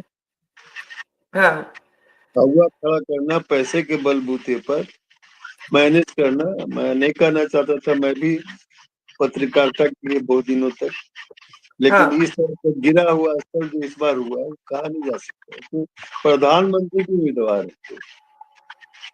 कौन? आप कह रहे गोदी मीडिया प्रशांत किशोर को पीएम कैंडिडेट बना दे, तो प्रधानमंत्री बना था, प्रधानमंत्री के रूप में पेश कर रहे थे और जनता ने जो निर्णय दिया वो आपके सामने है। पर गुलाम साहब, आपको लगता है कि आपके अपने अलायंस पार्टनर बीजेपी की तरफ से भी जो शुरू में एक दर्जा दिया जाना चाहिए था नीतीश जी को, वो नहीं दिया? अच्छा चलिए, कभी कभी होता है इस तरह की बात, लोकतंत्र है ना, लोकतंत्र में हमेशा हाँ में बात नहीं होनी चाहिए। बरखा जी कब तक आप लोग जो है हम लोगों को लड़ाने की कोशिश करते रहेंगे और वो हम नाकाम करते रहेंगे? जी, लड़ने वाले नहीं है। जनता ने इस गठबंधन को अपार समर्थन दिया है। मैं जनता के निर्णय को सलाम करता हूँ और विपक्ष के साथियों से भी उम्मीद करता हूँ वो सहयोग करेंगे। जो भी सरकार बनेगी उसमें उनकी सकारात्मक आलोचना होनी चाहिए, सकारात्मक भूमिका होनी चाहिए। लोकतंत्र में विपक्ष भी जो है सरकार का ही अंग होता है। हम लोग नेहरू जी के जमानों को याद करें कि क्या लोकतंत्र था। चलिए, आपने बहुत, मैं अश्विनी शाही जी आपको बताना चाहती हूँ, मैं किसी को लड़वाना नहीं चाहती हूँ, मैं चाहती हूँ कि दोस्ती सब में ही बनी रहे। लेकिन गुलाम साहब से पूछना तो मेरा ड्यूटी है कि भाई क्या लग रहा है, क्या भावनाएं है। तो उन्होंने बड़ी अच्छी तरह से बोला ये होता है, कभी कभी होता है. So this is natural politics. Dilip Cherian is with us. Imranul Haq is with us as well of the RJD, and I think I see Deepak ji of the Jan Swaraj party. Deepak ji नमस्कार. आपसे ही शुरू करती हूँ. जब आप मेरे show पे पहले आए थे एग्जिट पोल्स के दिन, तो आपको बहुत उम्मीद थी कि बहुत अच्छा परफॉर्मेंस रहेगा. Jan Suraaj has not managed to lead in any seat. कितनी निराशा है? लोकतंत्र है. बरखा जी नमस्कार, और हमारे पैनल पर जुड़े हुए सारे हमारे मित्रों को मेरा नमस्कार है. लोकतंत्र है बरखा जी, और लोकतंत्र में जनता मालिक होती है. हम एक विकल्प के रूप में हमारे नेताजी ने एक जो बिहार में पिछले बहुत सालों से राजनीतिक बंधुआ मजदूरी थी, उसको दूर करने के लिए हमारे नेताजी ने एक सशक्त विकल्प के रूप में और जनता के मुद्दों को लेकर हम जनता के पास गए थे. जनता अभी हमें आशीर्वाद उतना नहीं दे पाई जितना उन्हें देना चाहिए था. खैर, जनता मालिक है, और जिनको भी उन्होंने आशीर्वाद दिया है हम उनके साथ हैं, और बिहार के विकास के लिए, बिहार की समस्याओं, मूलभूत समस्याओं के निदान के लिए जो भी सरकार आ रही है या जो सरकार चल रही है. Cheap hotel rates, cheap travel deals, cheap flights and more. Go cheaper with Agoda. जब तक मैं उस भेजे हुए पैसों की रसीद आपको लाके नहीं दिखाता, मैं घर के अंदर कदम नहीं रखूंगा. वृद्धाश्रम के दान की रसीद हुई गायब. फिर आई जेठिया की शाबद. तारक मेहता का उल्टा चश्मा सोनी लिफ्ट पर.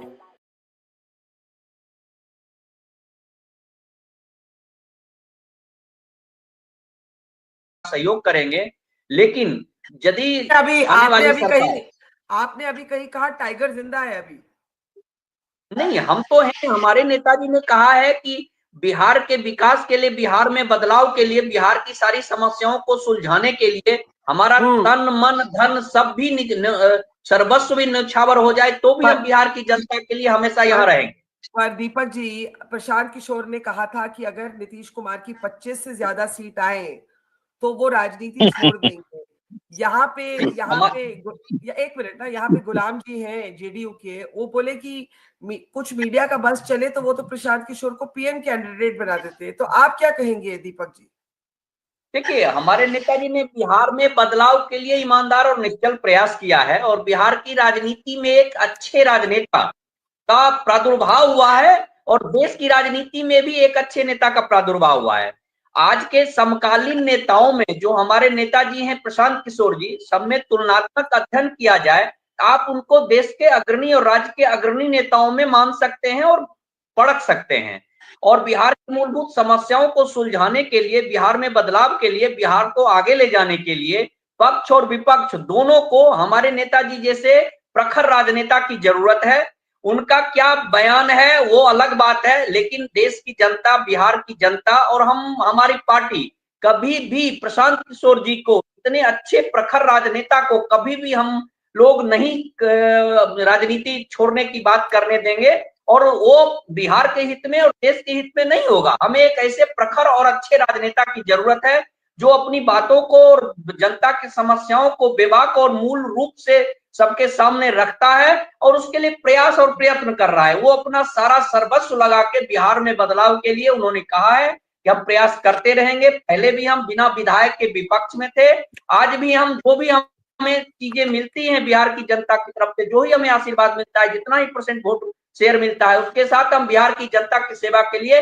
हमेशा लगे रहेंगे, और हम अपने नेताजी कभी भी राजनीति से अलग नहीं होने देंगे. और बिहार की जनता का के हित में है कि हमारे राजनेता हमेशा राजनीति करें. दीपक जी धन्यवाद. I want to welcome also Sandeep Ghosh, political analyst, Dilip Cherian, political analyst, Shashi Shekhar, political commentator to our program, Imranul Haq of the RJD, Ghulam Saab of the JDU, Ashwini Shahi of the BJP are with us. Nilanjan, I know you have to leave, so we'll take a last word from you. But just to reiterate, C-Voter has a very interesting strike rate scorecard. The BJP is leading in 87 seats. It contested 101. And the JDU is leading in 74 seats. It contested 101. The LJP is leading in 22 seats. I wasn't done with it. Go back to that. The LJP is leading in 22. It contested 28. Now, if we can show the Mahagathbandhan scorecard by comparison, please.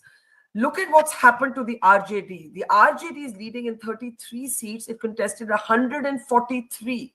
The Congress contested 61 and it is leading in 7 seats only. So while we are not officially calling the election, for the last 2 hours, the gap has not at all been bridged. In fact, it has been worse and worse news for the Mahagathbandhan. The NDA stands today at 190. At the moment, the BJP is the single largest party in the leads. It's the second best performance for the BJP in the last 25 years, but the best in the last 10 years. For the RJD, it's their worst performance in the last 10 years. This is very, very significant politics. But although the BJP looks like it's going to be the single largest party, Ashwini Shahi of the BJP has said 100% nahi, ab 1000% le lijiye ki Nitish Kumar hi mukhyamantri banenge. Now, before I get all our new guests to react, please let me get Nilanjan to give a last word, and then we'll say thank you and goodbye to him. Nilanjan. I, see that the picture is that, it's a remarkable election for the BJP. Oh, sorry. Sandeep just said that don't go. He wants to say something to you. So I'll let you make a point and then we'll take Sandeep 1 point. Sure. Yes. Sorry. Yes. Yeah. No, I see that this is a remarkable election for the BJP because it has emerged as the single largest. Somebody else was... Sorry, I think, now speak. No, I'm saying that this is a remarkable election for the BJP because for the first time it is in its alliance with the JDU. I think, I'm correct on this. Yeah. It has emerged as the single largest party in Bihar. It is something, which has been tried by the BJP from the day the alliance was stitched right, from the times of Arun Jaitley in, way back in 2000, 2001. From that time onwards, or even before, the alliance with the Samta party is even older. So it sees that this is the beginning of the BJP becoming the elder brother in the alliance with the JDU. Yeah. I would take the point, that possibly Nitish Kumar would continue. After having said that on the spur of the moment and listening to my fellow panelists, I would possibly, think that yes, at least for the moment, Nitish Kumar possibly cannot be not made the chief minister. But I definitely do not see him as being a very potent leader for a variety of reasons. 5 years later. The BJP is going to be in a much more dominant position. It would also be able to nurture better local leadership, something that the BJP has completely failed in Bihar. But this is something which they will do now, that continue to try to build more local leadership, because a lot of political landscape of India is going to change in the next 5 years. So I'll leave it here that this is an election where the RJD was able to retain its base, in terms of its vote share. Also, if you compare it with what was there in 2020, it's by and large 0.5% down at the moment, 22.98 and 23.5 as shown on the screen. So essentially bad alliance. The Congress didn't do its job. They didn't fight together. Tejashwi Yadav was possibly getting worried that Rahul Gandhi is getting all the kudos for the crowds that were collecting for the vote chori campaign. Maybe the people just came without really getting convinced with what they were saying.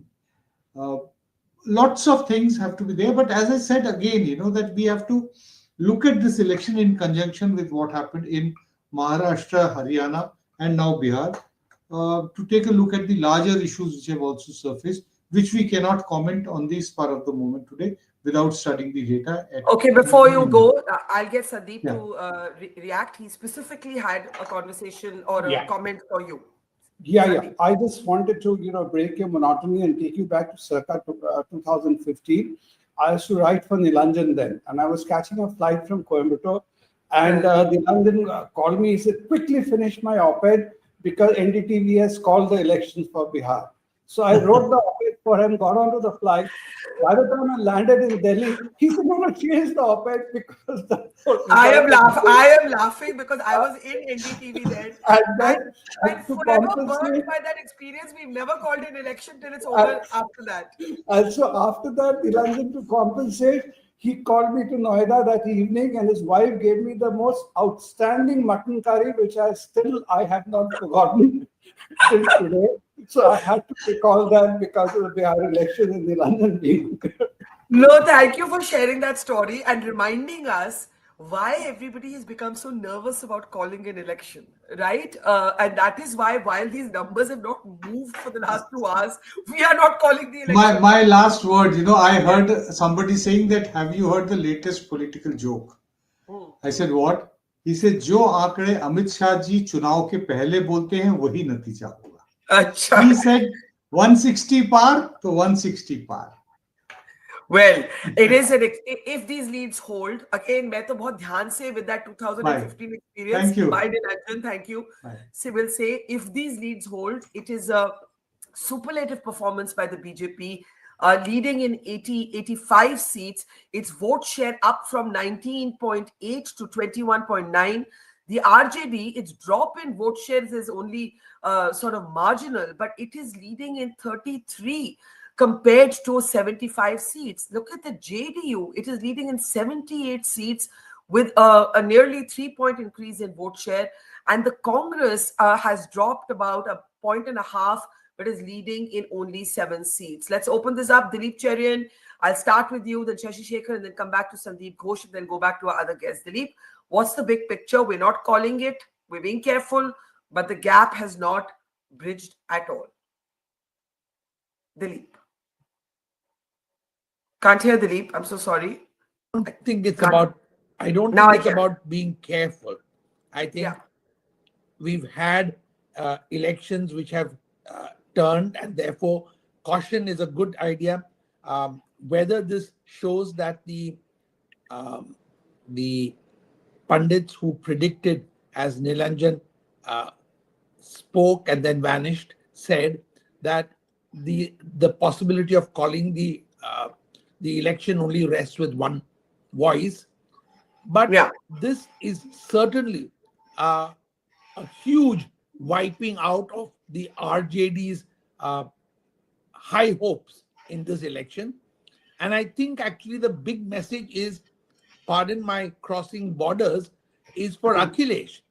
He should recognize that partnering with the Congress is not going to be a very good idea, given the speed at which its organizational incapability is being made visible.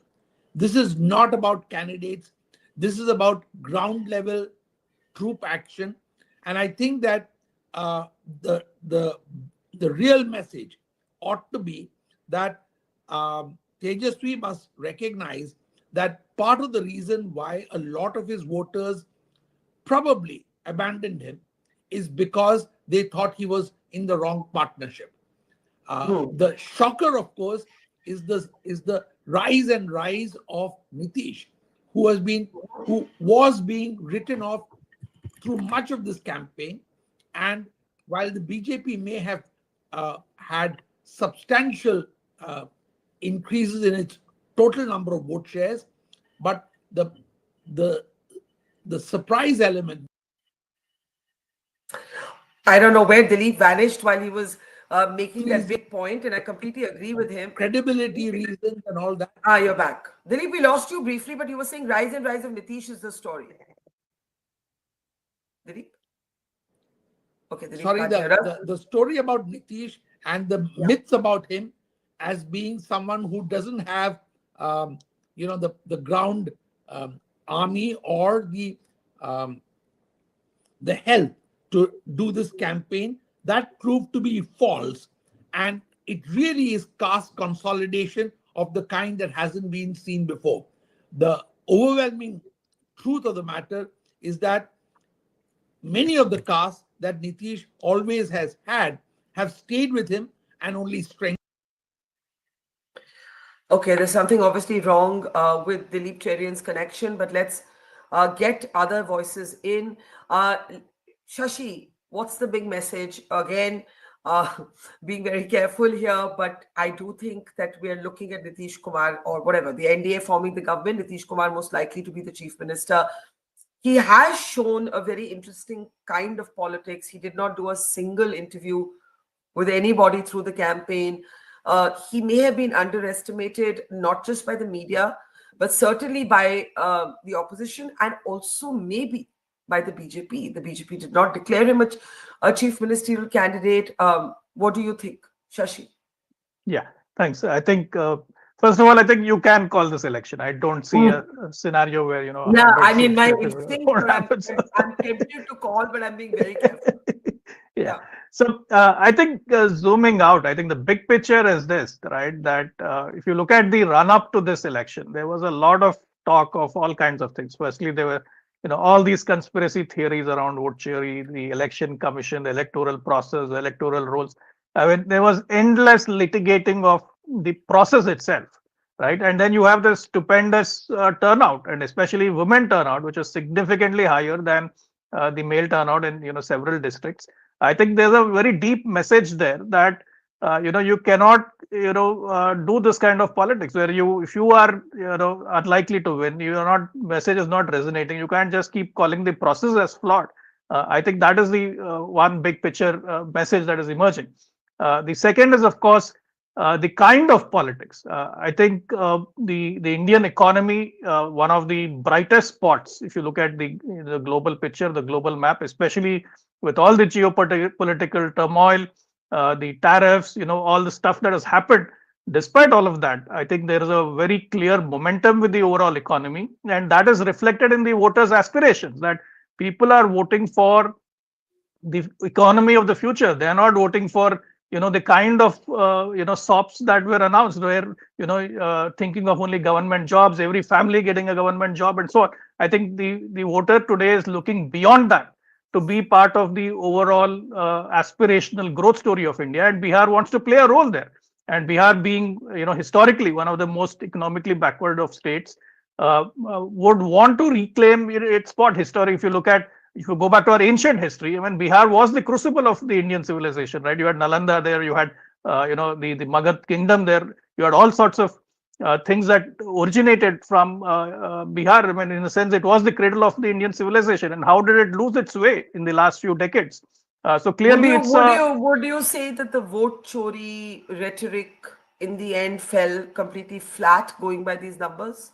Not just flat. I think it is done and dusted. I think if there is anything that between Mr. Rahul Gandhi and his advisors, I think they just need to completely shut shop, because it has become irrelevant. Nobody's bothered about any of this stuff. I mean, it's just that group thing that has been going on between his party, his advisors, and the motley group of activists who have been drumming up these conspiracy theories, which have practically no basis. Let me get Sandeep Ghosh in. The big picture, Dilip Cherian is already saying Akhilesh needs to take a cue. Partnering with the Congress tends to pull parties down. For the RJD, I mean, we know now that Tejashwi had to fight behind the scenes to get declared a CM candidate, and Rahul Gandhi went missing at that time. Shashi Shekhar says the vote chori issue is not just fallen flat, it's done and dusted, it's over. The Congress is still giving statements about how, the election commission, they're still pointing fingers at the election commission.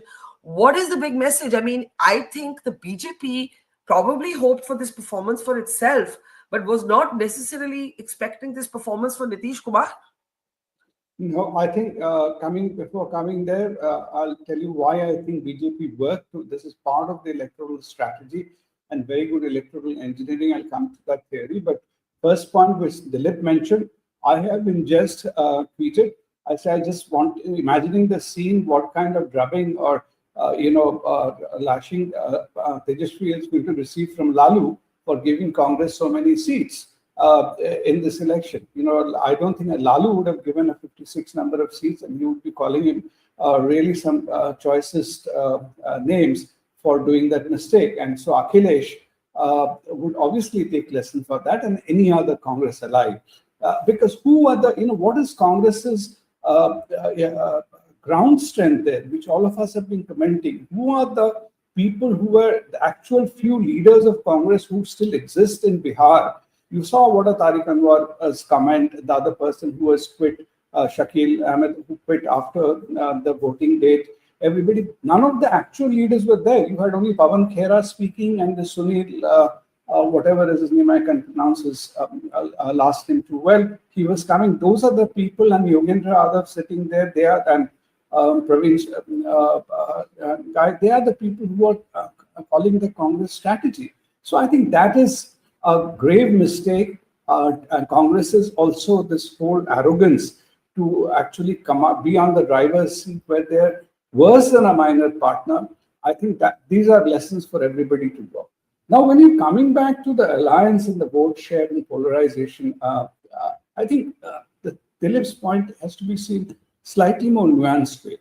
Tejashwi has delivered in terms of the Yadav votes. If we were to go by Pratik Gupta and other people's analysis, he has consolidated the Yadav vote, not only of the male votes, also the female votes. What he could not get was a non-Yadav EBC or whatever you call the extreme backward classes vote, which a Congress should have delivered, to some extent got for him. Also the anti-incumbency vote of Nitish. There's no denying there was an anti-incumbency vote of Nitish. How did BJP do that? BJP this time consolidated that, or sort of compensated for Nitish's anti-incumbency by first of all getting Paswan's son into the fold so that he didn't undercut any of Nitish's votes. Prashant Kishor played that role in kind of sort of acting as a filter for the anti-incumbency vote getting transferred to MJB. So, and as you mentioned earlier, Nitish did not give any interviews. It is the BJP booth workers, booth level management, which contributed also to JDU's win. So they have seen it this time as a holistic thing, and so has Nitish Singh. So people are asking, without Nitish, this alliance could not have worked. Again, Nitish could not have won without the BJP machinery at his disposal. That is how I see that. The last point, Barkha, I will make is, I think too much point is made about this people moving out of Bihar for employment. People will go where there is a greater opportunity. Nobody is a fool today to stay back, even at the lure of a government job, which they know how much is going to earn them.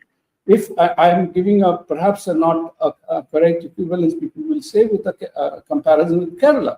The people from Kerala who used to go to work in the Gulf, it is not that they were doing some great job there. They were earning and they're repatriating the money, and they were happy and vote for the LDF or the UDF in Kerala to keep it going. I have seen today, Barkha, with my own eyes, I was talking about Coimbatore, I used to live there, Bihari workmen returning from Coimbatore in hordes on plane. And when I asked them how he said, they say, you see, what is my daily earning here in Tirupur or any other place I'm earning? If I were to go by train, I'd be wasting 5 days. Here I buy a ticket in advance and I'm earning in a day much more than what I'd be earning in a month in staying back in Bihar. So if they see the opportunity, if tomorrow you even get industry into Bihar, these people will still go there. And what is happening, the last point is Nitish's period, 20 years. Everybody might say, it's a glass half full empty. Even if you say it's 3/4 empty, the 25% development which people have seen is much more than what was the development earlier. And Nitish's development has cut across caste line. It has not been restricted to one community. And Nitish, like to some extent, like Naveen Patnaik, even Chandrababu Naidu, gives the confidence that he can get the center to invest, and which the center has been doing. Here, so the development you see in roads, electricity, water, and everything, that is touching. People realize that difference. You and I sitting in Bombay, Delhi or Bombay or wherever, we won't understand this psyche, Gati Shakti, the freight corridor, all these things coming in, people understand rather than getting some Garib Rath and Kullad ki chai. They realize the difference between that and this today. I want to actually talk a little bit about the larger politics that emerges from this situation, right? Dilip, I hope you're steadier now because I want you to pick up on what Sandeep and Shashi Shekhar have said. One of the points that Shashi made was vote chori is not just over, it's done and dusted. There's no takers for it in Bihar. It had zero impact on the result, both in the turnout and the actual numbers. Sandeep, you just heard. I want you to pick up on the ramifications for this in other states. As you said, Akhilesh, what happens now to the Congress? Look at the Congress. The Congress is down to only 7 leads. The RJD is down to only 36. Great question, Barkha. And I think that while Sandeep has looked at some aspects of it, I must say that the thing for regional parties, the big message for them is that this double engine Sarkar theme is actually not as much of a lure if you see how much Nitish has gained. So it is a successful regional party which has the right kind of electoral strategy and obviously its own boots on the ground that makes the difference. I think that while it may be good for a prime minister to campaign, the people of any state, and Bihar is probably one of the most politically literate states there is, can make out who is going to be their leader. And the question out of the past has always been, show me your leader. And that is what worked this time in Bihar, and the public confidence, which will be repeated in other states, that if we can see who's going to be the face of the government that's going to lead us, we will take a informed decision as to whether she or he is someone we can go with. I don't think that they're really concerned about the big issues of investment and I know that Shashi referred to it, of infrastructure or large mega greenfield projects. I don't think that expectations on that are high. Give us social justice, give us the doles we need, give us the 10,000 rupees in the bank, and we will vote for you. But we will vote for the party that has a leader who's going to be here, based here, and working for us, and who we can hold accountable in the years to come. Pooja Tripathi of the Congress is with us. Welcome to the program. How disappointed are you? Would you accept what was just being said here, that all of the issues that Rahul Gandhi tried to raise, particularly vote chori, had zero resonance, zero takers in Bihar? Question one.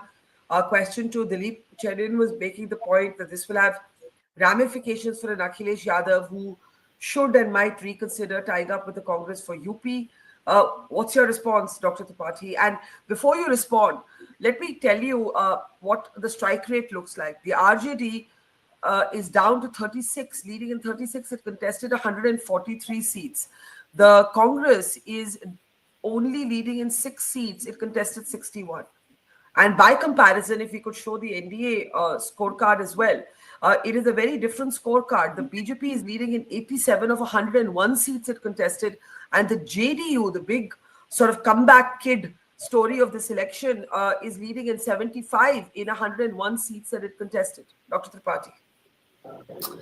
Barkha, when you talk about disappointment, very disappointed, because this campaign was run on the pitch of development. Tejashwi actually brought the issue of Kamai, Sichai, Karwai, Jansunwai, which was picked up later by Amit Shah ji, who was initially, harboring on monologue of PM ki maa ka apman and then Guspetki and all that, and then he started talking about Kamai Sunwai. But what we see here is it's just the whole India Gathbandhan's tally has been down.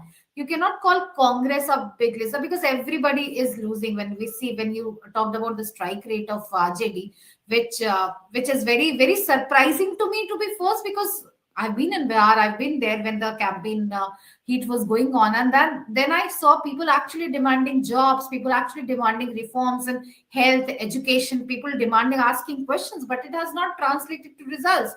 And 10,000 rupees dole out of 10,000 rupees is actually a big amount when it comes to something as economically deprived state as Bihar. 10,000 is the money that their counterpart husband won't be earning that much money. So 10,000 has been a big game changer. But all in all, it has been a very disappointing day. And we didn't expect this kind of result. We didn't expect this clean sweep by NDA. Congratulations to the winner. Congratulations to Nitish Kumar. I hope NDA takes a bet on him and he does not become Eknath Shinde too, and he goes on to become the CM of state. And yeah, that's it.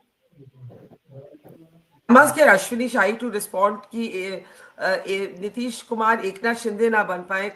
और हमने election नहीं call किया, लेकिन कांग्रेस ने कंसीड कर दिया है। I think it's quite clear now. Ashwini ji, देखिए, नीतीश कुमार जी के ऊपर जो भी कयास लगाना हो आप लोग लगाते रहिए, कोई दिक्कत नहीं है। आने वाले दिनों मैंने क्या में किया है? मैं तो सवाल आपकी बात नहीं कर रहा हूं, मैं विरोधी दलों की बात कर रहा हूं। आपने तो सवाल पूछा है, मैं विरोधी दलों की बात कर रहा हूं। देखिए, आप लोग तो जो है कुछ खोजने की कोशिश कर रहे हैं उनसे कह के, हमसे कह के, लेकिन उसमें फिर भी वही है कि नीतीश कुमार जी बिहार के सीएम होने जा रहे हैं फिर से, जब भी शपथ ग्रहण होने वाला है। दूसरी चीज, अभी देखिए राहुल गांधी जी के बारे में कहा जा रहा है, राहुल गांधी जी अप्रासंगिक हो चुके हैं बिहार में। अभी देखिए उत्तर प्रदेश में क्या हाल होता है। अखिलेश जी इस समय बहुत पूरा अमला लेकर वहां पहुंचे हुए थे, जबकि उनका कोई प्रत्याशी नहीं था। बिहार से उन्होंने, अखिलेश यादव जी ने उत्तर प्रदेश को जोड़ा था। 27 का चुनाव भी उनके हाथ से फिसलता हुआ नजर आ गया। अभी उनका एक बयान आया कि एसआईआर ने खेला कर दिया। भाई एसआईआर तो आप लोग मांग कर रहे थे, वही एसआईआर में हो रहा है कि गलत वोट हो गया, ये हो गया, एसआईआर सब सही कर रहा है। अब क्या दिक्कत है? क्योंकि अब राहुल गांधी जी को सब लोगों ने नकार दिया है, तो अपने अपने बयान देने शुरू। अब पहली चीज पहली बार देखने को या दूसरी बार देखने को मिल रही है, ईवीएम बेवफा नहीं हुई, अब एसआईआर पर दोष देना शुरू किया इन लोगों ने। ईवीएम का किसी ने नाम कहीं नहीं लिया। वो एसआईआर को भी देखिए धीरे धीरे किस तरीके से कलकत्ता में मोहल्ले के मोहल्ले खाली हो रहे हैं, एसआईआर के नाम पर वोटर नहीं मिल रहे हैं, किसको बीएलओ पर्ची दे। इन लोगों के बीएलए क्या कर रहे थे? इस समय चुनाव आयोग ने निष्पक्षता का पैमाना एकदम समृद्ध रखा है और उसी की वजह से ये सारी चीजें आ रही हैं। वरना फेक वोटर्स के जरिए बिहार हो, बंगाल हो, ये लोग फिर से चुनाव लड़ने की कोशिश कर रहे थे। राहुल गांधी जी ने देखिए किस तरीके से यात्राएं निकाली, ये वोट चोरी वाला मामला, लेकिन कहां जनता, बिहार की प्रबुद्ध जनता के ऊपर कोई असर नहीं पड़ा, कोई असर नहीं पड़ा। बिहार की प्रबुद्ध जनता जानती है कि हम किस गड्ढे से निकल कर आए हैं और अब कहां हम खड़े हैं। आगे नीतीश जी की सरकार हमको कहां ले जाएगी, एनडीए की सरकार हमको कहां पर ले आकर बेहतर, डबल इंजन की सरकार का क्या फायदा होता है, ये सारी चीजें बिहार की प्रबुद्ध जनता जानती है। और खास करके हमारी माताएं और बहनें, जिन्होंने वहां पर जिस तरीके से अपने हक का, ये वोट उनका अधिकार है, उसका मुजाहिरा किया है, वो काबिले तारीफ है। और इस समय हिंदुस्तान एनडीए को जो है पूरे देश में जनमत मिल रहा है। अब रोने वाले, विलाप करने वाले कुछ भी कहें, कोई कारण गिनाएं, नीतीश जी को अलग करें, शिंदे बनाएं, हो सकता है कि तेजस्वी जी 30-35 पा रहे हैं, वो लेकर अब उसमें से आधे हमारी तरफ आ जाएं, ये भी देखना होगा। तब कहेंगे ऑपरेशन लोटस चल गया। ऐसा कुछ नहीं है, 2/3 बहुमत से सरकार हमारी बन रही है और कहीं संदेह नहीं है बिहार का जो विकास अब तक हुआ है, इससे आगे टेक ऑफ करेगा एक तरह से बिहार का विकास। और डबल इंजन की सरकार जितनी बात हुई है माननीय प्रधान, और एक सबसे महत्वपूर्ण बात है, इस चुनाव में माननीय गृह मंत्री जी ने वहां का पूरा जो है एकदम सब कुछ देख रहे थे, एक तरह से वो इंचार्ज के ऊपर पूरी नजर बनाए हुए थे, वहां पर समय दिया उन्होंने। और ये मानना पड़ेगा कि कितने बढ़िया उन्होंने जो है चुनाव का संचालन किया वहां पर, कि आज एनडीए को, ये देखिए स्ट्राइक रेट हमको लग रहा है 5% है कांग्रेस का स्ट्राइक रेट, और भाजपा और इसमें पांचों दलों का जोड़ लीजिए क्या स्ट्राइक रेट है, हमारा 80% से ऊपर है, लगभग 80% जेडीयू का है, चिराग जी का देखिए क्या है। ये सबने मिलाकर शानदार काम किया है। मैं कहना चाहता हूं अमित शाह जी को, माननीय प्रधानमंत्री जी को, नीतीश जी को धन्यवाद कि उन लोगों ने शानदार तरीके से अपनी बातें जनता तक पहुंचाई और जनता ने उसका सम्मान किया। और जनता ने एक उत्साह के रूप में वोट देकर भारतीय जनता पार्टी, जेडीयू और पांचों दलों को हमको विजयी बनाने का काम कर जी। मैं पवन खेड़ा का बयान पढ़ना चाहती हूँ। Doctor Tripathi, you were very gracious, you conceded defeat, but Pawan Khera is making this about the election commission, saying this contest is directly between the election commission of India and the people of Bihar, and let's see who wins. I'm not even talking about parties, I'm talking about a direct straight contest between CEC Ganesh Kumar and the people of Bihar. And he was still hoping, of course, that these trends could change. He still said they're early trends, we're still waiting a bit. Sandeep, do you want to react on this? Barkha, there's nothing to react except, as I said, Congress is living in denial, and living in denial not Congress, I would say. It is the scrutiny of people who are controlling from Delhi, who I call the ruthless wonders, the backroom boys of Rahul Gandhi, who are,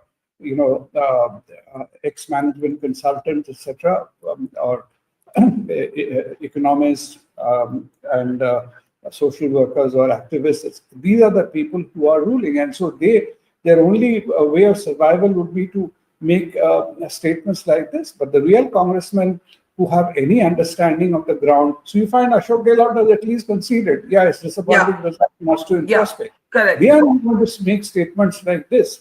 It is only the Kheras of the world who are going to make this statement. Unfortunately, Rahul Gandhi depends on them rather than anybody else. So what to do?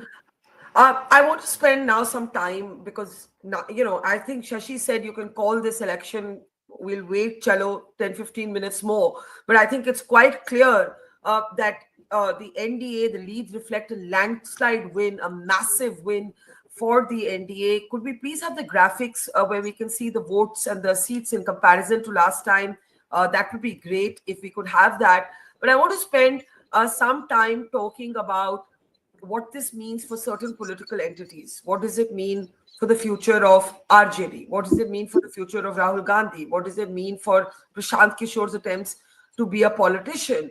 What is the winning formula for the BJP? There's so many bigger issues to talk about because the election numbers seem to have actually settled. According to the EC leads, the BJP is leading in 87.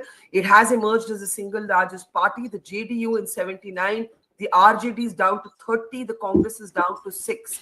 Dilip, I'll start with you. This is the big picture. The NDA is poised to form the government in Bihar with a massive, big win, where the BJP, according to even the Election Commission leads now, is the single largest party, but is likely to make Nitish Kumar the chief minister. This is what we believe.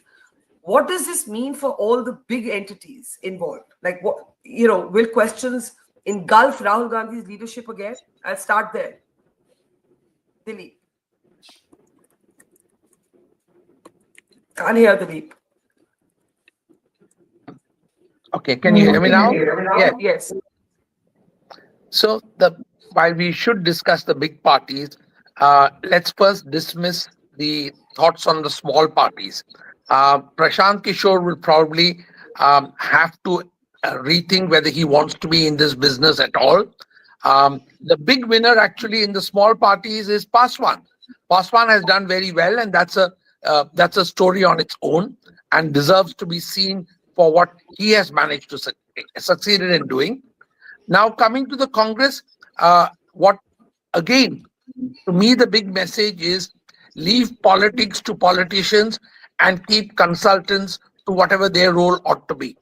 I think most people know that the kind of leadership locally on the ground in Bihar was not the kind of political entities that need to get that share of power, but people who were handpicked because of either their freshness or their alleged ability to deliver advice or consulting kind of stuff to the Congress.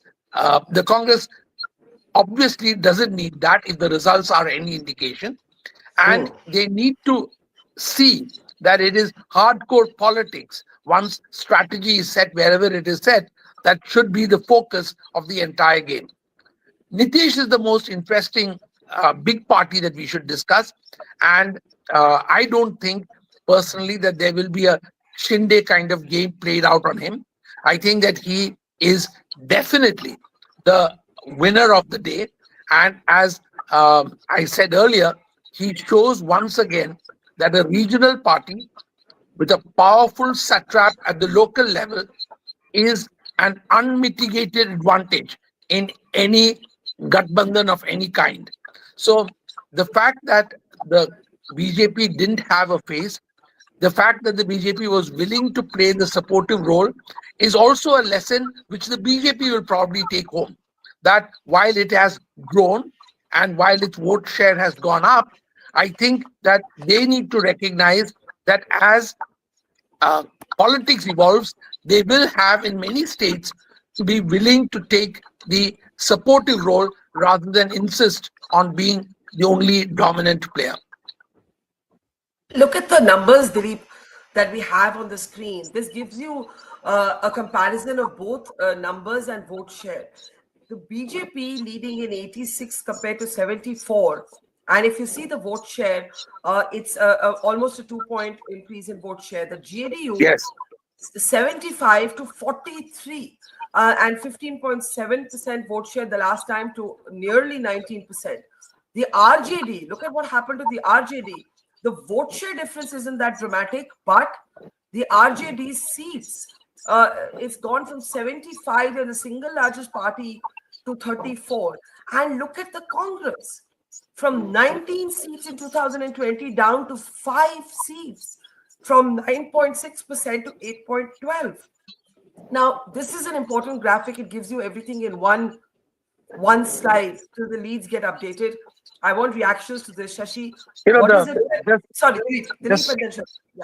Yeah, just so that the point is valid in terms of this data, please understand that as far as my information goes from the ground, the Congress spent all its time making sure that it would not look smaller than Tejashwi.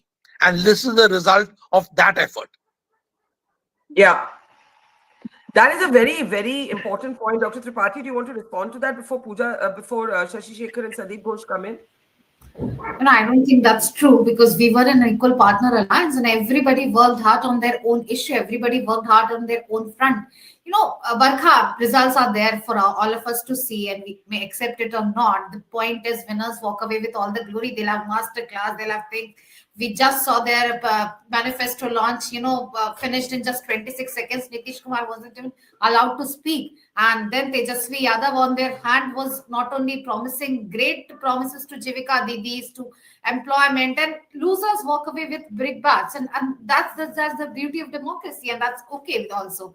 So, but writing off anyone, writing off the vote chori issues, not, because we saw the massive disenfranchisement which happened through the SIR exercise. We saw the massive, in 14 out of 44 districts, women were disenfranchised, women were cut off from the electoral list. We saw, we have at this list Ranjan Thakur, Nagendra Kumar, Prabhat Kumar, Santosh Oja, Sanjay Jha, Ajit Kumar, Uday Kumar. The independent fact checkers are bringing out there. They have voted in Haryana, they voted in Delhi, they voted in Bihar. We saw a train full of people coming to Bihar and vote. So vote, it's very fashionable to write off people and say that this issue didn't work when we have this kind of result. But vote chori is a pertinent issue, and mind it, the 9 people that I named out right now, everybody has one common factor. They're BJP workers, they're BJP karyakartas or the leaders, and they have been continuously voting from Rajya Sabha member to a normal karyakarta. They've been voting at the women fancy of every state elections. So vote chori is a pertinent issue that Rahul Gandhi has been bringing up on, and the whole performance of Mahagathbandhan has brought down. We'll sit on it, we'll think about it. But writing of Prashant Kishor plays that it's a democracy, it's a fair game. Everybody's welcome to have their own chance. And Prashant Kishor worked. Prashant Kishor came back to Bihar. He had a pitch on Soars, then he had a pitch on education, and it's very fancy, it's very fashionable to write off every opponent. Ye nahi chala, are wo nahi chala. It's not like that. If we were fighting a pitch on development promises, and look at their 2020 manifesto, I may seem very wrong in stating out, but they have not promised even one of the thing that they have promised in Sankalp Patra. They went away in 26 seconds. 26 seconds for Maggie bhi nahi banti. The way they launched their manifesto, and that's what it's people's verdict. People have elected them. People have thought about it. People have elected them, and let's see how they'll read and maybe in the next year we'll again tell them that they have not promised anything, that they have because launching a manifesto in 26 seconds goes on to show that you are not serious about it.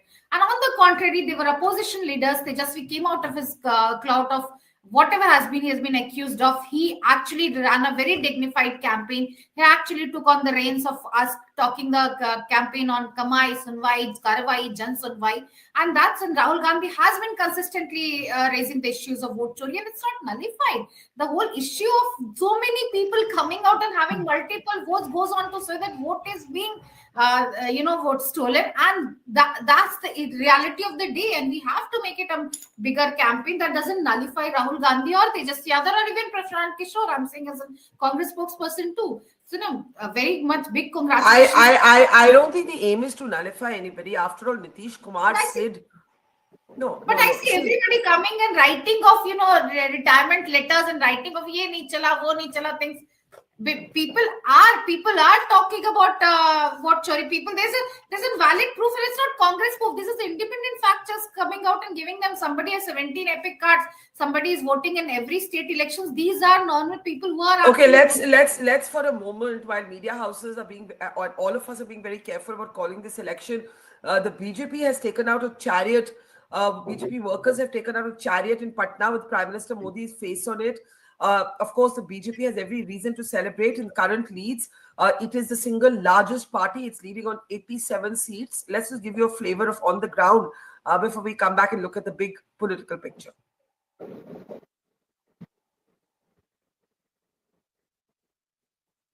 Can we play that? Okay, I don't think the video is playing, so let's keep. Oh.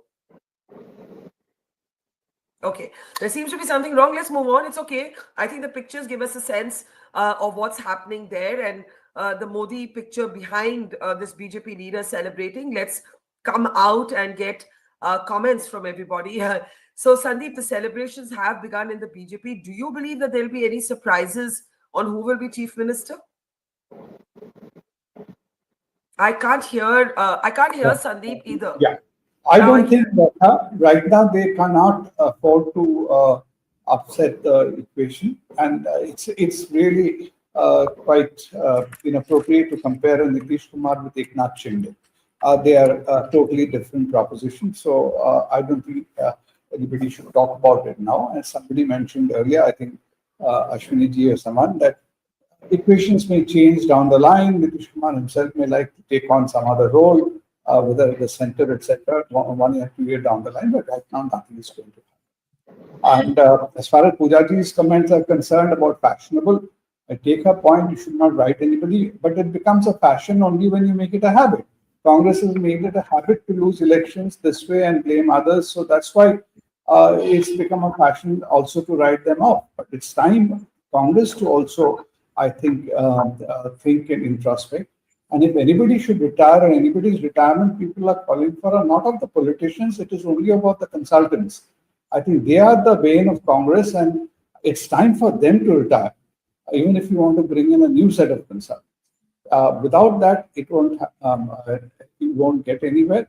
And what Dilip was talking about, small parties, you see why Paswan's party had won. He has also made the right choice of tagging along with the BJP.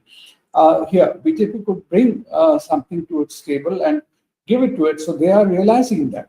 So I think the salvation of the opposition would be to, if they have, we all need an opposition, even if it is a coalition opposition. But the only way the coalition would work is if they can have a coalition without the Congress, because as soon as you have Congress in it, Congress starts behaving as the big brother, bigger than everybody, and then pulls down all alliances together. So if there is some kind of a configuration can emerge, and India without Congress, then probably you have some chance of some kind of a viable, at least visible, viable opposition. Otherwise, this story will continue, and I'm afraid it will become a habit.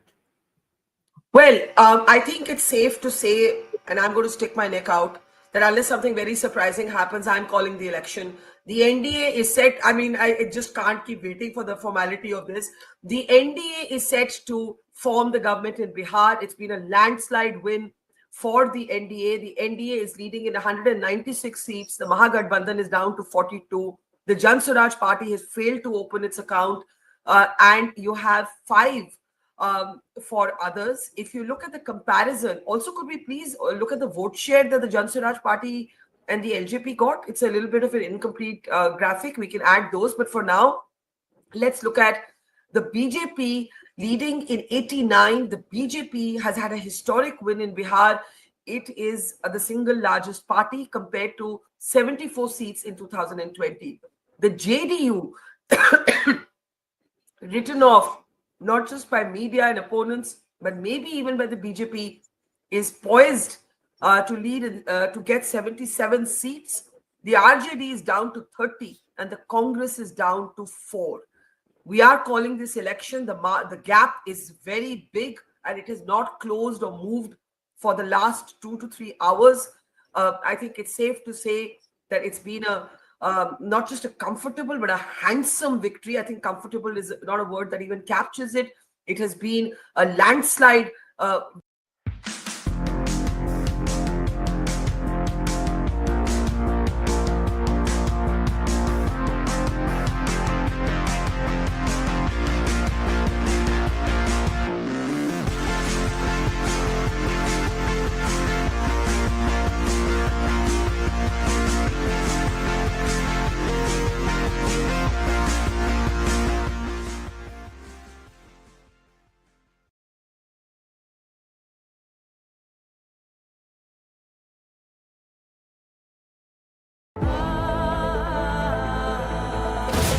मुझे क्षमा करिए मुनीवर, मेरे पति कुटिया में नहीं है। मालती पूनम, ये लड़कियां अपने इश्क में नहीं भागी। 19 लड़के हैं सर। तुझे पता है तो क्या है? राक्षस।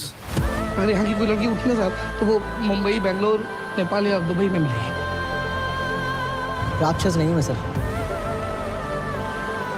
बाज है।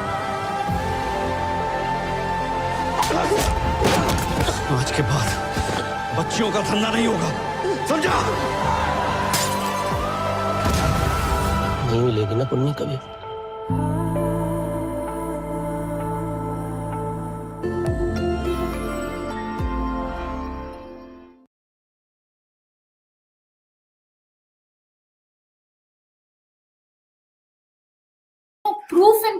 Proof every day out in public. I also talked about not writing about issues. Migration is a big problem. Education, health sector is in tatters. Bihar has not industrialized at 0.3%. Their per capita income is at 30%. I'm asking, to not write about issues and not just sing praises for leaders, however they may find, they may look promising or handsome or landslide victory. I'm talking about issues too. I'm not just talking about people.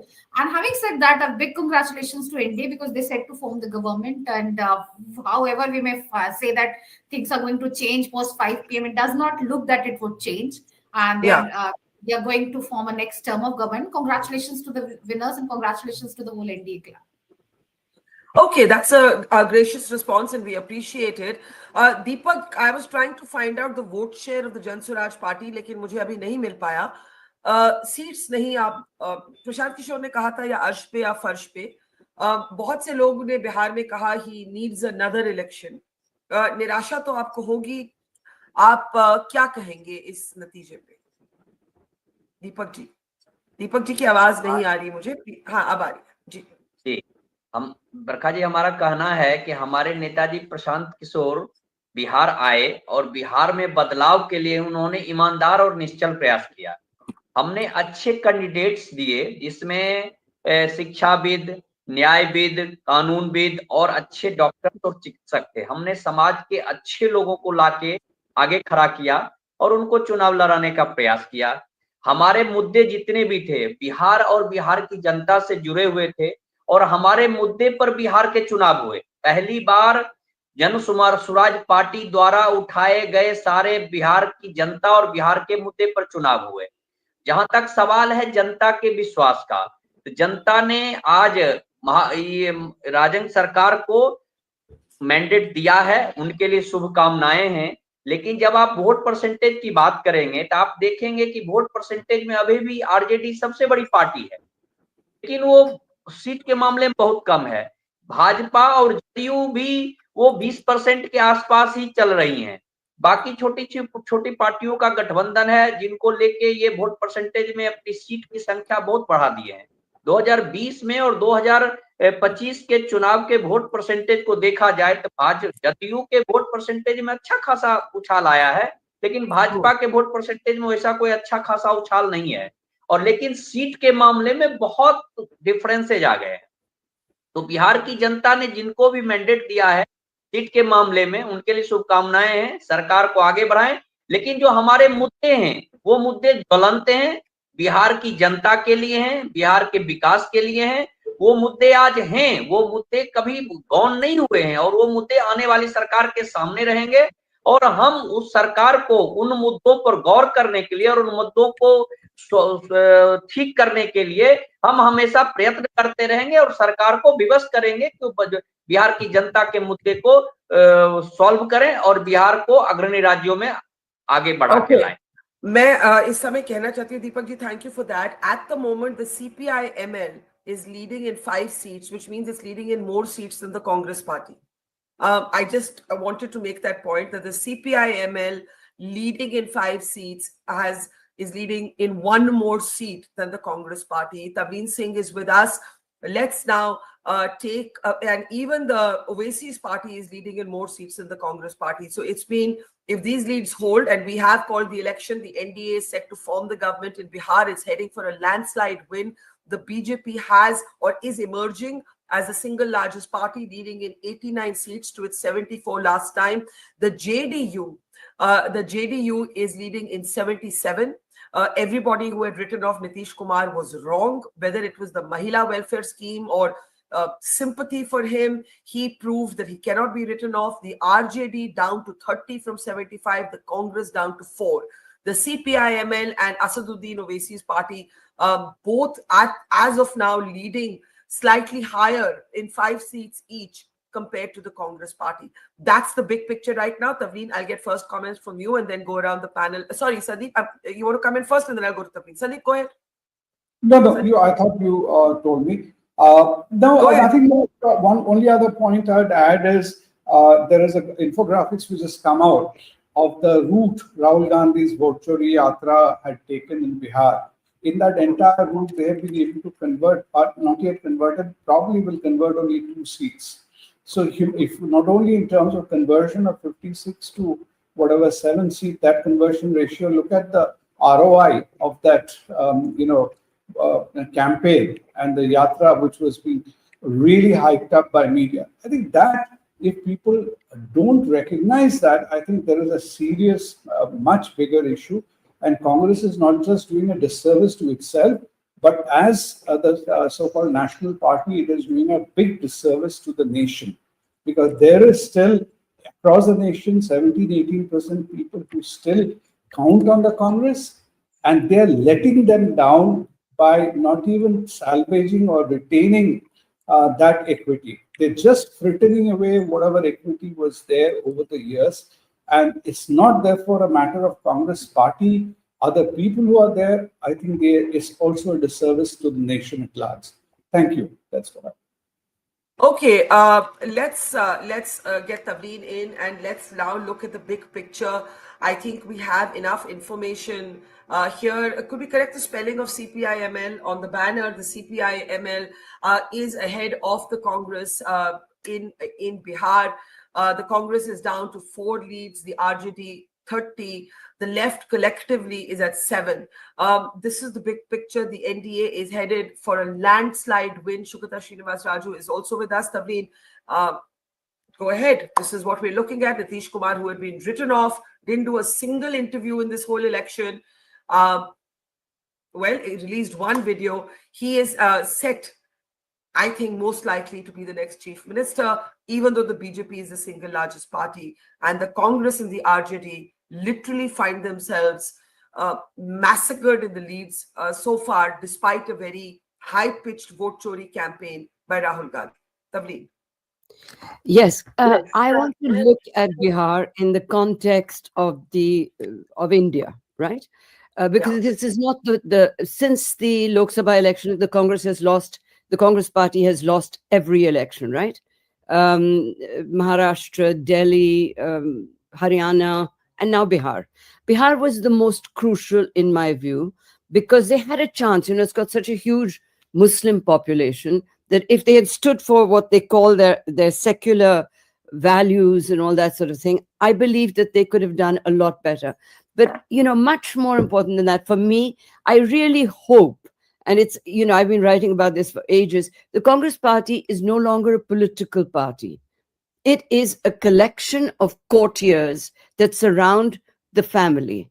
And none of those courtiers have the courage to say to Rahul and Priyanka, can you just step back a little and let people emerge? There is no party structure, and they're up against a formidable electoral fighting machine, and they haven't yet woken up to that.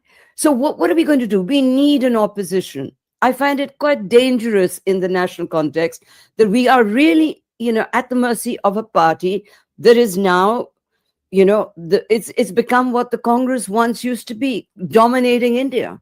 I don't think that's healthy.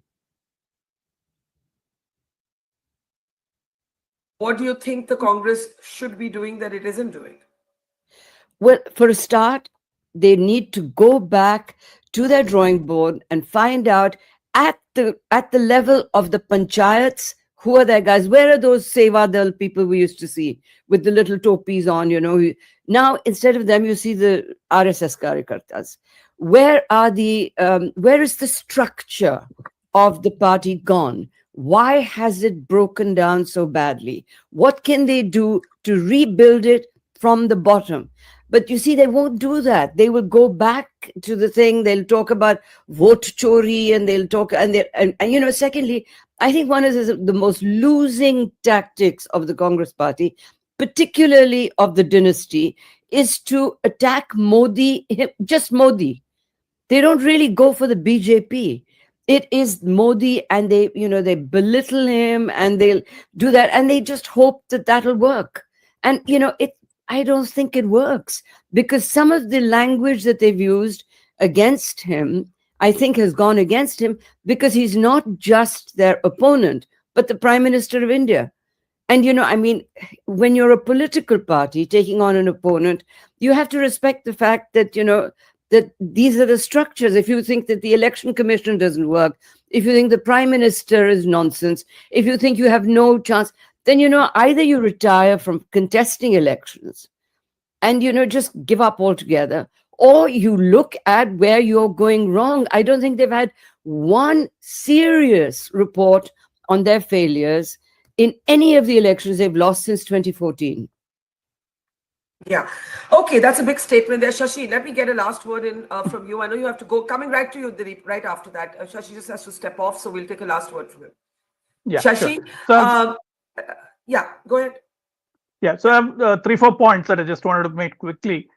First is, I think if there's any kind of chori, it is not vote chori, it is akal ki chori, because there is practically no common sense in the manner in which the Congress has been persisting on this issue. What Tavleen has said is very interesting, that there has been no serious review, because I think if there is a serious review, the entire leadership of the Congress will have to be shown the door, and that is the reason why there is no serious review within the Congress party. But I think there is a bigger issue with the concern from the health of the Indian democracy standpoint, that there is practically a vacuum in the non-BJP space for a non-dynastic, non-caste, non-regional party to emerge. The Aam Aadmi Party was one such hope, but that has lost its way. The Prashant Kishor phenomenon, I think, has been overhyped in the media. So that space is still vacant for waiting for someone to come in. And as far as caste-based, family-run parties are concerned, I think the only ones that have emerged viable are those which have a progressive narrative, like Naidu in Andhra, for example, or even the DMK to some extent has a progressive narrative, irrespective of all the other issues that they dabble in. So I think there is a lesson there as well for the smaller regional outfits which are family-run. The last point that I want to make is the larger narrative. Okay. Hanji, Deepak ji. Thank you, Deepak ji. Thank you. Sorry. The larger narrative that has emerged in the last few weeks in various international media. Why is India not seeing this so-called Gen Z revolution? Why is India stable? I think there is a lesson here that the Indian democracy and the Indian economy are coming together. I think this is a very unique point in modern Indian history, that there's a convergence between democratic stability and the economic momentum, and I think that is what is really shaping things, and that is what we are seeing in these electoral outcomes, and that is the message that the Rahul Gandhi led Congress is missing. Thank you. All right, Shashi, thank you for that. We are continuing to analyze the Bihar election results. If by any chance you have just joined us, the NDA is all set to form the government in Bihar. It is heading for a landslide win. The BJP, and oh my God, just when I was speaking, is this actually correct? The BJP is now leading in 91 seats. I was talking a couple of minutes ago, and it was on the Election Commission, it's showing 88, but our other sources showing 91. Would be great if somebody could talk in my ear and confirm to me if this is correct. The BJP is leading in 91 seats, the JDU in 78, the RJD down to 30, the Congress down to 4. At the moment, the left is collectively at 7 seats, and the CPI-ML by itself, as well as the MIM, Asaduddin Owaisi's party, is ahead of the Congress. The BJP just increased and improved its leads. It's an extraordinary result for the party. Vinod Sharma of the BJP is also with us. I just want reactions. Vinod ji, आपको मुबारक. आपने सुबह कहा था, जब लग रहा था कि बहुत टाइट फाइट होने वाली है या क्लोज फाइट होने वाली है, 1 घंटे के लिए लग रहा था, लेकिन बीजेपी 91 सीट्स में लीड में है. अब ये भी चर्चा चल रही है कि इतने सीट्स के बाद क्या नीतीश कुमार ही मुख्यमंत्री बनेंगे या कोई एकनाथ शिंदे टाइप सिचुएशन हो सकता है? देखिए, पहले बिहार की जनता को हम आभार व्यक्त करते हैं, बधाई देते हैं, जिन्होंने हमारे आदरणीय प्रधानमंत्री के विश्वास पर मुहर लगाया, नीतीश कुमार जी के काम पर मुहर लगाया है. और निश्चित रूप से हमारे गठबंधन जो है उनके विश्वास पर खरा उतरेगी. बिहार में और तेजी से काम होगा, बिहार और तेजी से आगे बढ़ेगा. जहां तक मैंने पहले भी कहा था, अभी भी कह रहा हूं कि नीतीश कुमार जी हमारे नेता हैं और निश्चित रूप से आदरणीय अमित शाह जी, मोदी जी ने कहा कि इनके नेतृत्व में हम चुनाव लड़ रहे हैं, यही नेता है, तो उसमें कहीं कोई इफवट नहीं होगा. निश्चित रूप से नीतीश कुमार के नेतृत्व में सरकार बनेगी और फिर उसी गति से हम आगे बढ़ेंगे. पर आप कहते हैं कि नीतीश कुमार ही मुख्यमंत्री बनेंगे? देखिए, कहा ना कि हमारे नेता ने ही जब कह दिया, आदरणीय केंद्रीय नेतृत्व ने कह दिया कि सीट खाली नहीं है, माननीय मुख्यमंत्री नीतीश कुमार जी हैं, तो इसका मतलब क्या होता है? निश्चित रूप से मुख्यमंत्री हैं और रहेंगे. तो सारी बातें स्पष्ट है, कहीं कोई दिक्कत नहीं होगी. हम लोग मिलजुल कर फिर से बिहार के विकास के लिए आगे प्रतिबद्ध हैं, कटिबद्ध हैं. भारतीय जनता पार्टी ने पहले भी बड़े बड़े त्याग किए हैं राज्य हित और देश हित में, तो निश्चित रूप से हम लोग इस पर अभी भी तैयार हैं कि नीतीश कुमार के नेतृत्व में सरकार बने और नीतीश कुमार के नेतृत्व में बिहार आगे बढ़े. Okay, Madhavan Narayanan is with us. Welcome, Madhavan. For anyone who just joined us, it's a historic win for the BJP, which is leading in 91 seats of the 101 it contested. It's also very important to look at strike rates. So the BJP contested on 101 seats is leading in 91. Nitish Kumar, written off by almost everybody, makes a stupendous comeback, leading in 78 seats of the 101 it contested. The LJP, Chirag Paswan's party, also a pretty good strike rate, 22 leads in 28 seats contested. Can we switch to the Mahagathbandhan scorecard? Look at the RJD. The RJD contested 143 seats. It's down to 30. It had won 75 seats last time. And now look at the Congress party. The Congress party contested 61 seats. It is down to 4 leads. The CPI-ML and the Congress right now have the same performance. 10 minutes ago, the CPI-ML was actually ahead. But if you look at it in strike rate, the CPI-ML has done better than the Congress because the CPI-ML only contested 20 seats. In those 20 seats, it's leading in 4. The Congress contested 61 and it's leading in 4. So this is the situation that we are looking at. Although the BJP is very clearly emerging as the single largest party, let's go to the comparison graphics on our screens as well. Nitish's story has been a great comeback story. Shugata, your first thoughts, do you agree with Tavleen that it is of course devastating for the RJD, but it is a wipeout for the Congress party? Thank you, Barkha. Thank you for having me. I completely agree with what Shashi just said and also Tavleen ji. But there is a very interesting observation that I want to make about the JDU's strike rate and the number of seats that the JDU has gained. So JDU contested as many seats as the BJP and they're 178. See, that, but still JDU looks very vulnerable to me because now the maneuverability that the JDU always used to have in the previous elections is completely gone. So they are now subservient to the BJP. They cannot say that we will run away with midway with the RJD, because if you add the numbers, Barkha, I don't think they can form a government together or with the entire Mahagathbandhan. No, what do you mean? I mean to say that in case you mean if Nitish turns sides? No, that is me. What I'm trying to say is that in earlier elections, Nitish used to always have the upper hand. See, 2020, Nitish got just about 43 seats, and BJP was I think 74 or 75. But still, Nitish was made the chief minister because the numbers were very different on the other side. If you added a simple arithmetic, would actually give them a small majority. That's how Nitish went away in the middle. So this time, that kind of a possibility does not exist. Nitish looks a little vulnerable to me because he does not have that maneuverability this time. He has to just stick to the BJP.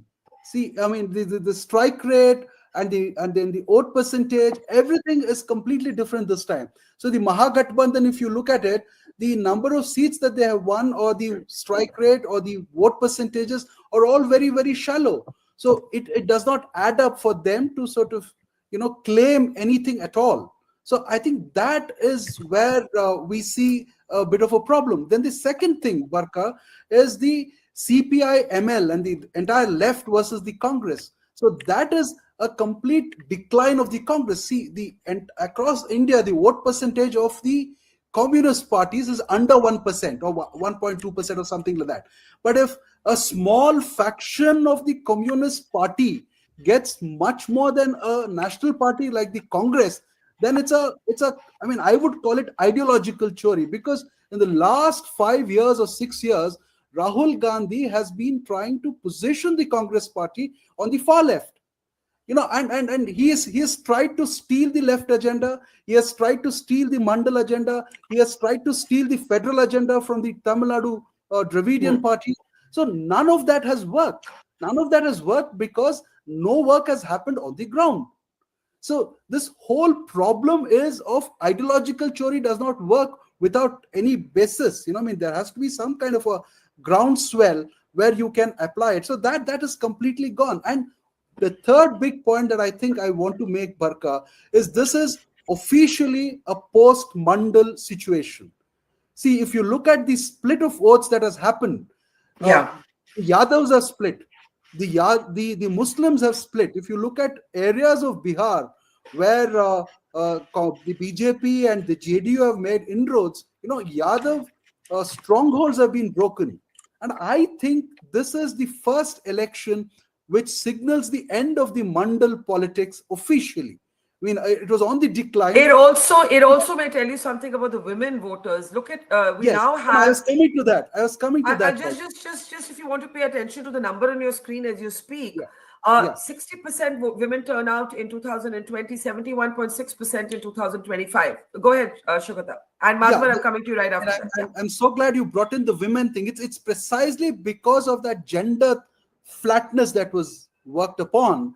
It is through gender that Modi and the BJP and the right wing have completely, broken the caste kind of nexus that used to exist.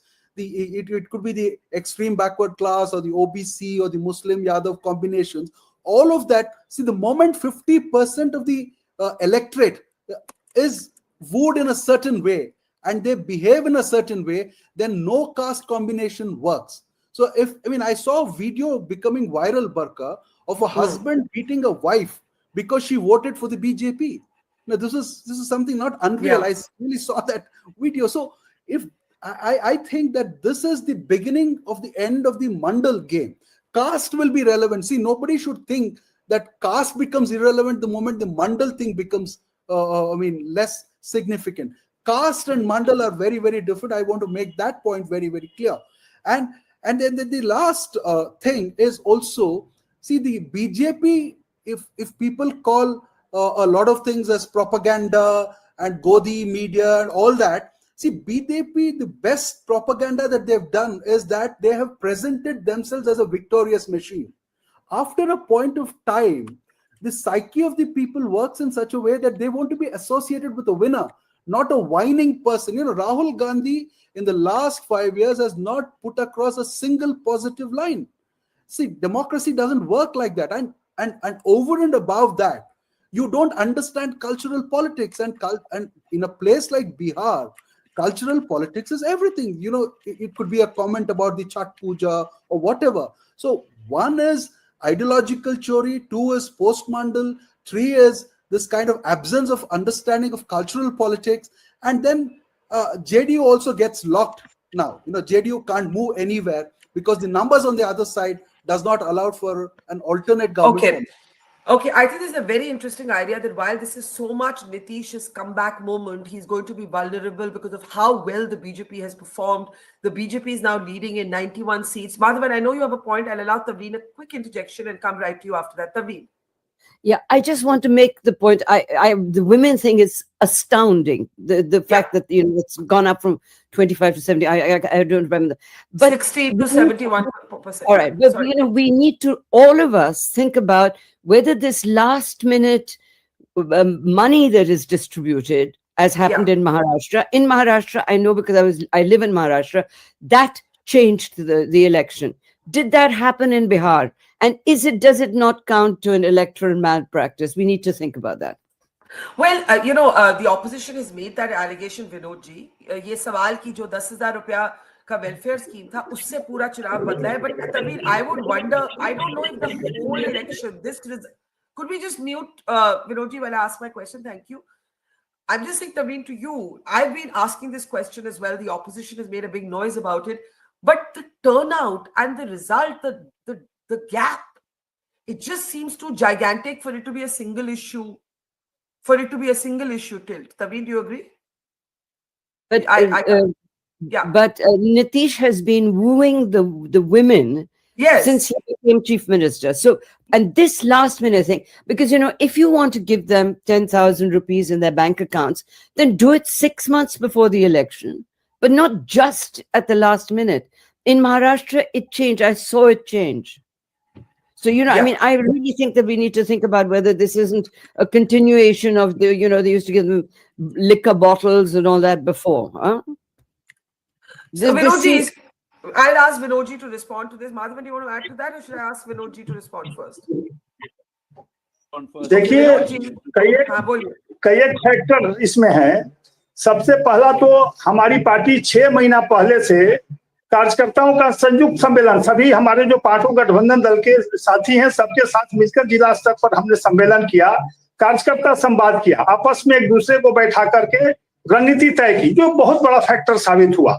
सारे कार्यकर्ता काफी सक्रिय हो गए, सभी हमारे 5 दल के, और उनने पूरी शक्ति लगा दी. कार्यकर्ताओं के बल पर इतनी बड़ी लड़ाई लड़े और जीते हैं. जनता का आशीर्वाद, निश्चित रूप से जनता तक हमने जो काम किया वो ले जाने का काम किया. हमारे कार्यकर्ताओं ने पहुंचाया जनता तक कि हमने क्या किया है. नीतीश कुमार के नेतृत्व में आदरणीय प्रधानमंत्री जी ने क्या क्या बिहार को दिया है, तो सारी बातों से लोग कन्विंस हुए, हमारे विकास पर वोट किया है. कोई केवल महिला, ठीक है, महिला बहनों का और माताओं का बहुत बड़ा आशीर्वाद रहा है, लेकिन सारी चीजों को, परिस्थितियों को उन लोगों ने समझा कि बिहार इनके नेतृत्व में आगे बढ़ेगा, मजबूत होगा, तब जाके इतनी बड़ी संख्या में लोग उतरे हैं. पहली बार बहुत लंबे समय के बाद इतने वोटर्स निकले हैं हमारे नीतीश कुमार जी और प्रधानमंत्री नरेंद्र मोदी जी के विश्वास पर. और हमने करके दिखाया था, जो कार्यकर्ताओं ने ये बताने का प्रयास किया नीचे स्तर पर जाकर कि हमने किया. आज बिजली सरप्लस होती है.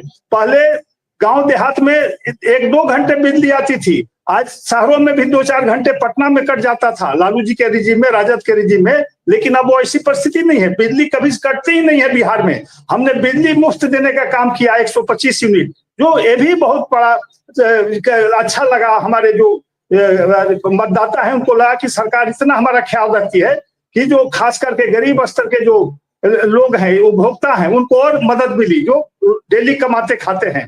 और बहुत स्तर पर हमने काम किया, महिलाओं के लिए, युवाओं के लिए किया है. हमने स्वास्थ्य योजना चलाया, 70 वर्ष से ऊपर के जो वृद्ध हैं उनको 5 लाख तक का इलाज प्रधानमंत्री जी ने पूरे देश में, उसका बिहार पर भी व्यापक असर पड़ता है. प्रधानमंत्री गृह योजना के तहत हमने करोड़ों लोगों को मकान दिया है. उसका भी असर पड़ा है। और बिहार की जनता जानती है कि इस शासनकाल जो एनडीए है, आदरणीय प्रधानमंत्री नरेंद्र मोदी जी और नीतीश कुमार जी की जो जोड़ी है बिहार में, बिहार को आगे ले जाएगा, बिहार में सुशासन देगा और खुशहाली लाएगा।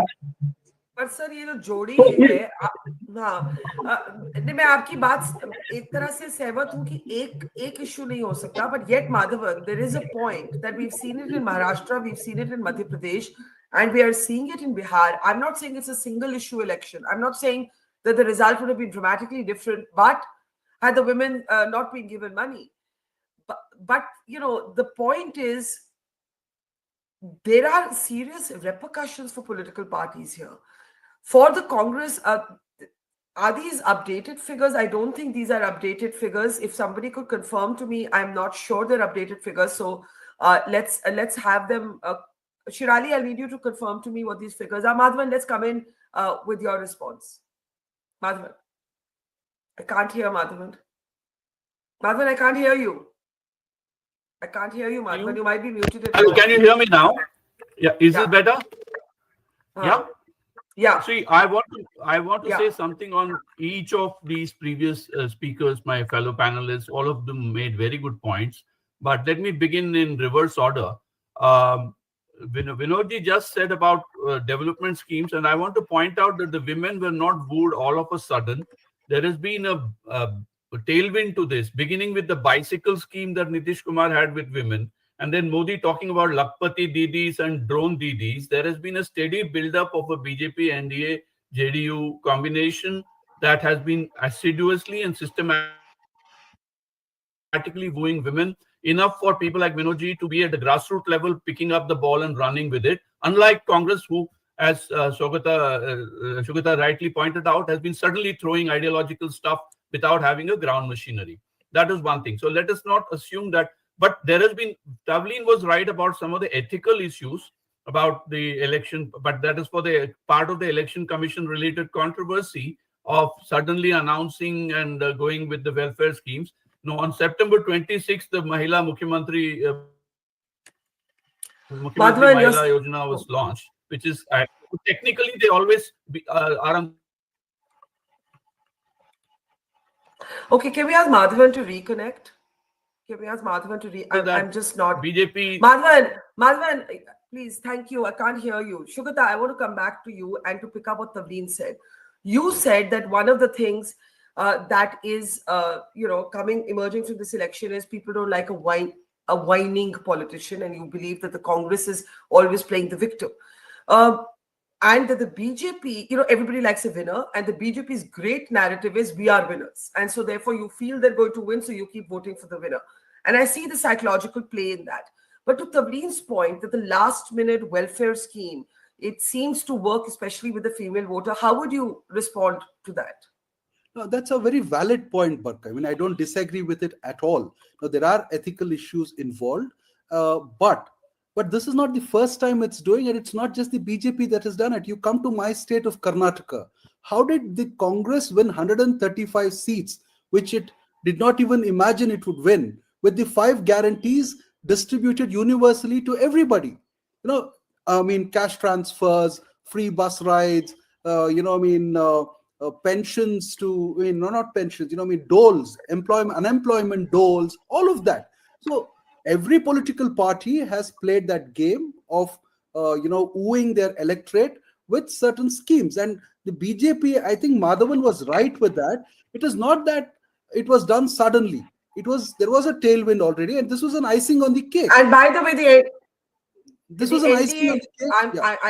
NDA has touched 200 seats. I was just flagging that. The NDA has crossed 200 seats in Bihar. Yeah. Go ahead. Yeah. So, since NDA has crossed 200, the Paltu Ram does not think will never work now, because the Mahagathbandhan RJD's numbers are very, very small. So that is the earlier point that I was making about Nitish never being able to sort of do the somersault midway now.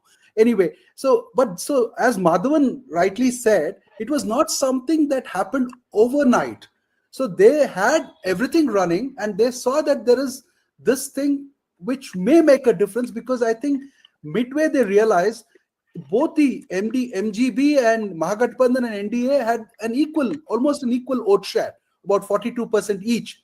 So how do you tilt the balance? So they tilted the balance by offering this. So whether they should have done it right before the election or whether it was a last minute thing, no, I don't think so. It was not a last minute thing. It was a consistent build up, and the BJP has sort of engaged the gender vote much more than any other political party, precisely because they want to break the caste nexus that had been created. That's precisely why I said that the mandal politics seems to be over, because 50% of your electorate is sort of amenable to something else, some other kind of an argument and reason. So that is the most fascinating part of this election for me, because caste remains, the organizing factor will remain. You will not give up your caste identity, but the way you do politics with your caste changes from now on. And that is a big lesson that is going out, especially Bihar, because Bihar is the one where all the caste revolution started, and all the and even the oppositional elections started with Jai Prakash Narayan and all that. And you also know the kind of controversies that these people sort of created, the Congress people, by calling Rahul Gandhi Jananayak. Although of a very small number of people called him that, the BJP made it an issue, because Jananayak was something that was attributed to Karpuri Thakur, the great Karpuri Thakur. So you couldn't have made such blunders. And the other thing, Barkha, the last point that I want to make is, when Mamdani won the New York mayoral election, the entire liberal gangs were up in, euphoric dancing and saying aunties claiming him in Delhi and all that. But the problem is they did not ask the basic question. Mamdani came from outside of the Democratic Party. He was part of the Democratic Socialist Association.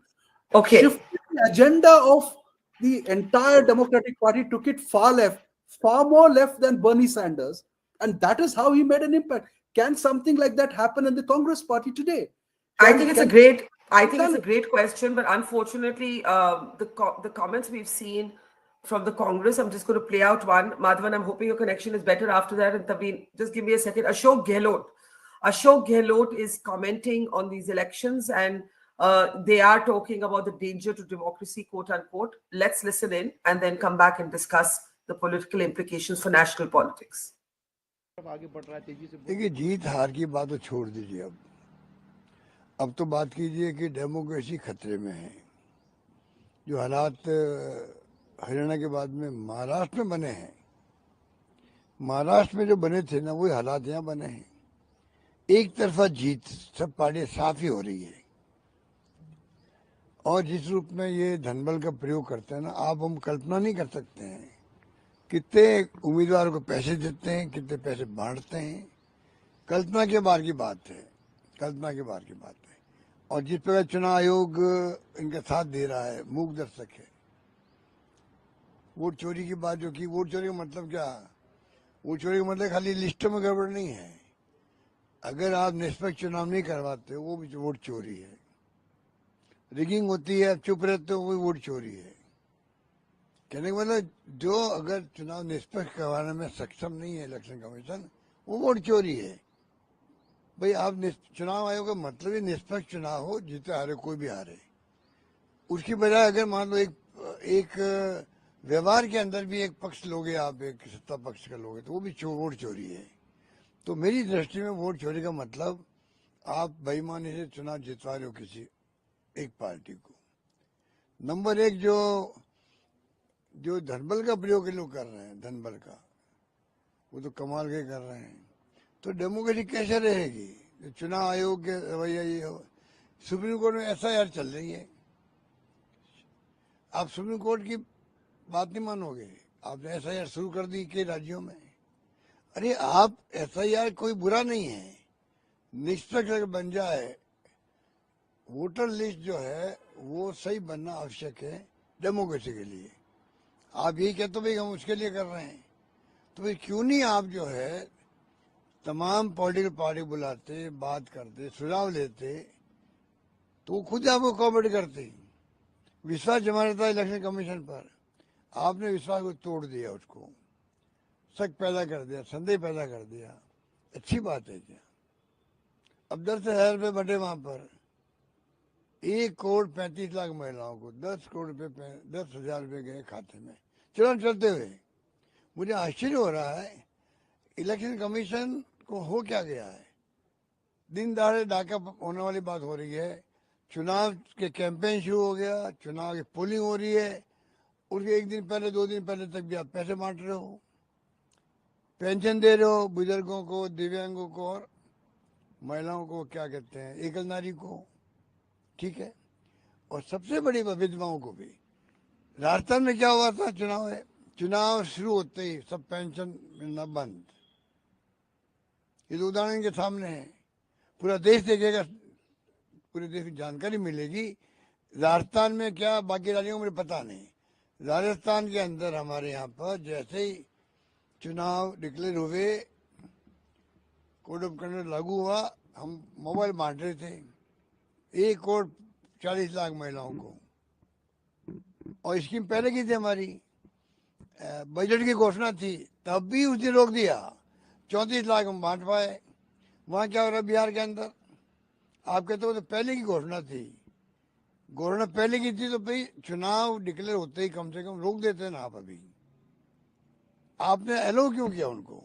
ये मेरा आरोप है election commission पर कि जिस प्रकार का वो व्यवहार कर रहा है, नेता पति पर कोई बात कहते हैं तो वो जिस प्रकार जवाब देते हैं, हमें तो शर्म आती है कि इस देश के अंदर इतना बड़ा मुल्क है जिसकी डेमोक्रेसी तारीफ पूरी वर्ल्ड में होती है, वहाँ का इलेक्शन कमीशन इस प्रकार व्यवहार कर रहा है, बहुत दुर्भाग्यपूर्ण है और कंडेम करने लायक है। Okay. Tavleen, any reactions? Meanwhile, before you react, Tejashwi Yadav is leading by a slender margin of 500 votes. He was trailing a few minutes ago, and the last time he won by 38,000 votes. The reason this is important is I do not believe a single welfare scheme can explain this. It is an it's not just a pro-BJP, pro-Nitish vote. It is an anti-RJD vote. It is an anti-RJD vote. Can we unmute Tavleen, please? Okay, I'll do it. Tavleen, give me a second. I'm going to unmute you. Yeah, go ahead. I did not say this was the only issue. What I do know is that in Maharashtra, there was no consistent viewing of the women voter until the last minute. And women said for the first time in their lives, they had money in their bank accounts and they would vote for the government, right? And what has happened is the Maharashtra government is broke. It can't pay its contractors because of this. And, I mean, it's a bit rich for Ashok Gehlot to be talking about how, democracy is in danger because Dhan Bal is using. They're the ones who laid down the grounds for all this. They've been doing it for years. So, welfare schemes should not be announced at the last minute. The other point I want to make is I'm old enough to know what Bihar was like under Lalu. And I think that the real issue, you're absolutely right, is a vote against that, because the Biharis I've talked to at the village level all say that they are worried that if Tejashwi comes, he's just going to bring Lalu back. And those horrible years, they were terrible, terrible years. Private armies. Let's remember where Bihar was before Nitish. There was a massacre of caste massacres. It was a horrible time. The only reason why anybody went to Bihar was because there was a new massacre under Lalu. It was terrible. And, the family would go into a shop if there was a wedding, close the doors and just steal jewelry and all that sort of thing. And I don't think people have forgotten that. So I'm not at all saying that women... And I want to say both of Lalu Prasad Yadav's sons, Tej Pratap Yadav is trailing by 24,000 votes, and Tejashwi is fighting, literally hanging by a thread, leading by 500 votes in a seat where he won by 38, which could well be a defeat. He may scrape through, but it's so humiliating. Yes, absolutely. Then you may as well lose. Absolutely, absolutely. Madhavan, let's bring you in now. Hello, can you hear me? Yeah. Hello, can you hear me? Yep. Hello. Go ahead. Let me begin.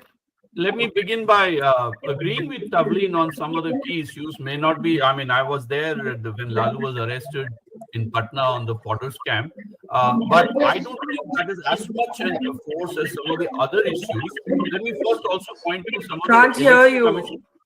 There's something Hello, else can you hear? open. There's something else open at your end. Okay. Let's carry on. Shukata. Okay, JDU posted, I'm told Nitish Chief Minister hai aur rahenge, and then deleted their post on social media. But you know, we had a JDU spokesperson on the program just a couple of hours ago, and he said, "Aur dikhaiye na chehra kaun hai?"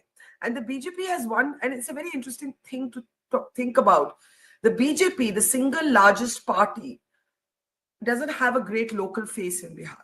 And so the JDU was able to say, who else is the face? But if you look at the seats now, the BJP, this is the final comparative slide that we have on. The BJP is leading in 90, the JDU is leading in 81. So the JDU has held its own. But you're right that kind of, you know, the BJP has done extraordinarily well, but may not have an individual, but they've never cared about that in a Madhya Pradesh or a Rajasthan or Maharashtra. RJD, and there I agree with Tavleen, the RJD is down to 28 seats and the Congress is down to 5 seats from 19. Let's talk some big picture. What does this mean for the BJP, brand Modi? What does it mean for Rahul Gandhi? What about the much hyped Prashant Kishor? What happens to regional parties who often end up in alliances with the Congress to take on the BJP? I'll start with you, Shugata. The last question that you asked is very, very significant, Barkha. What happens to regional parties that tie up with the BJP? See, I mean, the JDU from now to a year from now, you know, you will have to wait and see how Nitish sort of survives, because Nitish's health has been an issue, and that's a real thing. It's not that Nitish is up and running and everything is fine with Nitish. So I don't think they'll disturb the status quo now at this point of time, because there are, I mean, it has an implication for the national picture, because they need their MPs and all that. But a year from now, if Nitish weakens, then I think the BJP will be in a far better position to make a move that can sort of look very different from what it is looking today, because JDU may splinter. There are already rumors of the 2022 MPs that they have. There are 8 or 9 who are firmly aligned with the BJP and the rest elsewhere, and all that kind of talk has been happening for a very long time. So the very important thing is that from now, for a year from now, I don't think there is going to be, they're going to disturb anything.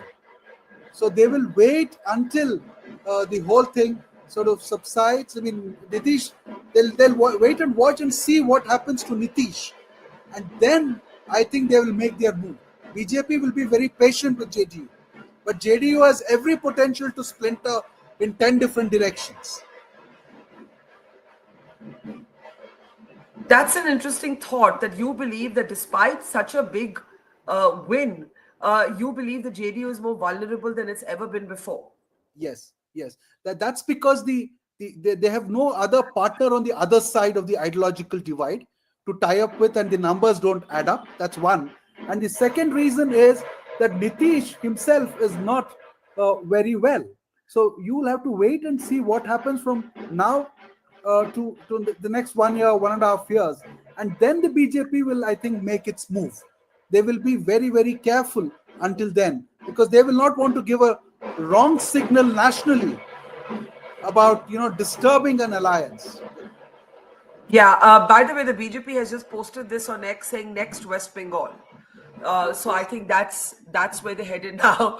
The NDA at 200, the Mahagathbandhan at 38, Prashant Kishor failing to open his account. Vinod ji, आपसे पूछूंगी कि BJP की इतनी बड़ी जीत लेकिन कोई local leader नहीं. सुगता कहते हैं कि हो सकता है नीतीश कुमार बने मुख्यमंत्री लेकिन अपना पूरा टर्म ना कंप्लीट कर पाए. हो सकता है बीच में ही चेंज आ जाए. देखिए, भारतीय जनता पार्टी का हर खाता मुख्य Can't hear. I'm so sorry, but I can't hear Mr. Sharma. I can't. I don't know this last. मुख्यमंत्री बना दिया, प्रधानमंत्री बना दिया।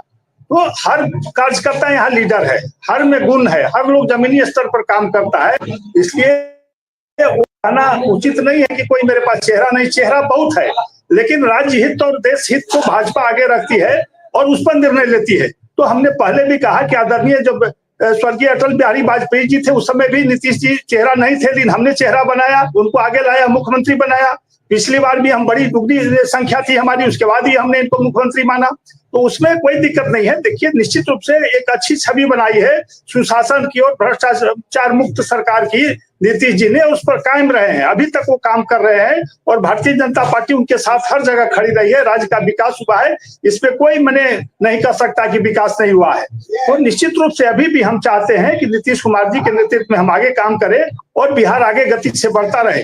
नीतीश कुमार जी की इच्छा होगी, स्वेच्छा से छोड़ेंगे तो फिर निश्चित रूप से भारतीय जनता पार्टी विचार करेगी किसको आगे लाया जाए, वो तो समय बताएगा। लेकिन अभी निश्चित रूप से हम उनके नेतृत्व में चुनाव लड़े हैं और आगे भी हम लोग चाहते हैं कि राज्य उसी गति से बढ़ता रहे, आदरणीय प्रधानमंत्री जी का आशीर्वाद मिलता रहे और बिहार और भी खुशहाल हो, उन्नति करे।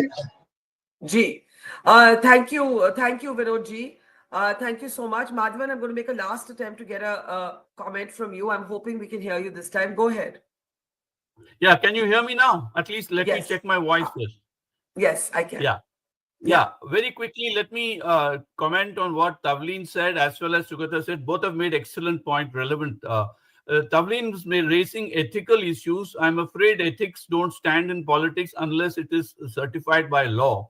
A lot of these things will be heard out in the Supreme Court of India because the SIR issue is not going away either in Tamil Nadu or Bengal. And there was an excellent article by PDT Achari who was Secretary General of Lok Sabha, detailing why the problem is not SIR itself, but the entire method and the haste with which voters are being voted out, taken out of the rolls. And that is controversial and continues to be controversial. And that is something, along with what Tavleen said about the announcement of free schemes or welfare schemes. We can disagree on ideology, but there are some election-related procedures that need to be followed. That will continue to be a matter of public interest in the courts and as well as political discourse. Let me come to this important point about JDU and Nitish Kumar's role. I want to point out there has been a clear pre-nuptial agreement under which Nitish Kumar will be the chief minister. And his health may be cited to ease him out, but because JDU is important also in the national parliament, nothing can happen in a hurry. Last but not the least, I want to add that this is an oh my election.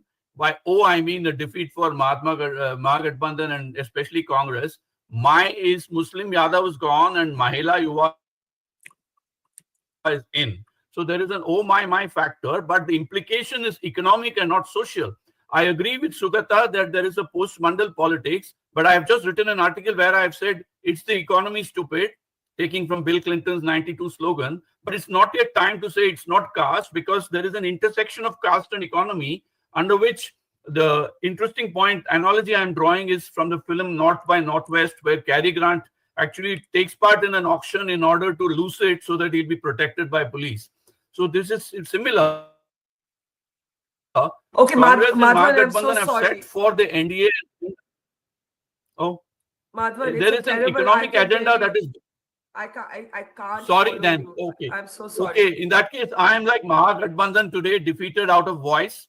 That we heard. So, that we heard. That part we heard. Somehow that part we heard. And there's Yashwant Deshmukh. Thanks, Yashwant. Can you hear me? Yashwant, can you hear me? Yeah, I can hear. Okay. Are you getting? If somebody stops muting you, I might be able to. Yashwant, say something.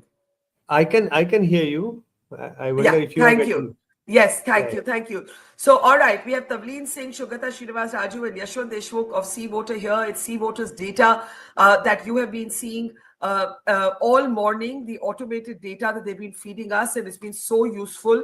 I want to get your sense on this big picture, Yashwant.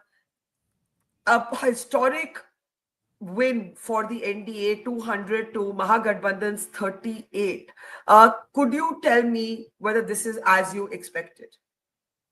Well, absolutely. I was expecting, and I mean, in the post-poll data that we shared otherwise with you, and I did tell you that there is a double-digit gap as far as the female voters is concerned, and there is no way it is going to stop at a conservative number. If the female voters do come out, and they did come out, and the kind of gap that they were showing up in that way, it would have been in any case one-way traffic. So the turnout is what I have been telling for the last 100. Just keep an eye on the turnout. Keep an eye on the turnout. If the females are coming out big, and then Nitish Kumar is winning big. And I have used the term Nitish Kumar winning big because it's not NDA. It's Nitish Kumar's mandate. Let's be very honest and upfront. So it's interesting. Yes. It's interesting that you say it's Nitish Kumar's mandate, because actually it's the BJP that is the single largest party, and we have your data on screen which shows how the BJP is leading in 91 of the 101 seats it contested, and the JDU is leading in 81 of the 101 seats. And by the way, at the moment, according to the EC, Tejashwi Yadav, who won his seat by 38,000 votes last time, is trailing by 2,000 votes. You say it is Nitish's mandate. Can you elaborate on that? It is Nitish's mandate simply because of the female voters whose connection with Nitish Kumar is of the generational policy that we have discussed in the previous time. Last time when we were discussing the second phase and the first phase turnout, and yes, BJP is important part of that thing, because Prime Minister Modi's own popularity has only helped propel this victory, and BJP's infrastructure, rank and file, and an organization on the ground that has helped. I get it, but make no mistake, in the two engines, the first engine was Nitish Kumar in Bihar election. It was always going to be an election where remember, Barkha, I did say this to you, that this is going to be a watershed election, because if at all females decide that they are going to turn this election on its head, then no politician worth the salt in the future will be only and only looking into the caste and religion and other those kind of arithmetic and a very temporary solution. What Nitish Kumar has done, that he has shown to all the future politicians of India, that even in a state like Bihar, which is like arguably most constrained by the caste and religion arithmetics, if you can come up with the long-term generational policy and have a patience to let it fructify, you are going to reap the political benefit out of it. So I believe all the girls, school-going girls 20 years back, who got the bicycles and the poshaks and the scholarships, they have repaid that fixed deposit in multitude, because they have become housewives, they have become mothers of other kids, they have become entrepreneurs now by courtesy the 10,000 bucks which has been given. So I don't treat, first of all, we have discussed this, Barkha, that I don't treat any scheme aimed at female vote bank as Labharti scheme, because money given to males, we know where it goes. Money given to females, we know comes back to the society in terms of healthcare, in terms of education, in terms of taking care of the family and society at large. And if they are now becoming entrepreneurs, this is a different ball game. So Nitish Kumar has done a great service to this country purely by showing that if you have a vision to invest in the future in generational policy, you can win elections. You can win election on your own with your alliance partners, and you can see something which breaks the entire thing of shackle of caste and religion driven politics. Okay, I want you to I want Shugata and Tavleen to come in, Yashwant, but first I want to show you what the JDU has just posted on social media. It's very actually interesting. The JDU has said the trust of Bihar's women has triumphed. The NDA has triumphed. Bihar has triumphed. Now, you said this is Nitish Kumar's mandate, and even I felt that. But Shugata, I want you to repeat your argument on why you think that while this is Nitish's moment, you believe Nitish Kumar will be vulnerable in a way that he hasn't been before. Could we unmute Shugata? Shugata, could you unmute yourself? Yeah, first of all, I would like to respond to what Yashwantji said. This is indeed Nitish Kumar's mandate, but Nitish Kumar could not have been believed by the Bihari masses, because the 10,000 scheme that was done, it is actually going to cost 9% of the GDP, and I don't think anybody in Bihar would have believed that without Modi's backing, that 9% of that, the cost part of it could have been managed. So the believability in the announcement of the scheme was created by the support that Modi gave Nitish. So it's a kind of combinational thing is what I would like to read. While I agree the larger point that Nitish has been the face, Nitish has done to women voters or women electorate consistently for the last 10-15 years is what is, as he rightly said, fixed deposit and a huge kind of return. But the other point that I was making earlier, which is that, see, this is something that is very interesting because it breaks the caste thing. The gender thing is, if 50% of your electorate is looking only at economic and welfare measures and voting outside their caste kind of preferences, then I think the caste becomes extremely irrelevant. And Nitish did something very, very interesting, Barkha, over the last 2 decades, which is, if there was an OBC, Nitish created something, he made it more dominant, the extreme backward class. So he splintered the OBC vote so that Lallu does not get the entire advantage of it. If there was Dalit, he made it Mahadalit. So, this kind of splintering has indirectly benefited the BJP, is what I'm trying to say. Because BJP was never on a caste vote. BJP, even to this day, I don't think believes in a caste argument, because it creates a pan-India nationalist kind of argument, and they were also against caste census. It is just as a kind of a checkmate mechanism that they agreed to a caste census, but they were vehemently against caste census. So now, with Nitish playing this gender card wonderfully, brilliantly, I think it also serves the BJP agenda in a reverse manner.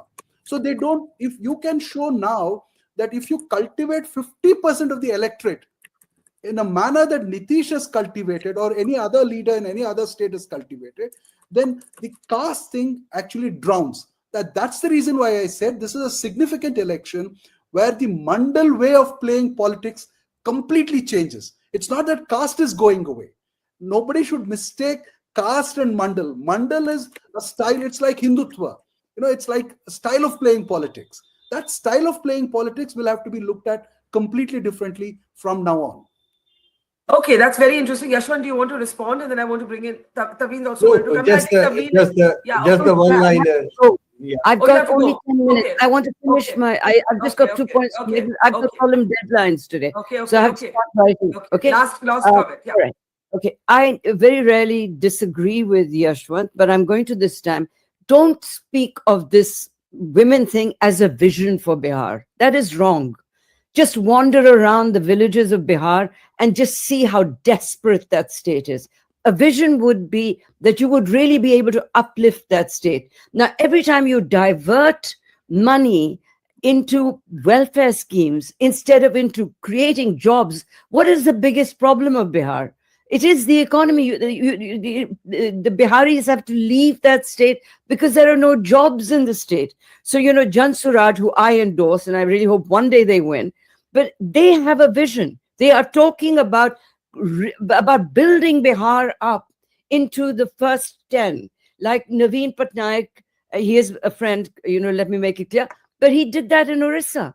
That can be done in Bihar, but it cannot be done with welfare schemes and prohibition and that kind of thing.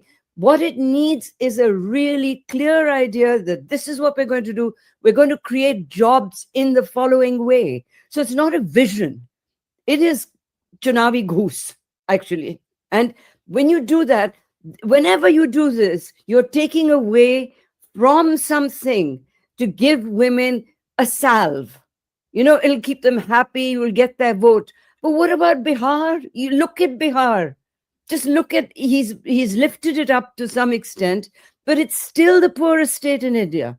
And it's the poorest state because his vision is not as good of a vision as it should be for Bihar. On that happy note, I have to leave. Barkha, I've got deadlines. Okay. I'll lose my job.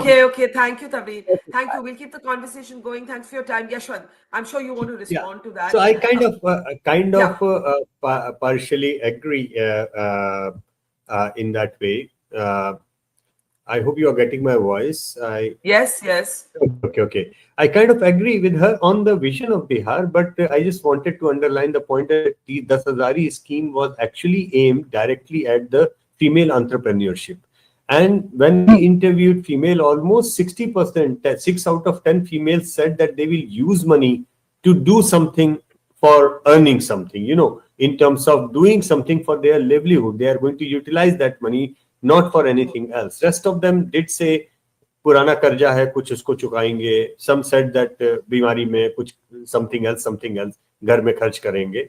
But I mean, even if 6 out of 10, forget about 6 out of 10, I would consider even 1 or 2 out of 10 actually uses that money to become an entrepreneur or generate job, that would itself bring out a big change. But what the point which I wanted to make, and I'm not entirely disagreeing with Tavlinji in that way.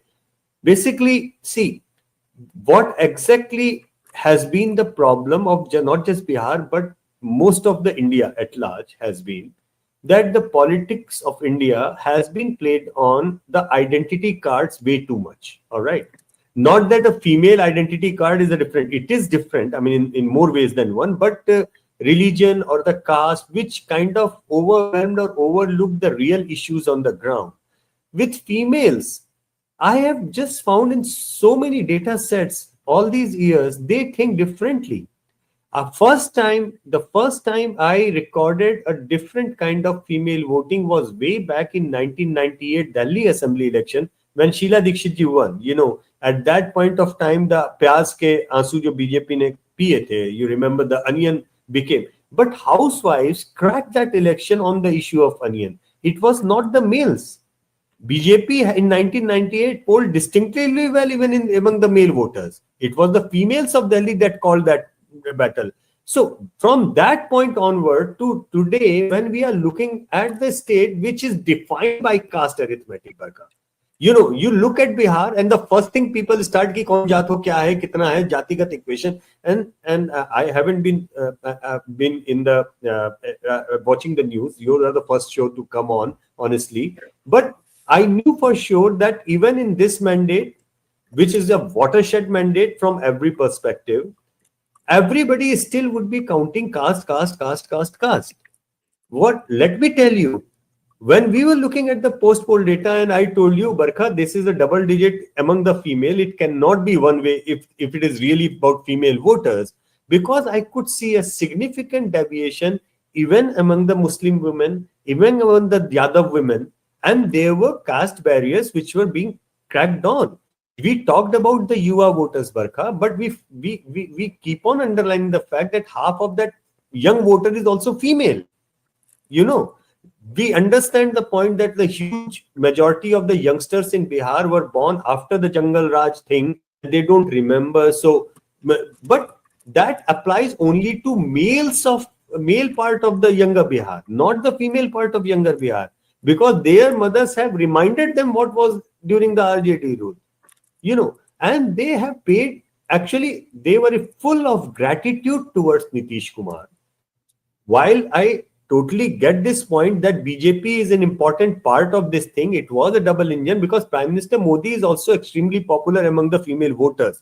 And it was not because just 10,000 ki ghoshna, but also the financial strength that the BJP being in the center brings along. I totally get that. So Nitish, it was a very well played out double engine game, no doubt about that. But the sheer fact, Barkha, that females of Bihar have broken the caste arithmetic and to some extent even the religion arithmetic. When we'll share the data with you this evening, you will see in that way. So that is a watershed movement. And that will force, Barkha, a big number of politicians who actually and seriously want to play a 20-30 years long political graph line. They will force.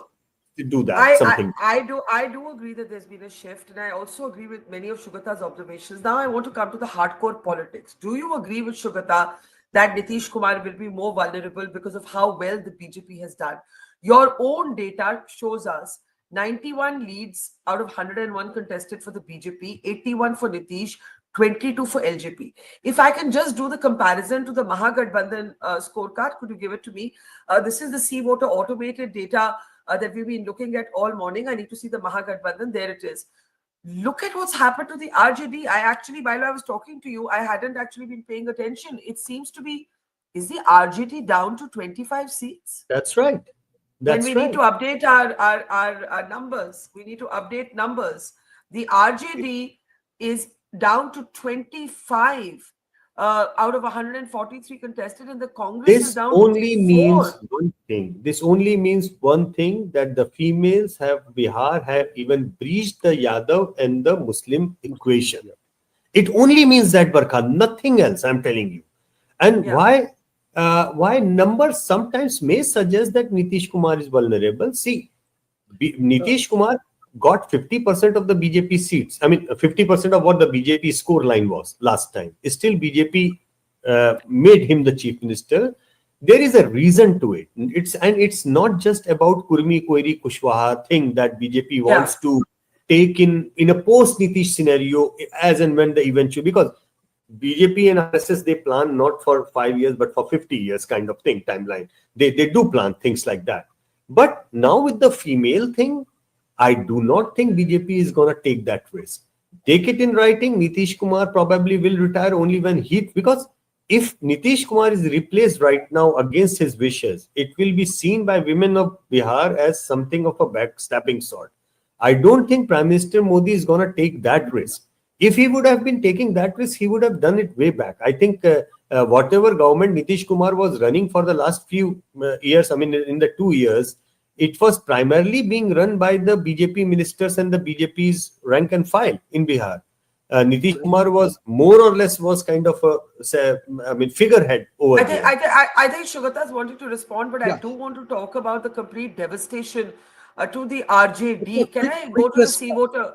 Could I go to the C voter? Yeah, Shugata, go ahead. A quick response to Yashwantji. Yashwantji, when I say that Nitish is more vulnerable, it's from the point of view that he has, from the point of view of arithmetic.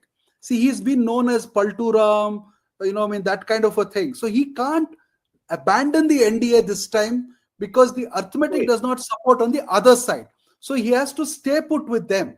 So he is that way completely locked with the NDA is what I'm trying to say. It's vulnerability. That point is well taken. I think you are absolutely. But Shugata, you don't mean that they could play around with him. And they can play around with him, as I said earlier. It will only happen a year later when they see. It depends on his health. So they'll see the progression of his health, and then I think after a year they may sort of make a certain move. But they'll be very, very careful for now. They will not touch him for now because I think, as Yashwantji said, the women vote plus nobody and see the biggest propaganda item of the Mahagathbandhan was Nitish is not the CM. He is somebody. He's being controlled by somebody else. Nobody likes somebody who is down to be poo-pooed like that. Culturally, basically the Hindu cultural. If you look at it through that prism, if you're old and vulnerable, nobody would like to, like you to beat him furthermore. I think that generated a lot of sympathy for Nitish as well, because there was memory of him doing a lot of good work for the last 2 decades. So I think that sentiment also went against the Mahagathbandhan, because you heard Tejashwi Yadav and Rahul Gandhi call him all kinds of things. They did not name his ailment, that's all. They said everything else. So that was a bad move. Yeah, I agree. I agree. Can we talk for a moment about the Congress? It is extraordinary at this point that the Congress, the Congress is down to 4 seats. And if I may go to the C voter data, I want to show the scorecard on the C voter data on how it actually compares with the CPI-ML and other parties. JDU's Anand Singh, by the way, in prison on charges of murder, has won from Mokama. But Yashwant, the Congress contested, as your own data shows, 61 seats and is leading only in 4. The CPI-ML contested 20 and is leading in 4. So the CPI-ML strike rate today is better than the Congress strike rate. Absolutely, and now that the dust is settling down, let me say this. I mean, people are my friends in Congress are not going to like this, even though I indicated it to them in personal and as well as on the show in a very polite way. The entire campaign of SIR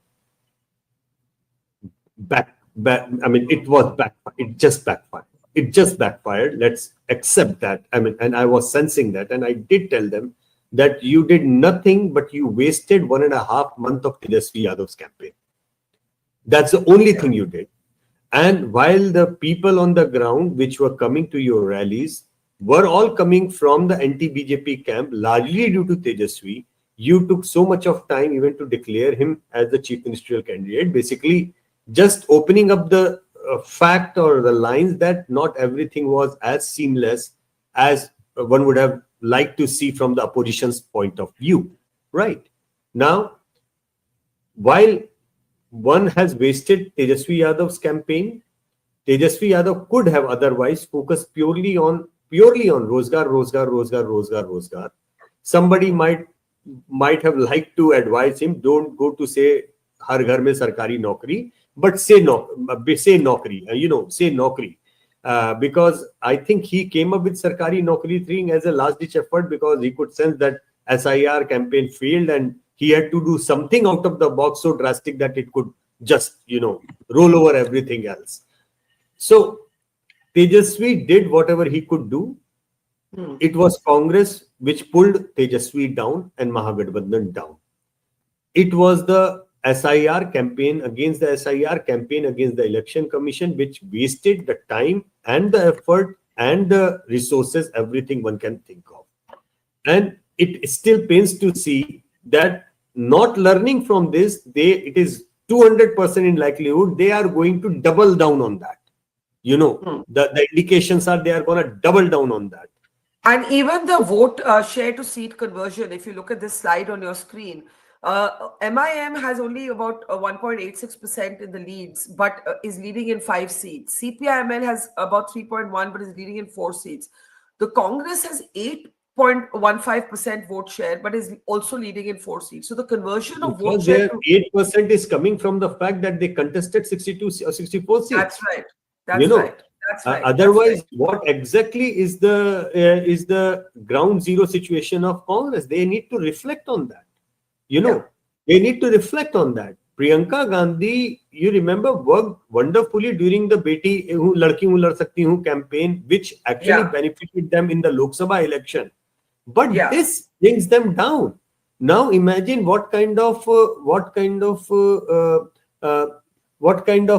power they will have on the negotiation table when they are talking about seats with Samajwadi Party in Uttar Pradesh for that matter. That power is taken away. So I think something is drastically wrong, and you will know very quickly within 24 hours. And I can say it full confidence, the way things are moving. They will double down on the campaign against the ECI without realizing that historic turnout of Bihar has happened just purely out of the trust in the process by the Bihari voters.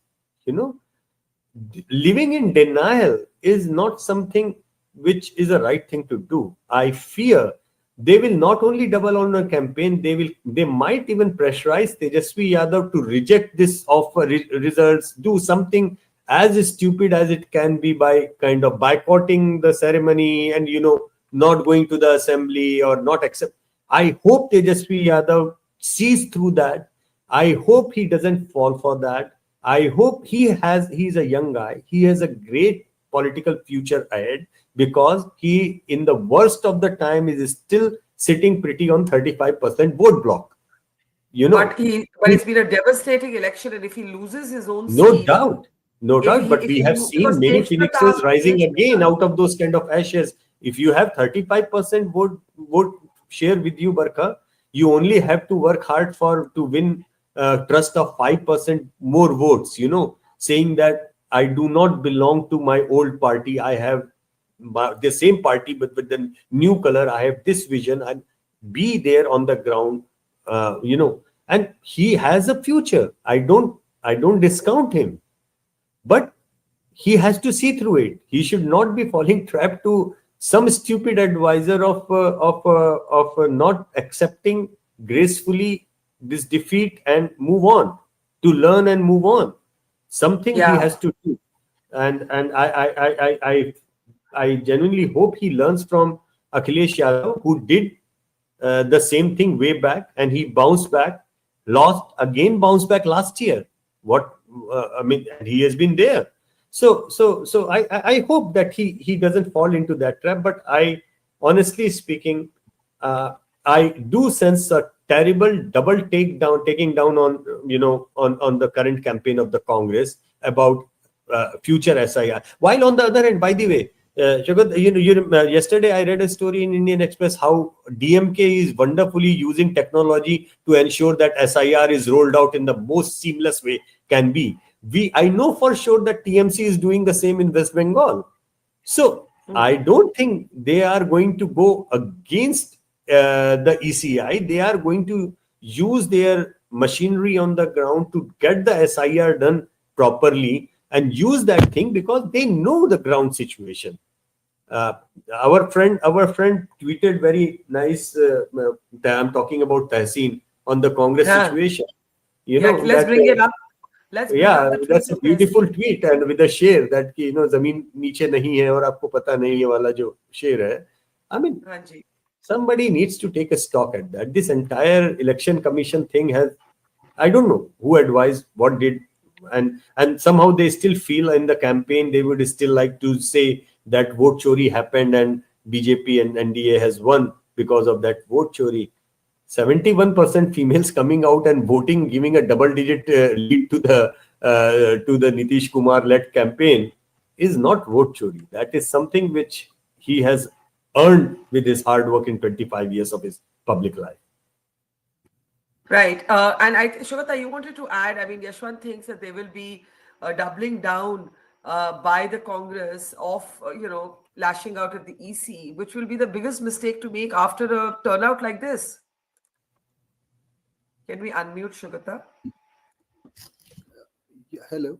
Yeah, can you hear me? Yeah. So the stubbornness of Rahul Gandhi, Barkha, is not going to allow their partners to sort of, change say rehna unke with them, to collaborate with them. So the stubbornness is going to drive away the partners, in the coalition that the Congress has built across the nation. You will see that happening in Tamil Nadu next. I think Yashwantji mentioned, mentioned Tamil Nadu. See, Tamil Nadu is where Congress is again dependent on DMK. But DMK is very smart.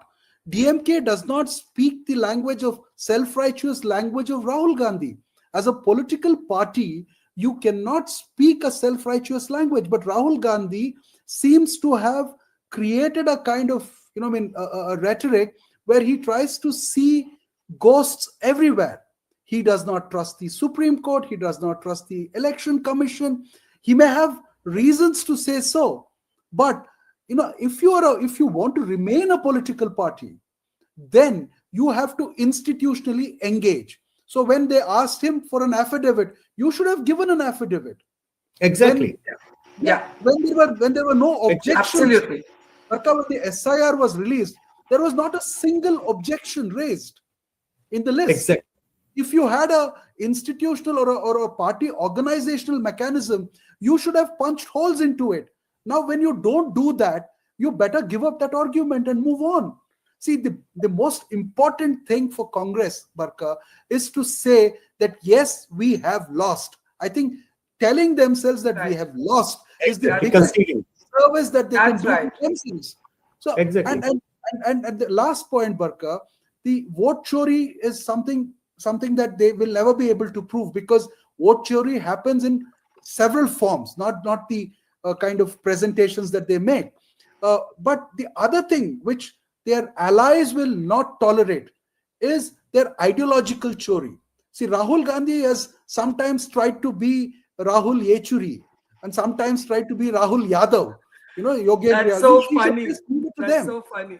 So he has tried to take away the agenda of the left by moving left. He has tried to take away the agenda of the DMK by, you know, speaking a federalist kind of language and a linguistic pride kind of a language, which he can't sustain because people don't see him that way. And then he has tried to take the caste agenda from Yadavs.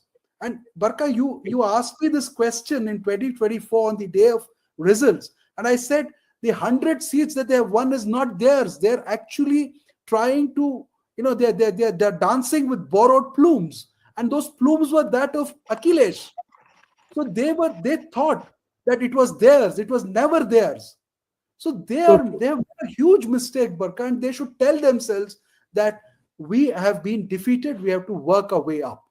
That is the only simple thing. Yeah. And Barkha, one more thing just to add to this point, you know. Yes. Katihar Yatra was more important than Columbia Yatra. Yeah. I mean, what the hell? Yeah. I mean, seriously, what the hell, Barkha? I mean, how can you at the peak of Barkha, of a campaign go on something as absurd as Colombia, Peru, whatever, and which is not even an area where we have a big number. If he would have just come to Dubai, probably he would have met more Biharis in the camp over here working and done a better campaign over here. Honestly, I mean, so his own image of being a part-time politician where once in a while he wakes up, does some yatra, gets some engagement, and that engagement, because history has told us, Barkha, that you do a yatra if you are on the ground, your popularity and your numbers will increase because people love seeing the politician coming to them. All right. But the moment you get some kind of muscle, you get a sensing of an out of proportion idea of your own strength, you know, where you do not even have proper polling booth agents to put up a hole in what election commission is trying to do. So in that case, at that point of time, if you will skip the main campaign and go away somewhere, you know, I guess when the first time I heard, actually, I thought he was going to Columbia University. Honestly speaking, वैसे वो मेरी I actually thought that he might be going for some speaking assignment there. But then I didn't know he's talking about the country as in Colombia, and I was like, okay, you know, reality check, reboot. You know, this is something. I can't even laugh at that. You know, it doesn't bring me, because honestly speaking, this country, more often than not, in our MOTN polls and all the trackers, huge overwhelming majority has been saying this country needs a serious and better opposition. Absolutely. Nobody wants unhindered power to be given to anybody. You know, so I feel like crying at that, because country needs you as a serious opposition, and something is definitely wrong, and you are not conceding or accepting what is wrong in your... And absolutely. And there's going to be some amount of churn within the Congress. Shashi Tharoor, and you would have seen the Congress has now started openly attacking Shashi Tharoor. Pawan Khera a few days ago, because Shashi Tharoor said something about LK Advani, said as usual Shashi Tharoor speaks for himself and not for the party. Could we correct the spelling of Shashi Tharoor on the banner? And in the meantime, let's play out Shashi Tharoor's reaction. For the final official results, but it's very clear that the lead is overwhelmingly with the NDA. Do you think the Congress, I think only 4 seats are right now leading in Bihar? It's obviously seriously disappointing, and if that turns out to be the final result, remember it is not yet the final declared result, but if it turns out to be that, then I think there will have to be some very serious introspection. And I don't just mean introspection in terms of sitting and thinking, but also studying what went wrong, what were the tactical or messaging or organizational mistakes. Please understand that I'm not somebody who has campaigned in Bihar. I was not invited to campaign in Bihar, and therefore I cannot give you any first-hand information. But I've been talking to people, I've been talking to journalists who have come and gone from there, I've talked to political operatives who have come and gone from there, and I've talked to ordinary people from the state of Bihar who are doing other jobs outside whom I've met, including some of our security people at the airports, a lot of Biharis in the CISF. So I've got a sense, and I think that similarly, our party leaders must do some very serious analysis of where things went wrong. Because, whenever an election happens, there's got to be some factors that are specific to that particular situation, as well as specific to our organization, the way our organization functions, that we need to understand and see what we can learn from. I personally would need to see much more detail as to what that is based on.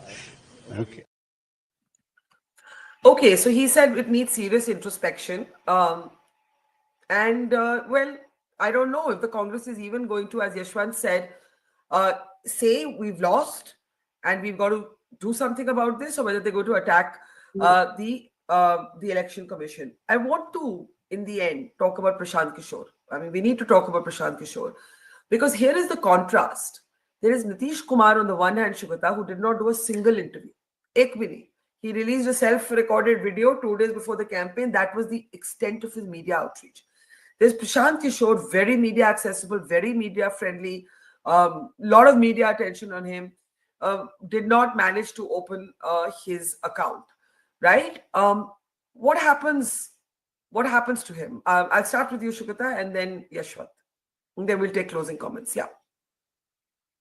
Shugata, can you unmute yourself, please, Shugata? Yeah. I mean, I think, to be fair to him, I think he has just created a name recognition, created a base, created some kind of an organizational structure, which I think will pay off in the future. I don't think, if he was a practical person, I don't think he was looking for results in this election. Having said that, see, the other thing is about the hype that he creates around himself. See, in 2014, he said Modi won because of me. Then all the other state elections, he said they won because of me. At least even if he did not say that, that was the kind of messaging that happened, that he makes people win. And now that whole thing is slayed, one shot, that a person who can't even get 2% vote share, what did they do? He was dealing with big brands, and those people were well entrenched in Indian politics for a very long time. He was only sort of doing the icing on the cake and probably improving their communication, and also sort of keeping things together. In fact, I remember very clearly during the previous Tamil Nadu elections, I was there, and I asked a top DMK person as to why did you engage Prashant Kishor when you know so much more about your institutions and your organizational structure and your district level units. You know so much more. Why are you bringing him in? So he said something fantastic. He said, see, we want to deny a lot of people a lot of things, and we cannot say that on their face. So we want to make an excuse keeping this man in the front. So, lots of political parties used Prashant Kishor for a lot of reasons. But I think somewhere he started believing that he was the reason for their victory. Nobody can, see, you can't build the image or a brand of a person just by, getting some 10 interviews or, managing things for 6 months. It's an insult to the Indian electorate if something happens like that. So I think he has learned a very hard lesson, and I think he's going to be there for a longer period due to his age and his whatever. So he's created a name recognition for himself. I'm sure he's going to play a better role in the future, Barkha. Right. Let's not sort of write him off right now. I'd be very interested in seeing the vote share of Prashant Kishor, Yashwant, because you had said that if he manages to get as much as Chirag Paswan got in vote share last time, you'd consider it a good start or a good. We don't have that number yet. Just asking my producers to also check. But Yashwant, let me unmute you, Yashwant. Yeah, go ahead. Yeah, we don't have that because he is not a recognized party yet. So we'll have to actually add up final results and then look into what kind of vote share he's eventually managing. But he created a buzz, no doubt about that. And he created a buzz for change. Remember, we tracked his journey of popularity from almost 2% to 22%. And at that point of time also, I said that this is popularity, this is not vote. We don't know how much actually would get converted. Ironically, in generating that buzz, I believe what he did was that he rebooted the system which kind of took away the lethargy generated around Nitish Kumar. You know, when the contest became bipolar, then a lot of that buzz, a lot of that traction, which was deviating towards Prashant Kishor, in the eventualities, when they saw it is leading to victory of Mahagathbandhan on RJD, they kind of swung back to Nitish Kumar and NDA. You know, because you remember when we put up a bipolar question, a two-horse race, Nitish Kumar was leading Tejashwi by 46% to 41%. And that was telling me that if this contest is going to get bipolar, then a lot of Prashant Kishor traction, because 7 out of his 10 supporters were coming from NDA.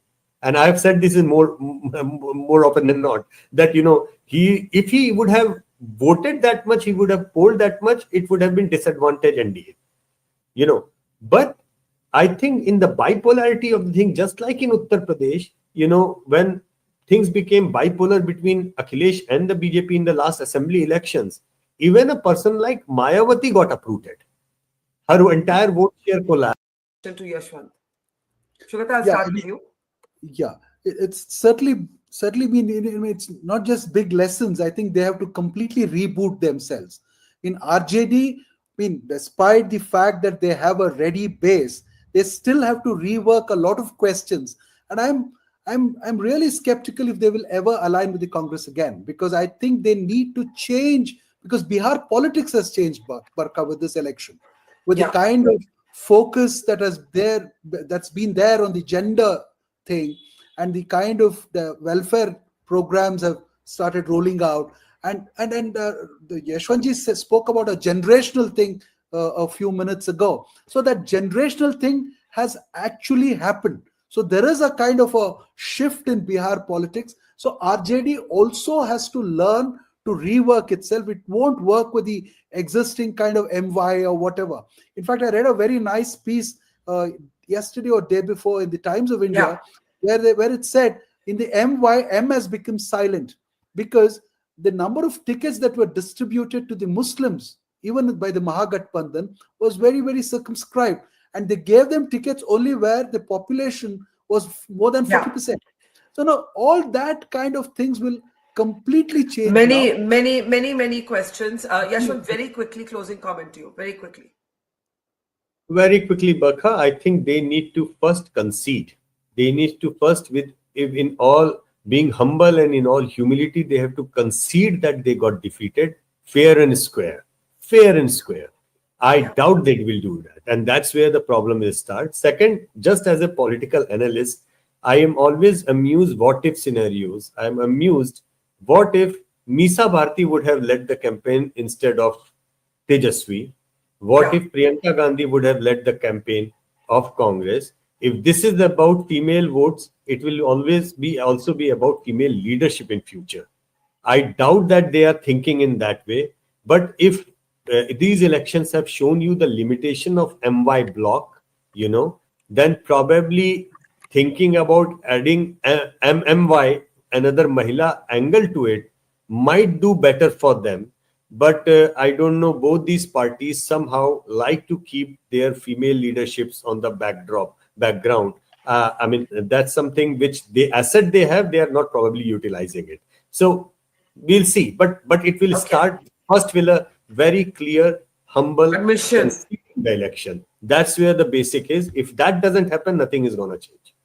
All right. Thank you so much. Learned a lot from both of you in this hour. Thank you for your patience in explaining everything so simply. Yashwant Deshmukh, Shugata Srinivas Raju, always a pleasure. Take care and see both of you very soon. If you have just joined us, we are looking at, thank you guys.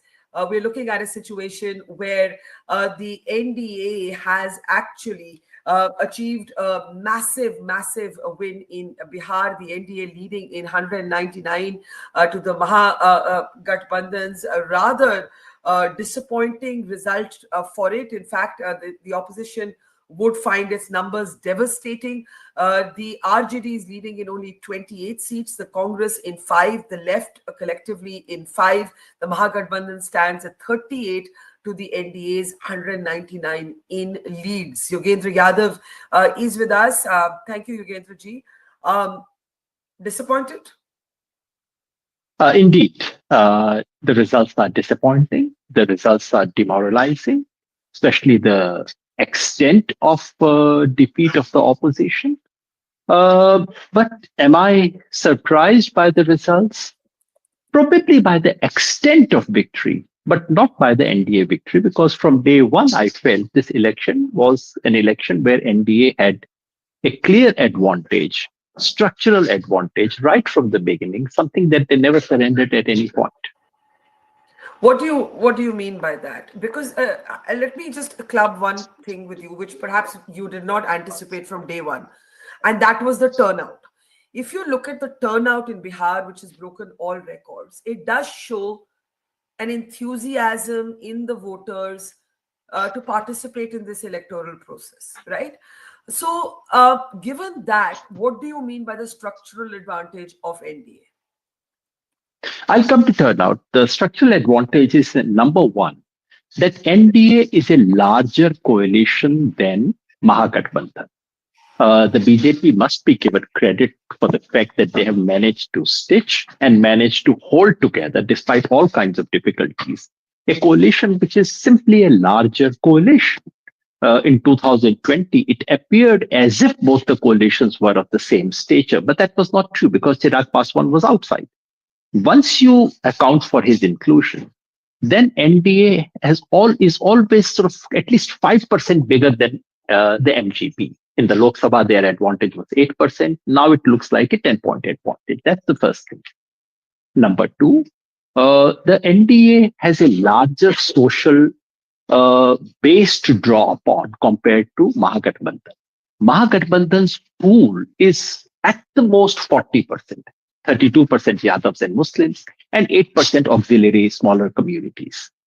The NDA has at least a 50% pool to draw upon, because their auxiliary, that of the EDCs, is fairly large. So they draw upon a much larger pool. They are a larger social coalition. Number three, over the years, and not just in this election, NDA, specifically Nitish Kumar, has very successfully, very deftly cultivated, targeted, and secured the support from women, which can neutralize almost anything else. These three political advantages, plus fourth, and I'm not going to say fourth is the only factor. I'm not going to say fourth is the predominant factor. But the fourth is systemic support, which is administrative structure, the entire governmental system, money, media, and unfortunately, the election commission.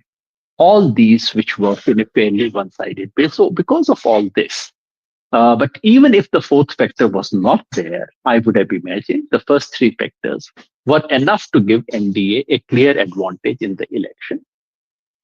Many friends focused over much, as we tend to do in the campaign days, smaller moves, this statement, that particular candidature, ticket distribution, etc. I thought these were of minor significance. In basic terms, as you speak of the fundamentals of economy, if you were to look at the fundamentals of Bihar's politics, this election was for NDA to lose right from day one. They had an advantage, they kept the advantage, and therefore their victory does not surprise me. The margin of victory does surprise me, though.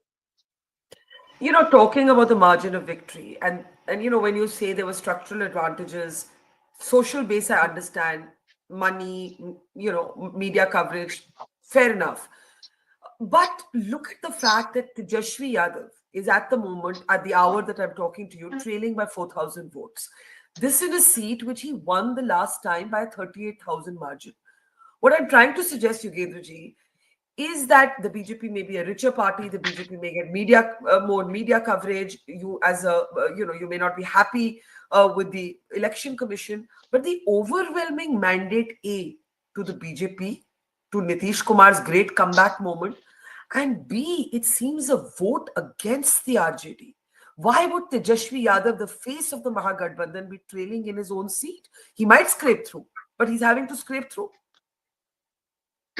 Yes, of course, that would be very demoralizing for the opposition, for Tejashwi, because in all the opinion polls, Tejashwi Yadav has been actually slightly ahead of Nitish Kumar as a person considered for Bihar's CM's post.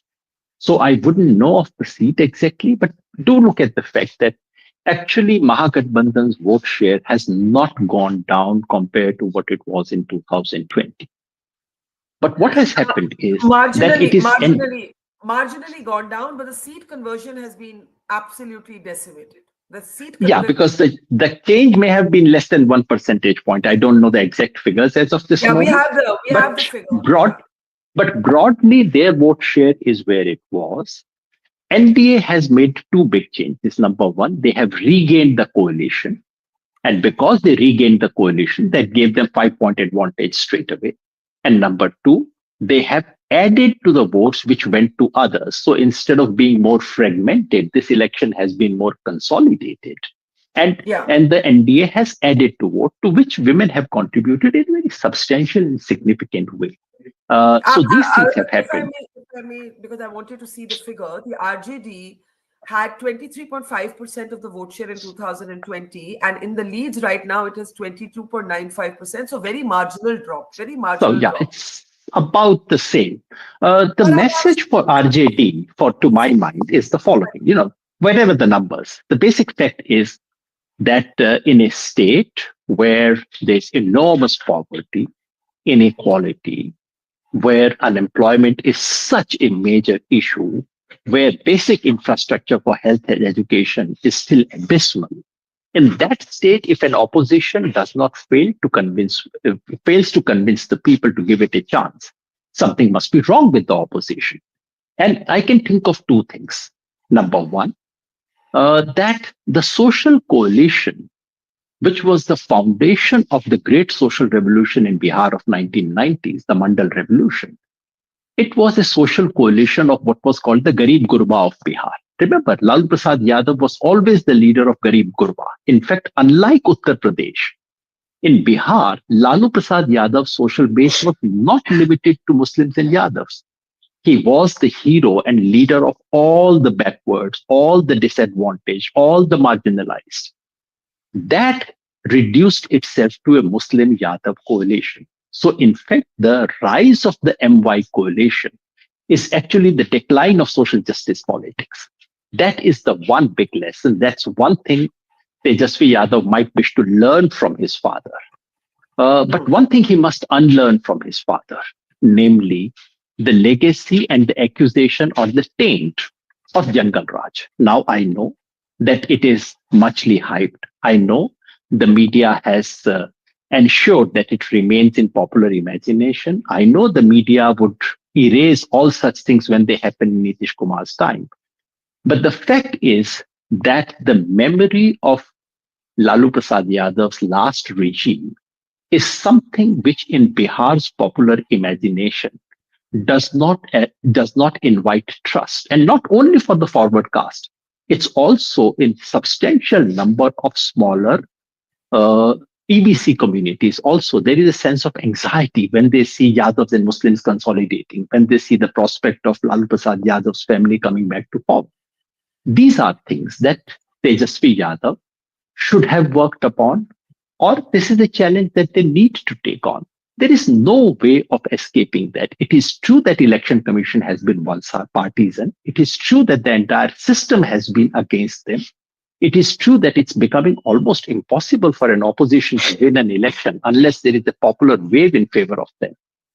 Despite all this, here is something that Lalu Prasad Yadav's family, that Tejashwi Yadav, should have done, which was not done. Yeah, so can I ask you a little more about the Muslim Yadav coalition? What you're actually saying, I think, is that it was too narrow and siloed a sort of dependency, and that the RJD has not managed to grow either beyond it in terms of social alliances or transcend it. You see, you can transcend the sort of calculations of social alliances, or you can have so many social groups within your ambit that you don't have to transcend it. I think what you're saying is that Tejashwi Yadav has been limited by his dependency on the Muslim Yadav coalition. Yeah, that's certainly one way of putting it, because, I mean, there's no doubt that they tried to go beyond the inclusion of VIP, and through that of the Mallah community, the inclusion of IIP, etc. But even that does not reach even the level that Akhilesh Yadav achieved. Akhilesh Yadav's PDA is still not the alliance of all the disadvantaged communities, but at least it's no longer only MY. In Tejashwi Yadav's attempts, that could not be achieved. So that's certainly a limit. And do remember that while Muslims and Yadavs have voted for Mahagathbandhan, may have voted for higher proportion that compared to the past. But that actually invites a reaction. Muslims and Yadavs put together are 32% of Bihar's population. Fine, you got used to get 70% out of that. You may get 80% out of that now. 80% would give you only, what about 1.5 to 2% of Bihar's vote? But when people see Muslims mobilizing in greater numbers behind RJD or Mahagathbandhan, it has a counter-mobilizing effect, and it gives BJP a space to do Hindu polarization. And when people see Yadavs on the street with certain kind of confidence that we are going to come back to power, then it recoils on the party, because large number of communities then say, oh my God, we need to do something about it. That's one. So that in terms of social coalition needed to be extended. Number two, you have to go beyond just the social coalition and the social arithmetic. The point is, here is a state which has one of the worst records of human development. Here is a state which is crying out for improvement in its educational health infrastructure. Here is a by push factor, not by pull factor. And in that state, can we not make these into an issue? To be fair to Tejashwi, he raised it in the election manifesto. He spoke about it in his speeches. But that's not enough. You need to appear to be more credible alternative. Tejashwi Yadav had an asset. When he was deputy chief minister, he had given more jobs than Nitish government had done in its tenure. So he could build on that. But did he manage to do it? I don't think he managed to do it successfully. So there was definitely a failure on the part of the opposition, notwithstanding all the systemic biases that have operated against the opposition. Sorry, I think that's the operative bit, that, whatever systemic biases you believe exist, and you've listed some of them, the opposition has to own up to its own failure. And I think that's what you just said, that the opposition needed a better social coalition, a better narrative, a better counter narrative to maybe take on the perceptions of the Jungle Raj, quote unquote, memories. Where do you define this failure when you say, despite the systemic biases against the opposition also failed? How would you define that failure? Barkha, I would say both things. While I would want, you said what I believe to be systemic biases. So, while I would want the opposition to acknowledge that their politics needed modification, that their politics had serious failures, I would want you to acknowledge that the entire system has been rigged in this country against the opposition. And when I mean you say you, I mean the opinion makers of this country. I mean people who are watching and reporting, opinion makers, builders, media, and general public of this country. So it cannot be, while Yogen, what you say about possible biases, let's not use that language, Barkha. You know politics of this country, and I know politics of this country. Let's be straight and honest about these things. No, see, let me respond to it since you've raised this point. I definitely think that the BJP is the resource-rich party. I definitely think that mainstream TV channels, have a certain tilt.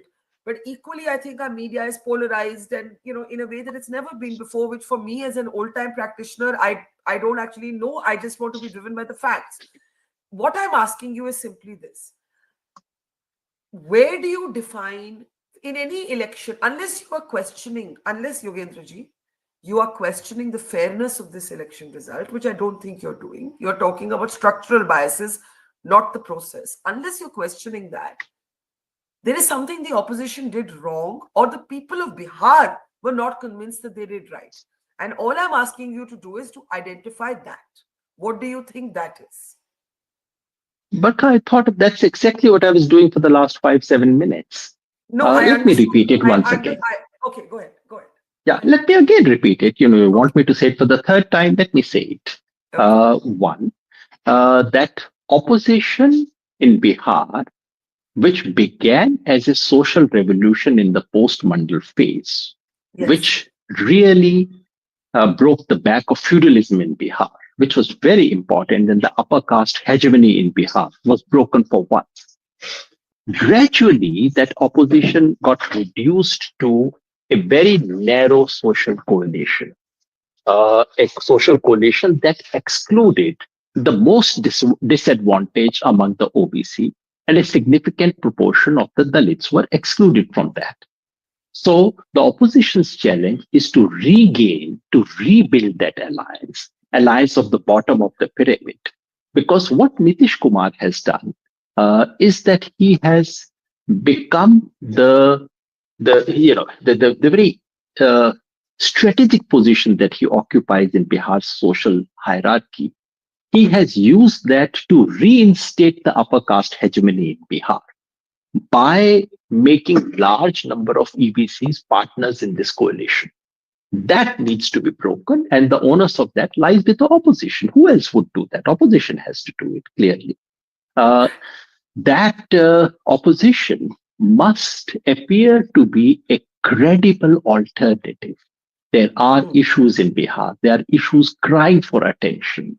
There are issues that in any other state of this country people would have thrown such a government out 10 years ago. I mean, I can't imagine people in Punjab suffering this kind of a government. They would have thrown it out 10 years ago. In Bihar, it continues, because people have now come to have such low expectations from any government, because the opposition does not seem to be offering a credible alternative. And credible alternative does not happen simply because you say nice things in the manifesto released 10 days before the election. It happens because you are with the people, you are among the people, and your election manifesto is known to everyone 6 months before the elections have begun, which is to say top 2 or 3 things are known to the people. This did not happen. And that's something that opposition needs to do. Can I ask you about the Congress? Because out of the 5 seats where the Congress is leading currently, 4 of them are leads which are less than 2,200 votes, right? Tejashwi, as I already mentioned, is trailing by around 5,000, but there are many rounds of counting to go. Only 11 are complete out of 30 rounds of counting. My question about the Congress is an important one, because the Congress contested 61 seats and it's leading only in 5, 4 of which are by very narrow margins. This, for the Congress, is the principal opposition party of India, raises some anxieties. It will have a ripple effect on other alliances that other regional parties may want to forge with them in other states. Some might even say Rahul Gandhi's focus on vote chori found no resonance electorally with the people of Bihar. How do you see the performance of the Congress and the debate around Mr. Gandhi's focus on vote chori and SIR? Congress may be and is a principal opposition in the country. Congress is nowhere close to being the principal opposition in Bihar. Congress is a tertiary player in Bihar. Congress has potential goodwill. Congress has probably added to its goodwill, but it has absolutely no mechanism of translating that goodwill into votes because it has no organizational network. It has no karyakartas on the ground. And therefore, in this election, in a sense, it's with the RJD that everyone floats. So I'm actually not surprised when the alliance does poorly, Congress does very poorly. Congress would do a little worse than the rest of the alliance. I'm more surprised and disappointed by the very poor performance of CPI-ML, a party which actually has cadre, which has done work on the ground, which has a network on the ground. They have also done very badly. So so in a sense, when the overall alliance drops or does so poorly, and when Tejashwi Yadav in his own seat is doing poorly, then what about the people like Congress who are actually, in a sense, far, far behind in the picture? What lessons for future? Lessons for future for Congress is when you are a tertiary player, you should play it like a tertiary player. That the negotiations were carried so far. I mean, let's not forget that NDA had its own share of enormous difficulties in their alliance building, something that media did not want to pay attention to, and media had all the time and space in the world to talk about the difficulties in Mahagathbandhan. But the fact is that this, while it may not have damaged so much on the ground, but in perception terms, it created the impression of an alliance which is not quite there. And that's something that the media was happy to lap up. So in its future negotiations, I think it's important that Congress goes out of its way and learns from BJP, in a sense, the art of building difficult coalitions, building and sustaining difficult coalitions, where Congress can play a more important role. And secondly, the simple fact is there is no magic formula to reviving Congress in a state like Bihar, unless you are willing to work for 5 years at least on the ground. No amount of, you change your state president, which is a good move. They made the right move. You bring in someone like Krishna Aluveru, nice move. Today, unfortunately, in India's political analysis, once you lose the match, then your captain was wrong, your fielding was wrong, your batting was wrong, your catching was wrong, everything was wrong. That's the usual Indian political analysis. I would say that those things Congress did right, but there's simply no. I mean, if your overall coalition is not up to the task, then no matter what you do in 1 month, you're going to win this election. You have to be prepared to work for 5 years. The real question is, does Congress have it in them to work on the ground for 5 years? Does Congress have those kinds of leaders who would work for 5 years? If they do, they still have. I mean, even today, when I look at a figure of 4 or 5 for Congress, even now I'm willing to say Congress has much greater potential goodwill in Bihar than any of its votes and seats might suggest. But they have to really work for a very long term and work on the ground, which has been very difficult for the Congress. Finally, on the vote chori issue, I'm not saying all issues are electoral issues alone. I'm not saying that. But electorally, it didn't yield the kind of response from the public that perhaps you would have hoped for. 2 things. One, I can respond probably more about myself. Yes. The SIR campaign that we launched, anti-SIR campaign that we launched, that we have continued. We did it, Barkha, because we believe that SIR is a dilution of universal adult franchise, which it is. And I'm proud of the fact that we did it. I'm proud of the fact that because of that campaign and because of the vote adhikar yatra that the opposition took, Election Commission got frightened and stopped halfway through this disenfranchisement exercise. That the original target of 1.5 to 2 crore was reduced finally only to 40 lakh people who were names that were struck. So in that sense, anti-SIR campaign was legitimate, correct? Even if I realize tomorrow that opposing SIR and ensuring universal adult franchise favors the BJP, I will still do it. Because for me, this is not about ensuring that this party wins or that party wins. It's about ensuring universal adult franchise. As for the vote chori campaign of Congress, which is not only about SIR, it's a different kind of a campaign. Vote chori campaigns are not election campaigns. Please see the difference. Vote chori campaign success or failure lies in the fact of whether people accept your charge, whether people believe that the electoral system is being unfair and doing things that are illegitimate. I would suggest go on the ground, ask people, do they believe in it? But no vote chori campaign in the world ever helps you win elections, because that's not what it's designed to do. That's not what vote chori allegations are about. So I don't expect any vote chori allegation to win you elections. It's a different matter to say that the time spent on vote chori during the election campaign period Could it have been devoted on other issues? That's a question which will continue to be debated. Also, because this is it's a large dilemma that opposition faces in this country today. As the entire electoral system is being rigged against the opposition, how much attention do you put on opposing the rigging versus trying to win within a rigged election? That's a difficult dilemma. If you face this dilemma tomorrow, you would have the same problem, Barkha. Could you define rigged system?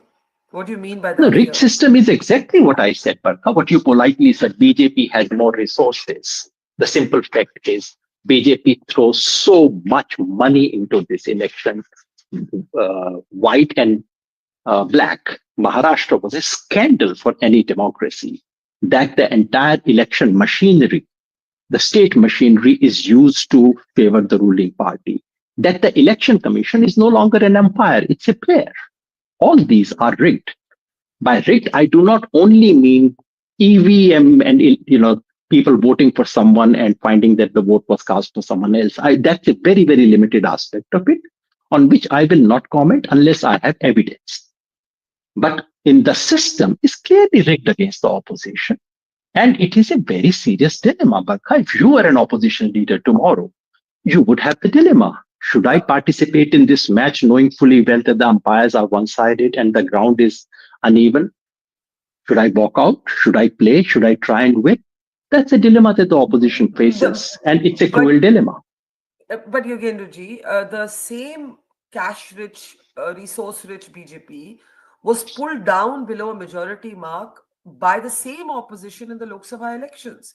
My point being that isn't there a concern here that if the opposition looks at, the system is tilted against us, it's actually never going to go out there and find a new message, maybe a new face, maybe a new social coalition. There has to be, to win, you have to first acknowledge defeat. To win, you have to first say, okay, there's also something wrong with me.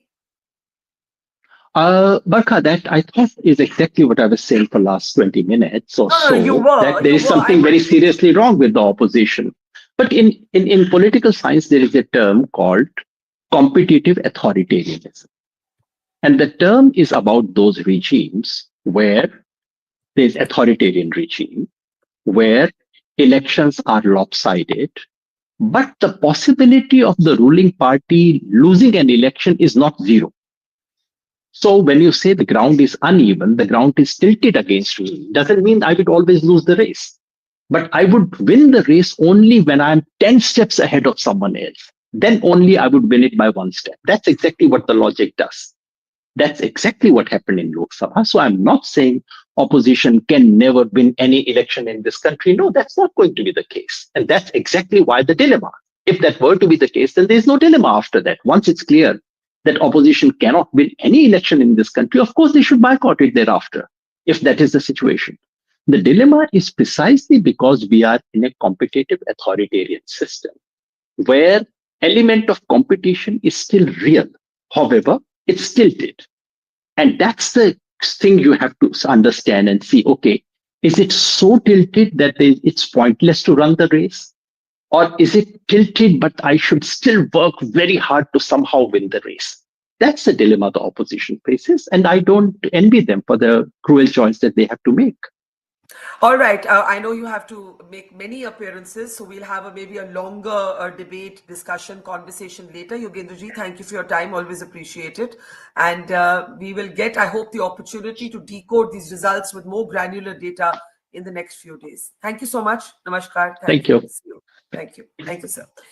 That was Yogendra Yadav there saying that the results have indeed been demoralizing and dispiriting, but continuing to say that he saw systemic biases against the opposition, and yet also acknowledging that the opposition has had failures of its own, including Tejashwi Yadav's dependence on the MY, the Muslim Yadav coalition in Bihar. On the Congress party, he said the Congress needs leaders who are willing to work on the ground for at least 5 years. We will close with a return to our focus on the numbers. Where do the numbers finally stand? It's been a landslide win for the NDA in Bihar, an absolutely unequivocal electoral victory. The NDA at 204 to the Mahagathbandhan's 32. If I can have a look at the party-wise breakup, I think that's very important to have a look at. It has been a very, very, very big win for the BJP that has improved on its performance from 2020. I'm just waiting for those numbers to come up. Waiting for those numbers now to come up. There they are. The BJP is now leading in, at this moment, leading in 92 seats. It is the single largest party. The JDU, Nitish Kumar, who'd been written off at 82. The RJD has been pulled down to 25 from 75. Tejashwi Yadav is at this hour trailing in his own seat. He may scrape through. He may eventually win a seat. We don't know. But remember, this was a seat that he had won by a margin of 38,000 votes the last time. And the Congress is down from 19 to 5. Prashant Kishor's Jan Swaraj party could not lead in any seat. That's it from our team at Mojo Story. Thank you for spending the last 7 hours with us. There's, of course, be a lot more analysis coming up on the channel. But I think we can all give ourselves a short break for now. And we'll be back with all of you again very soon. Thank you for watching. See you soon.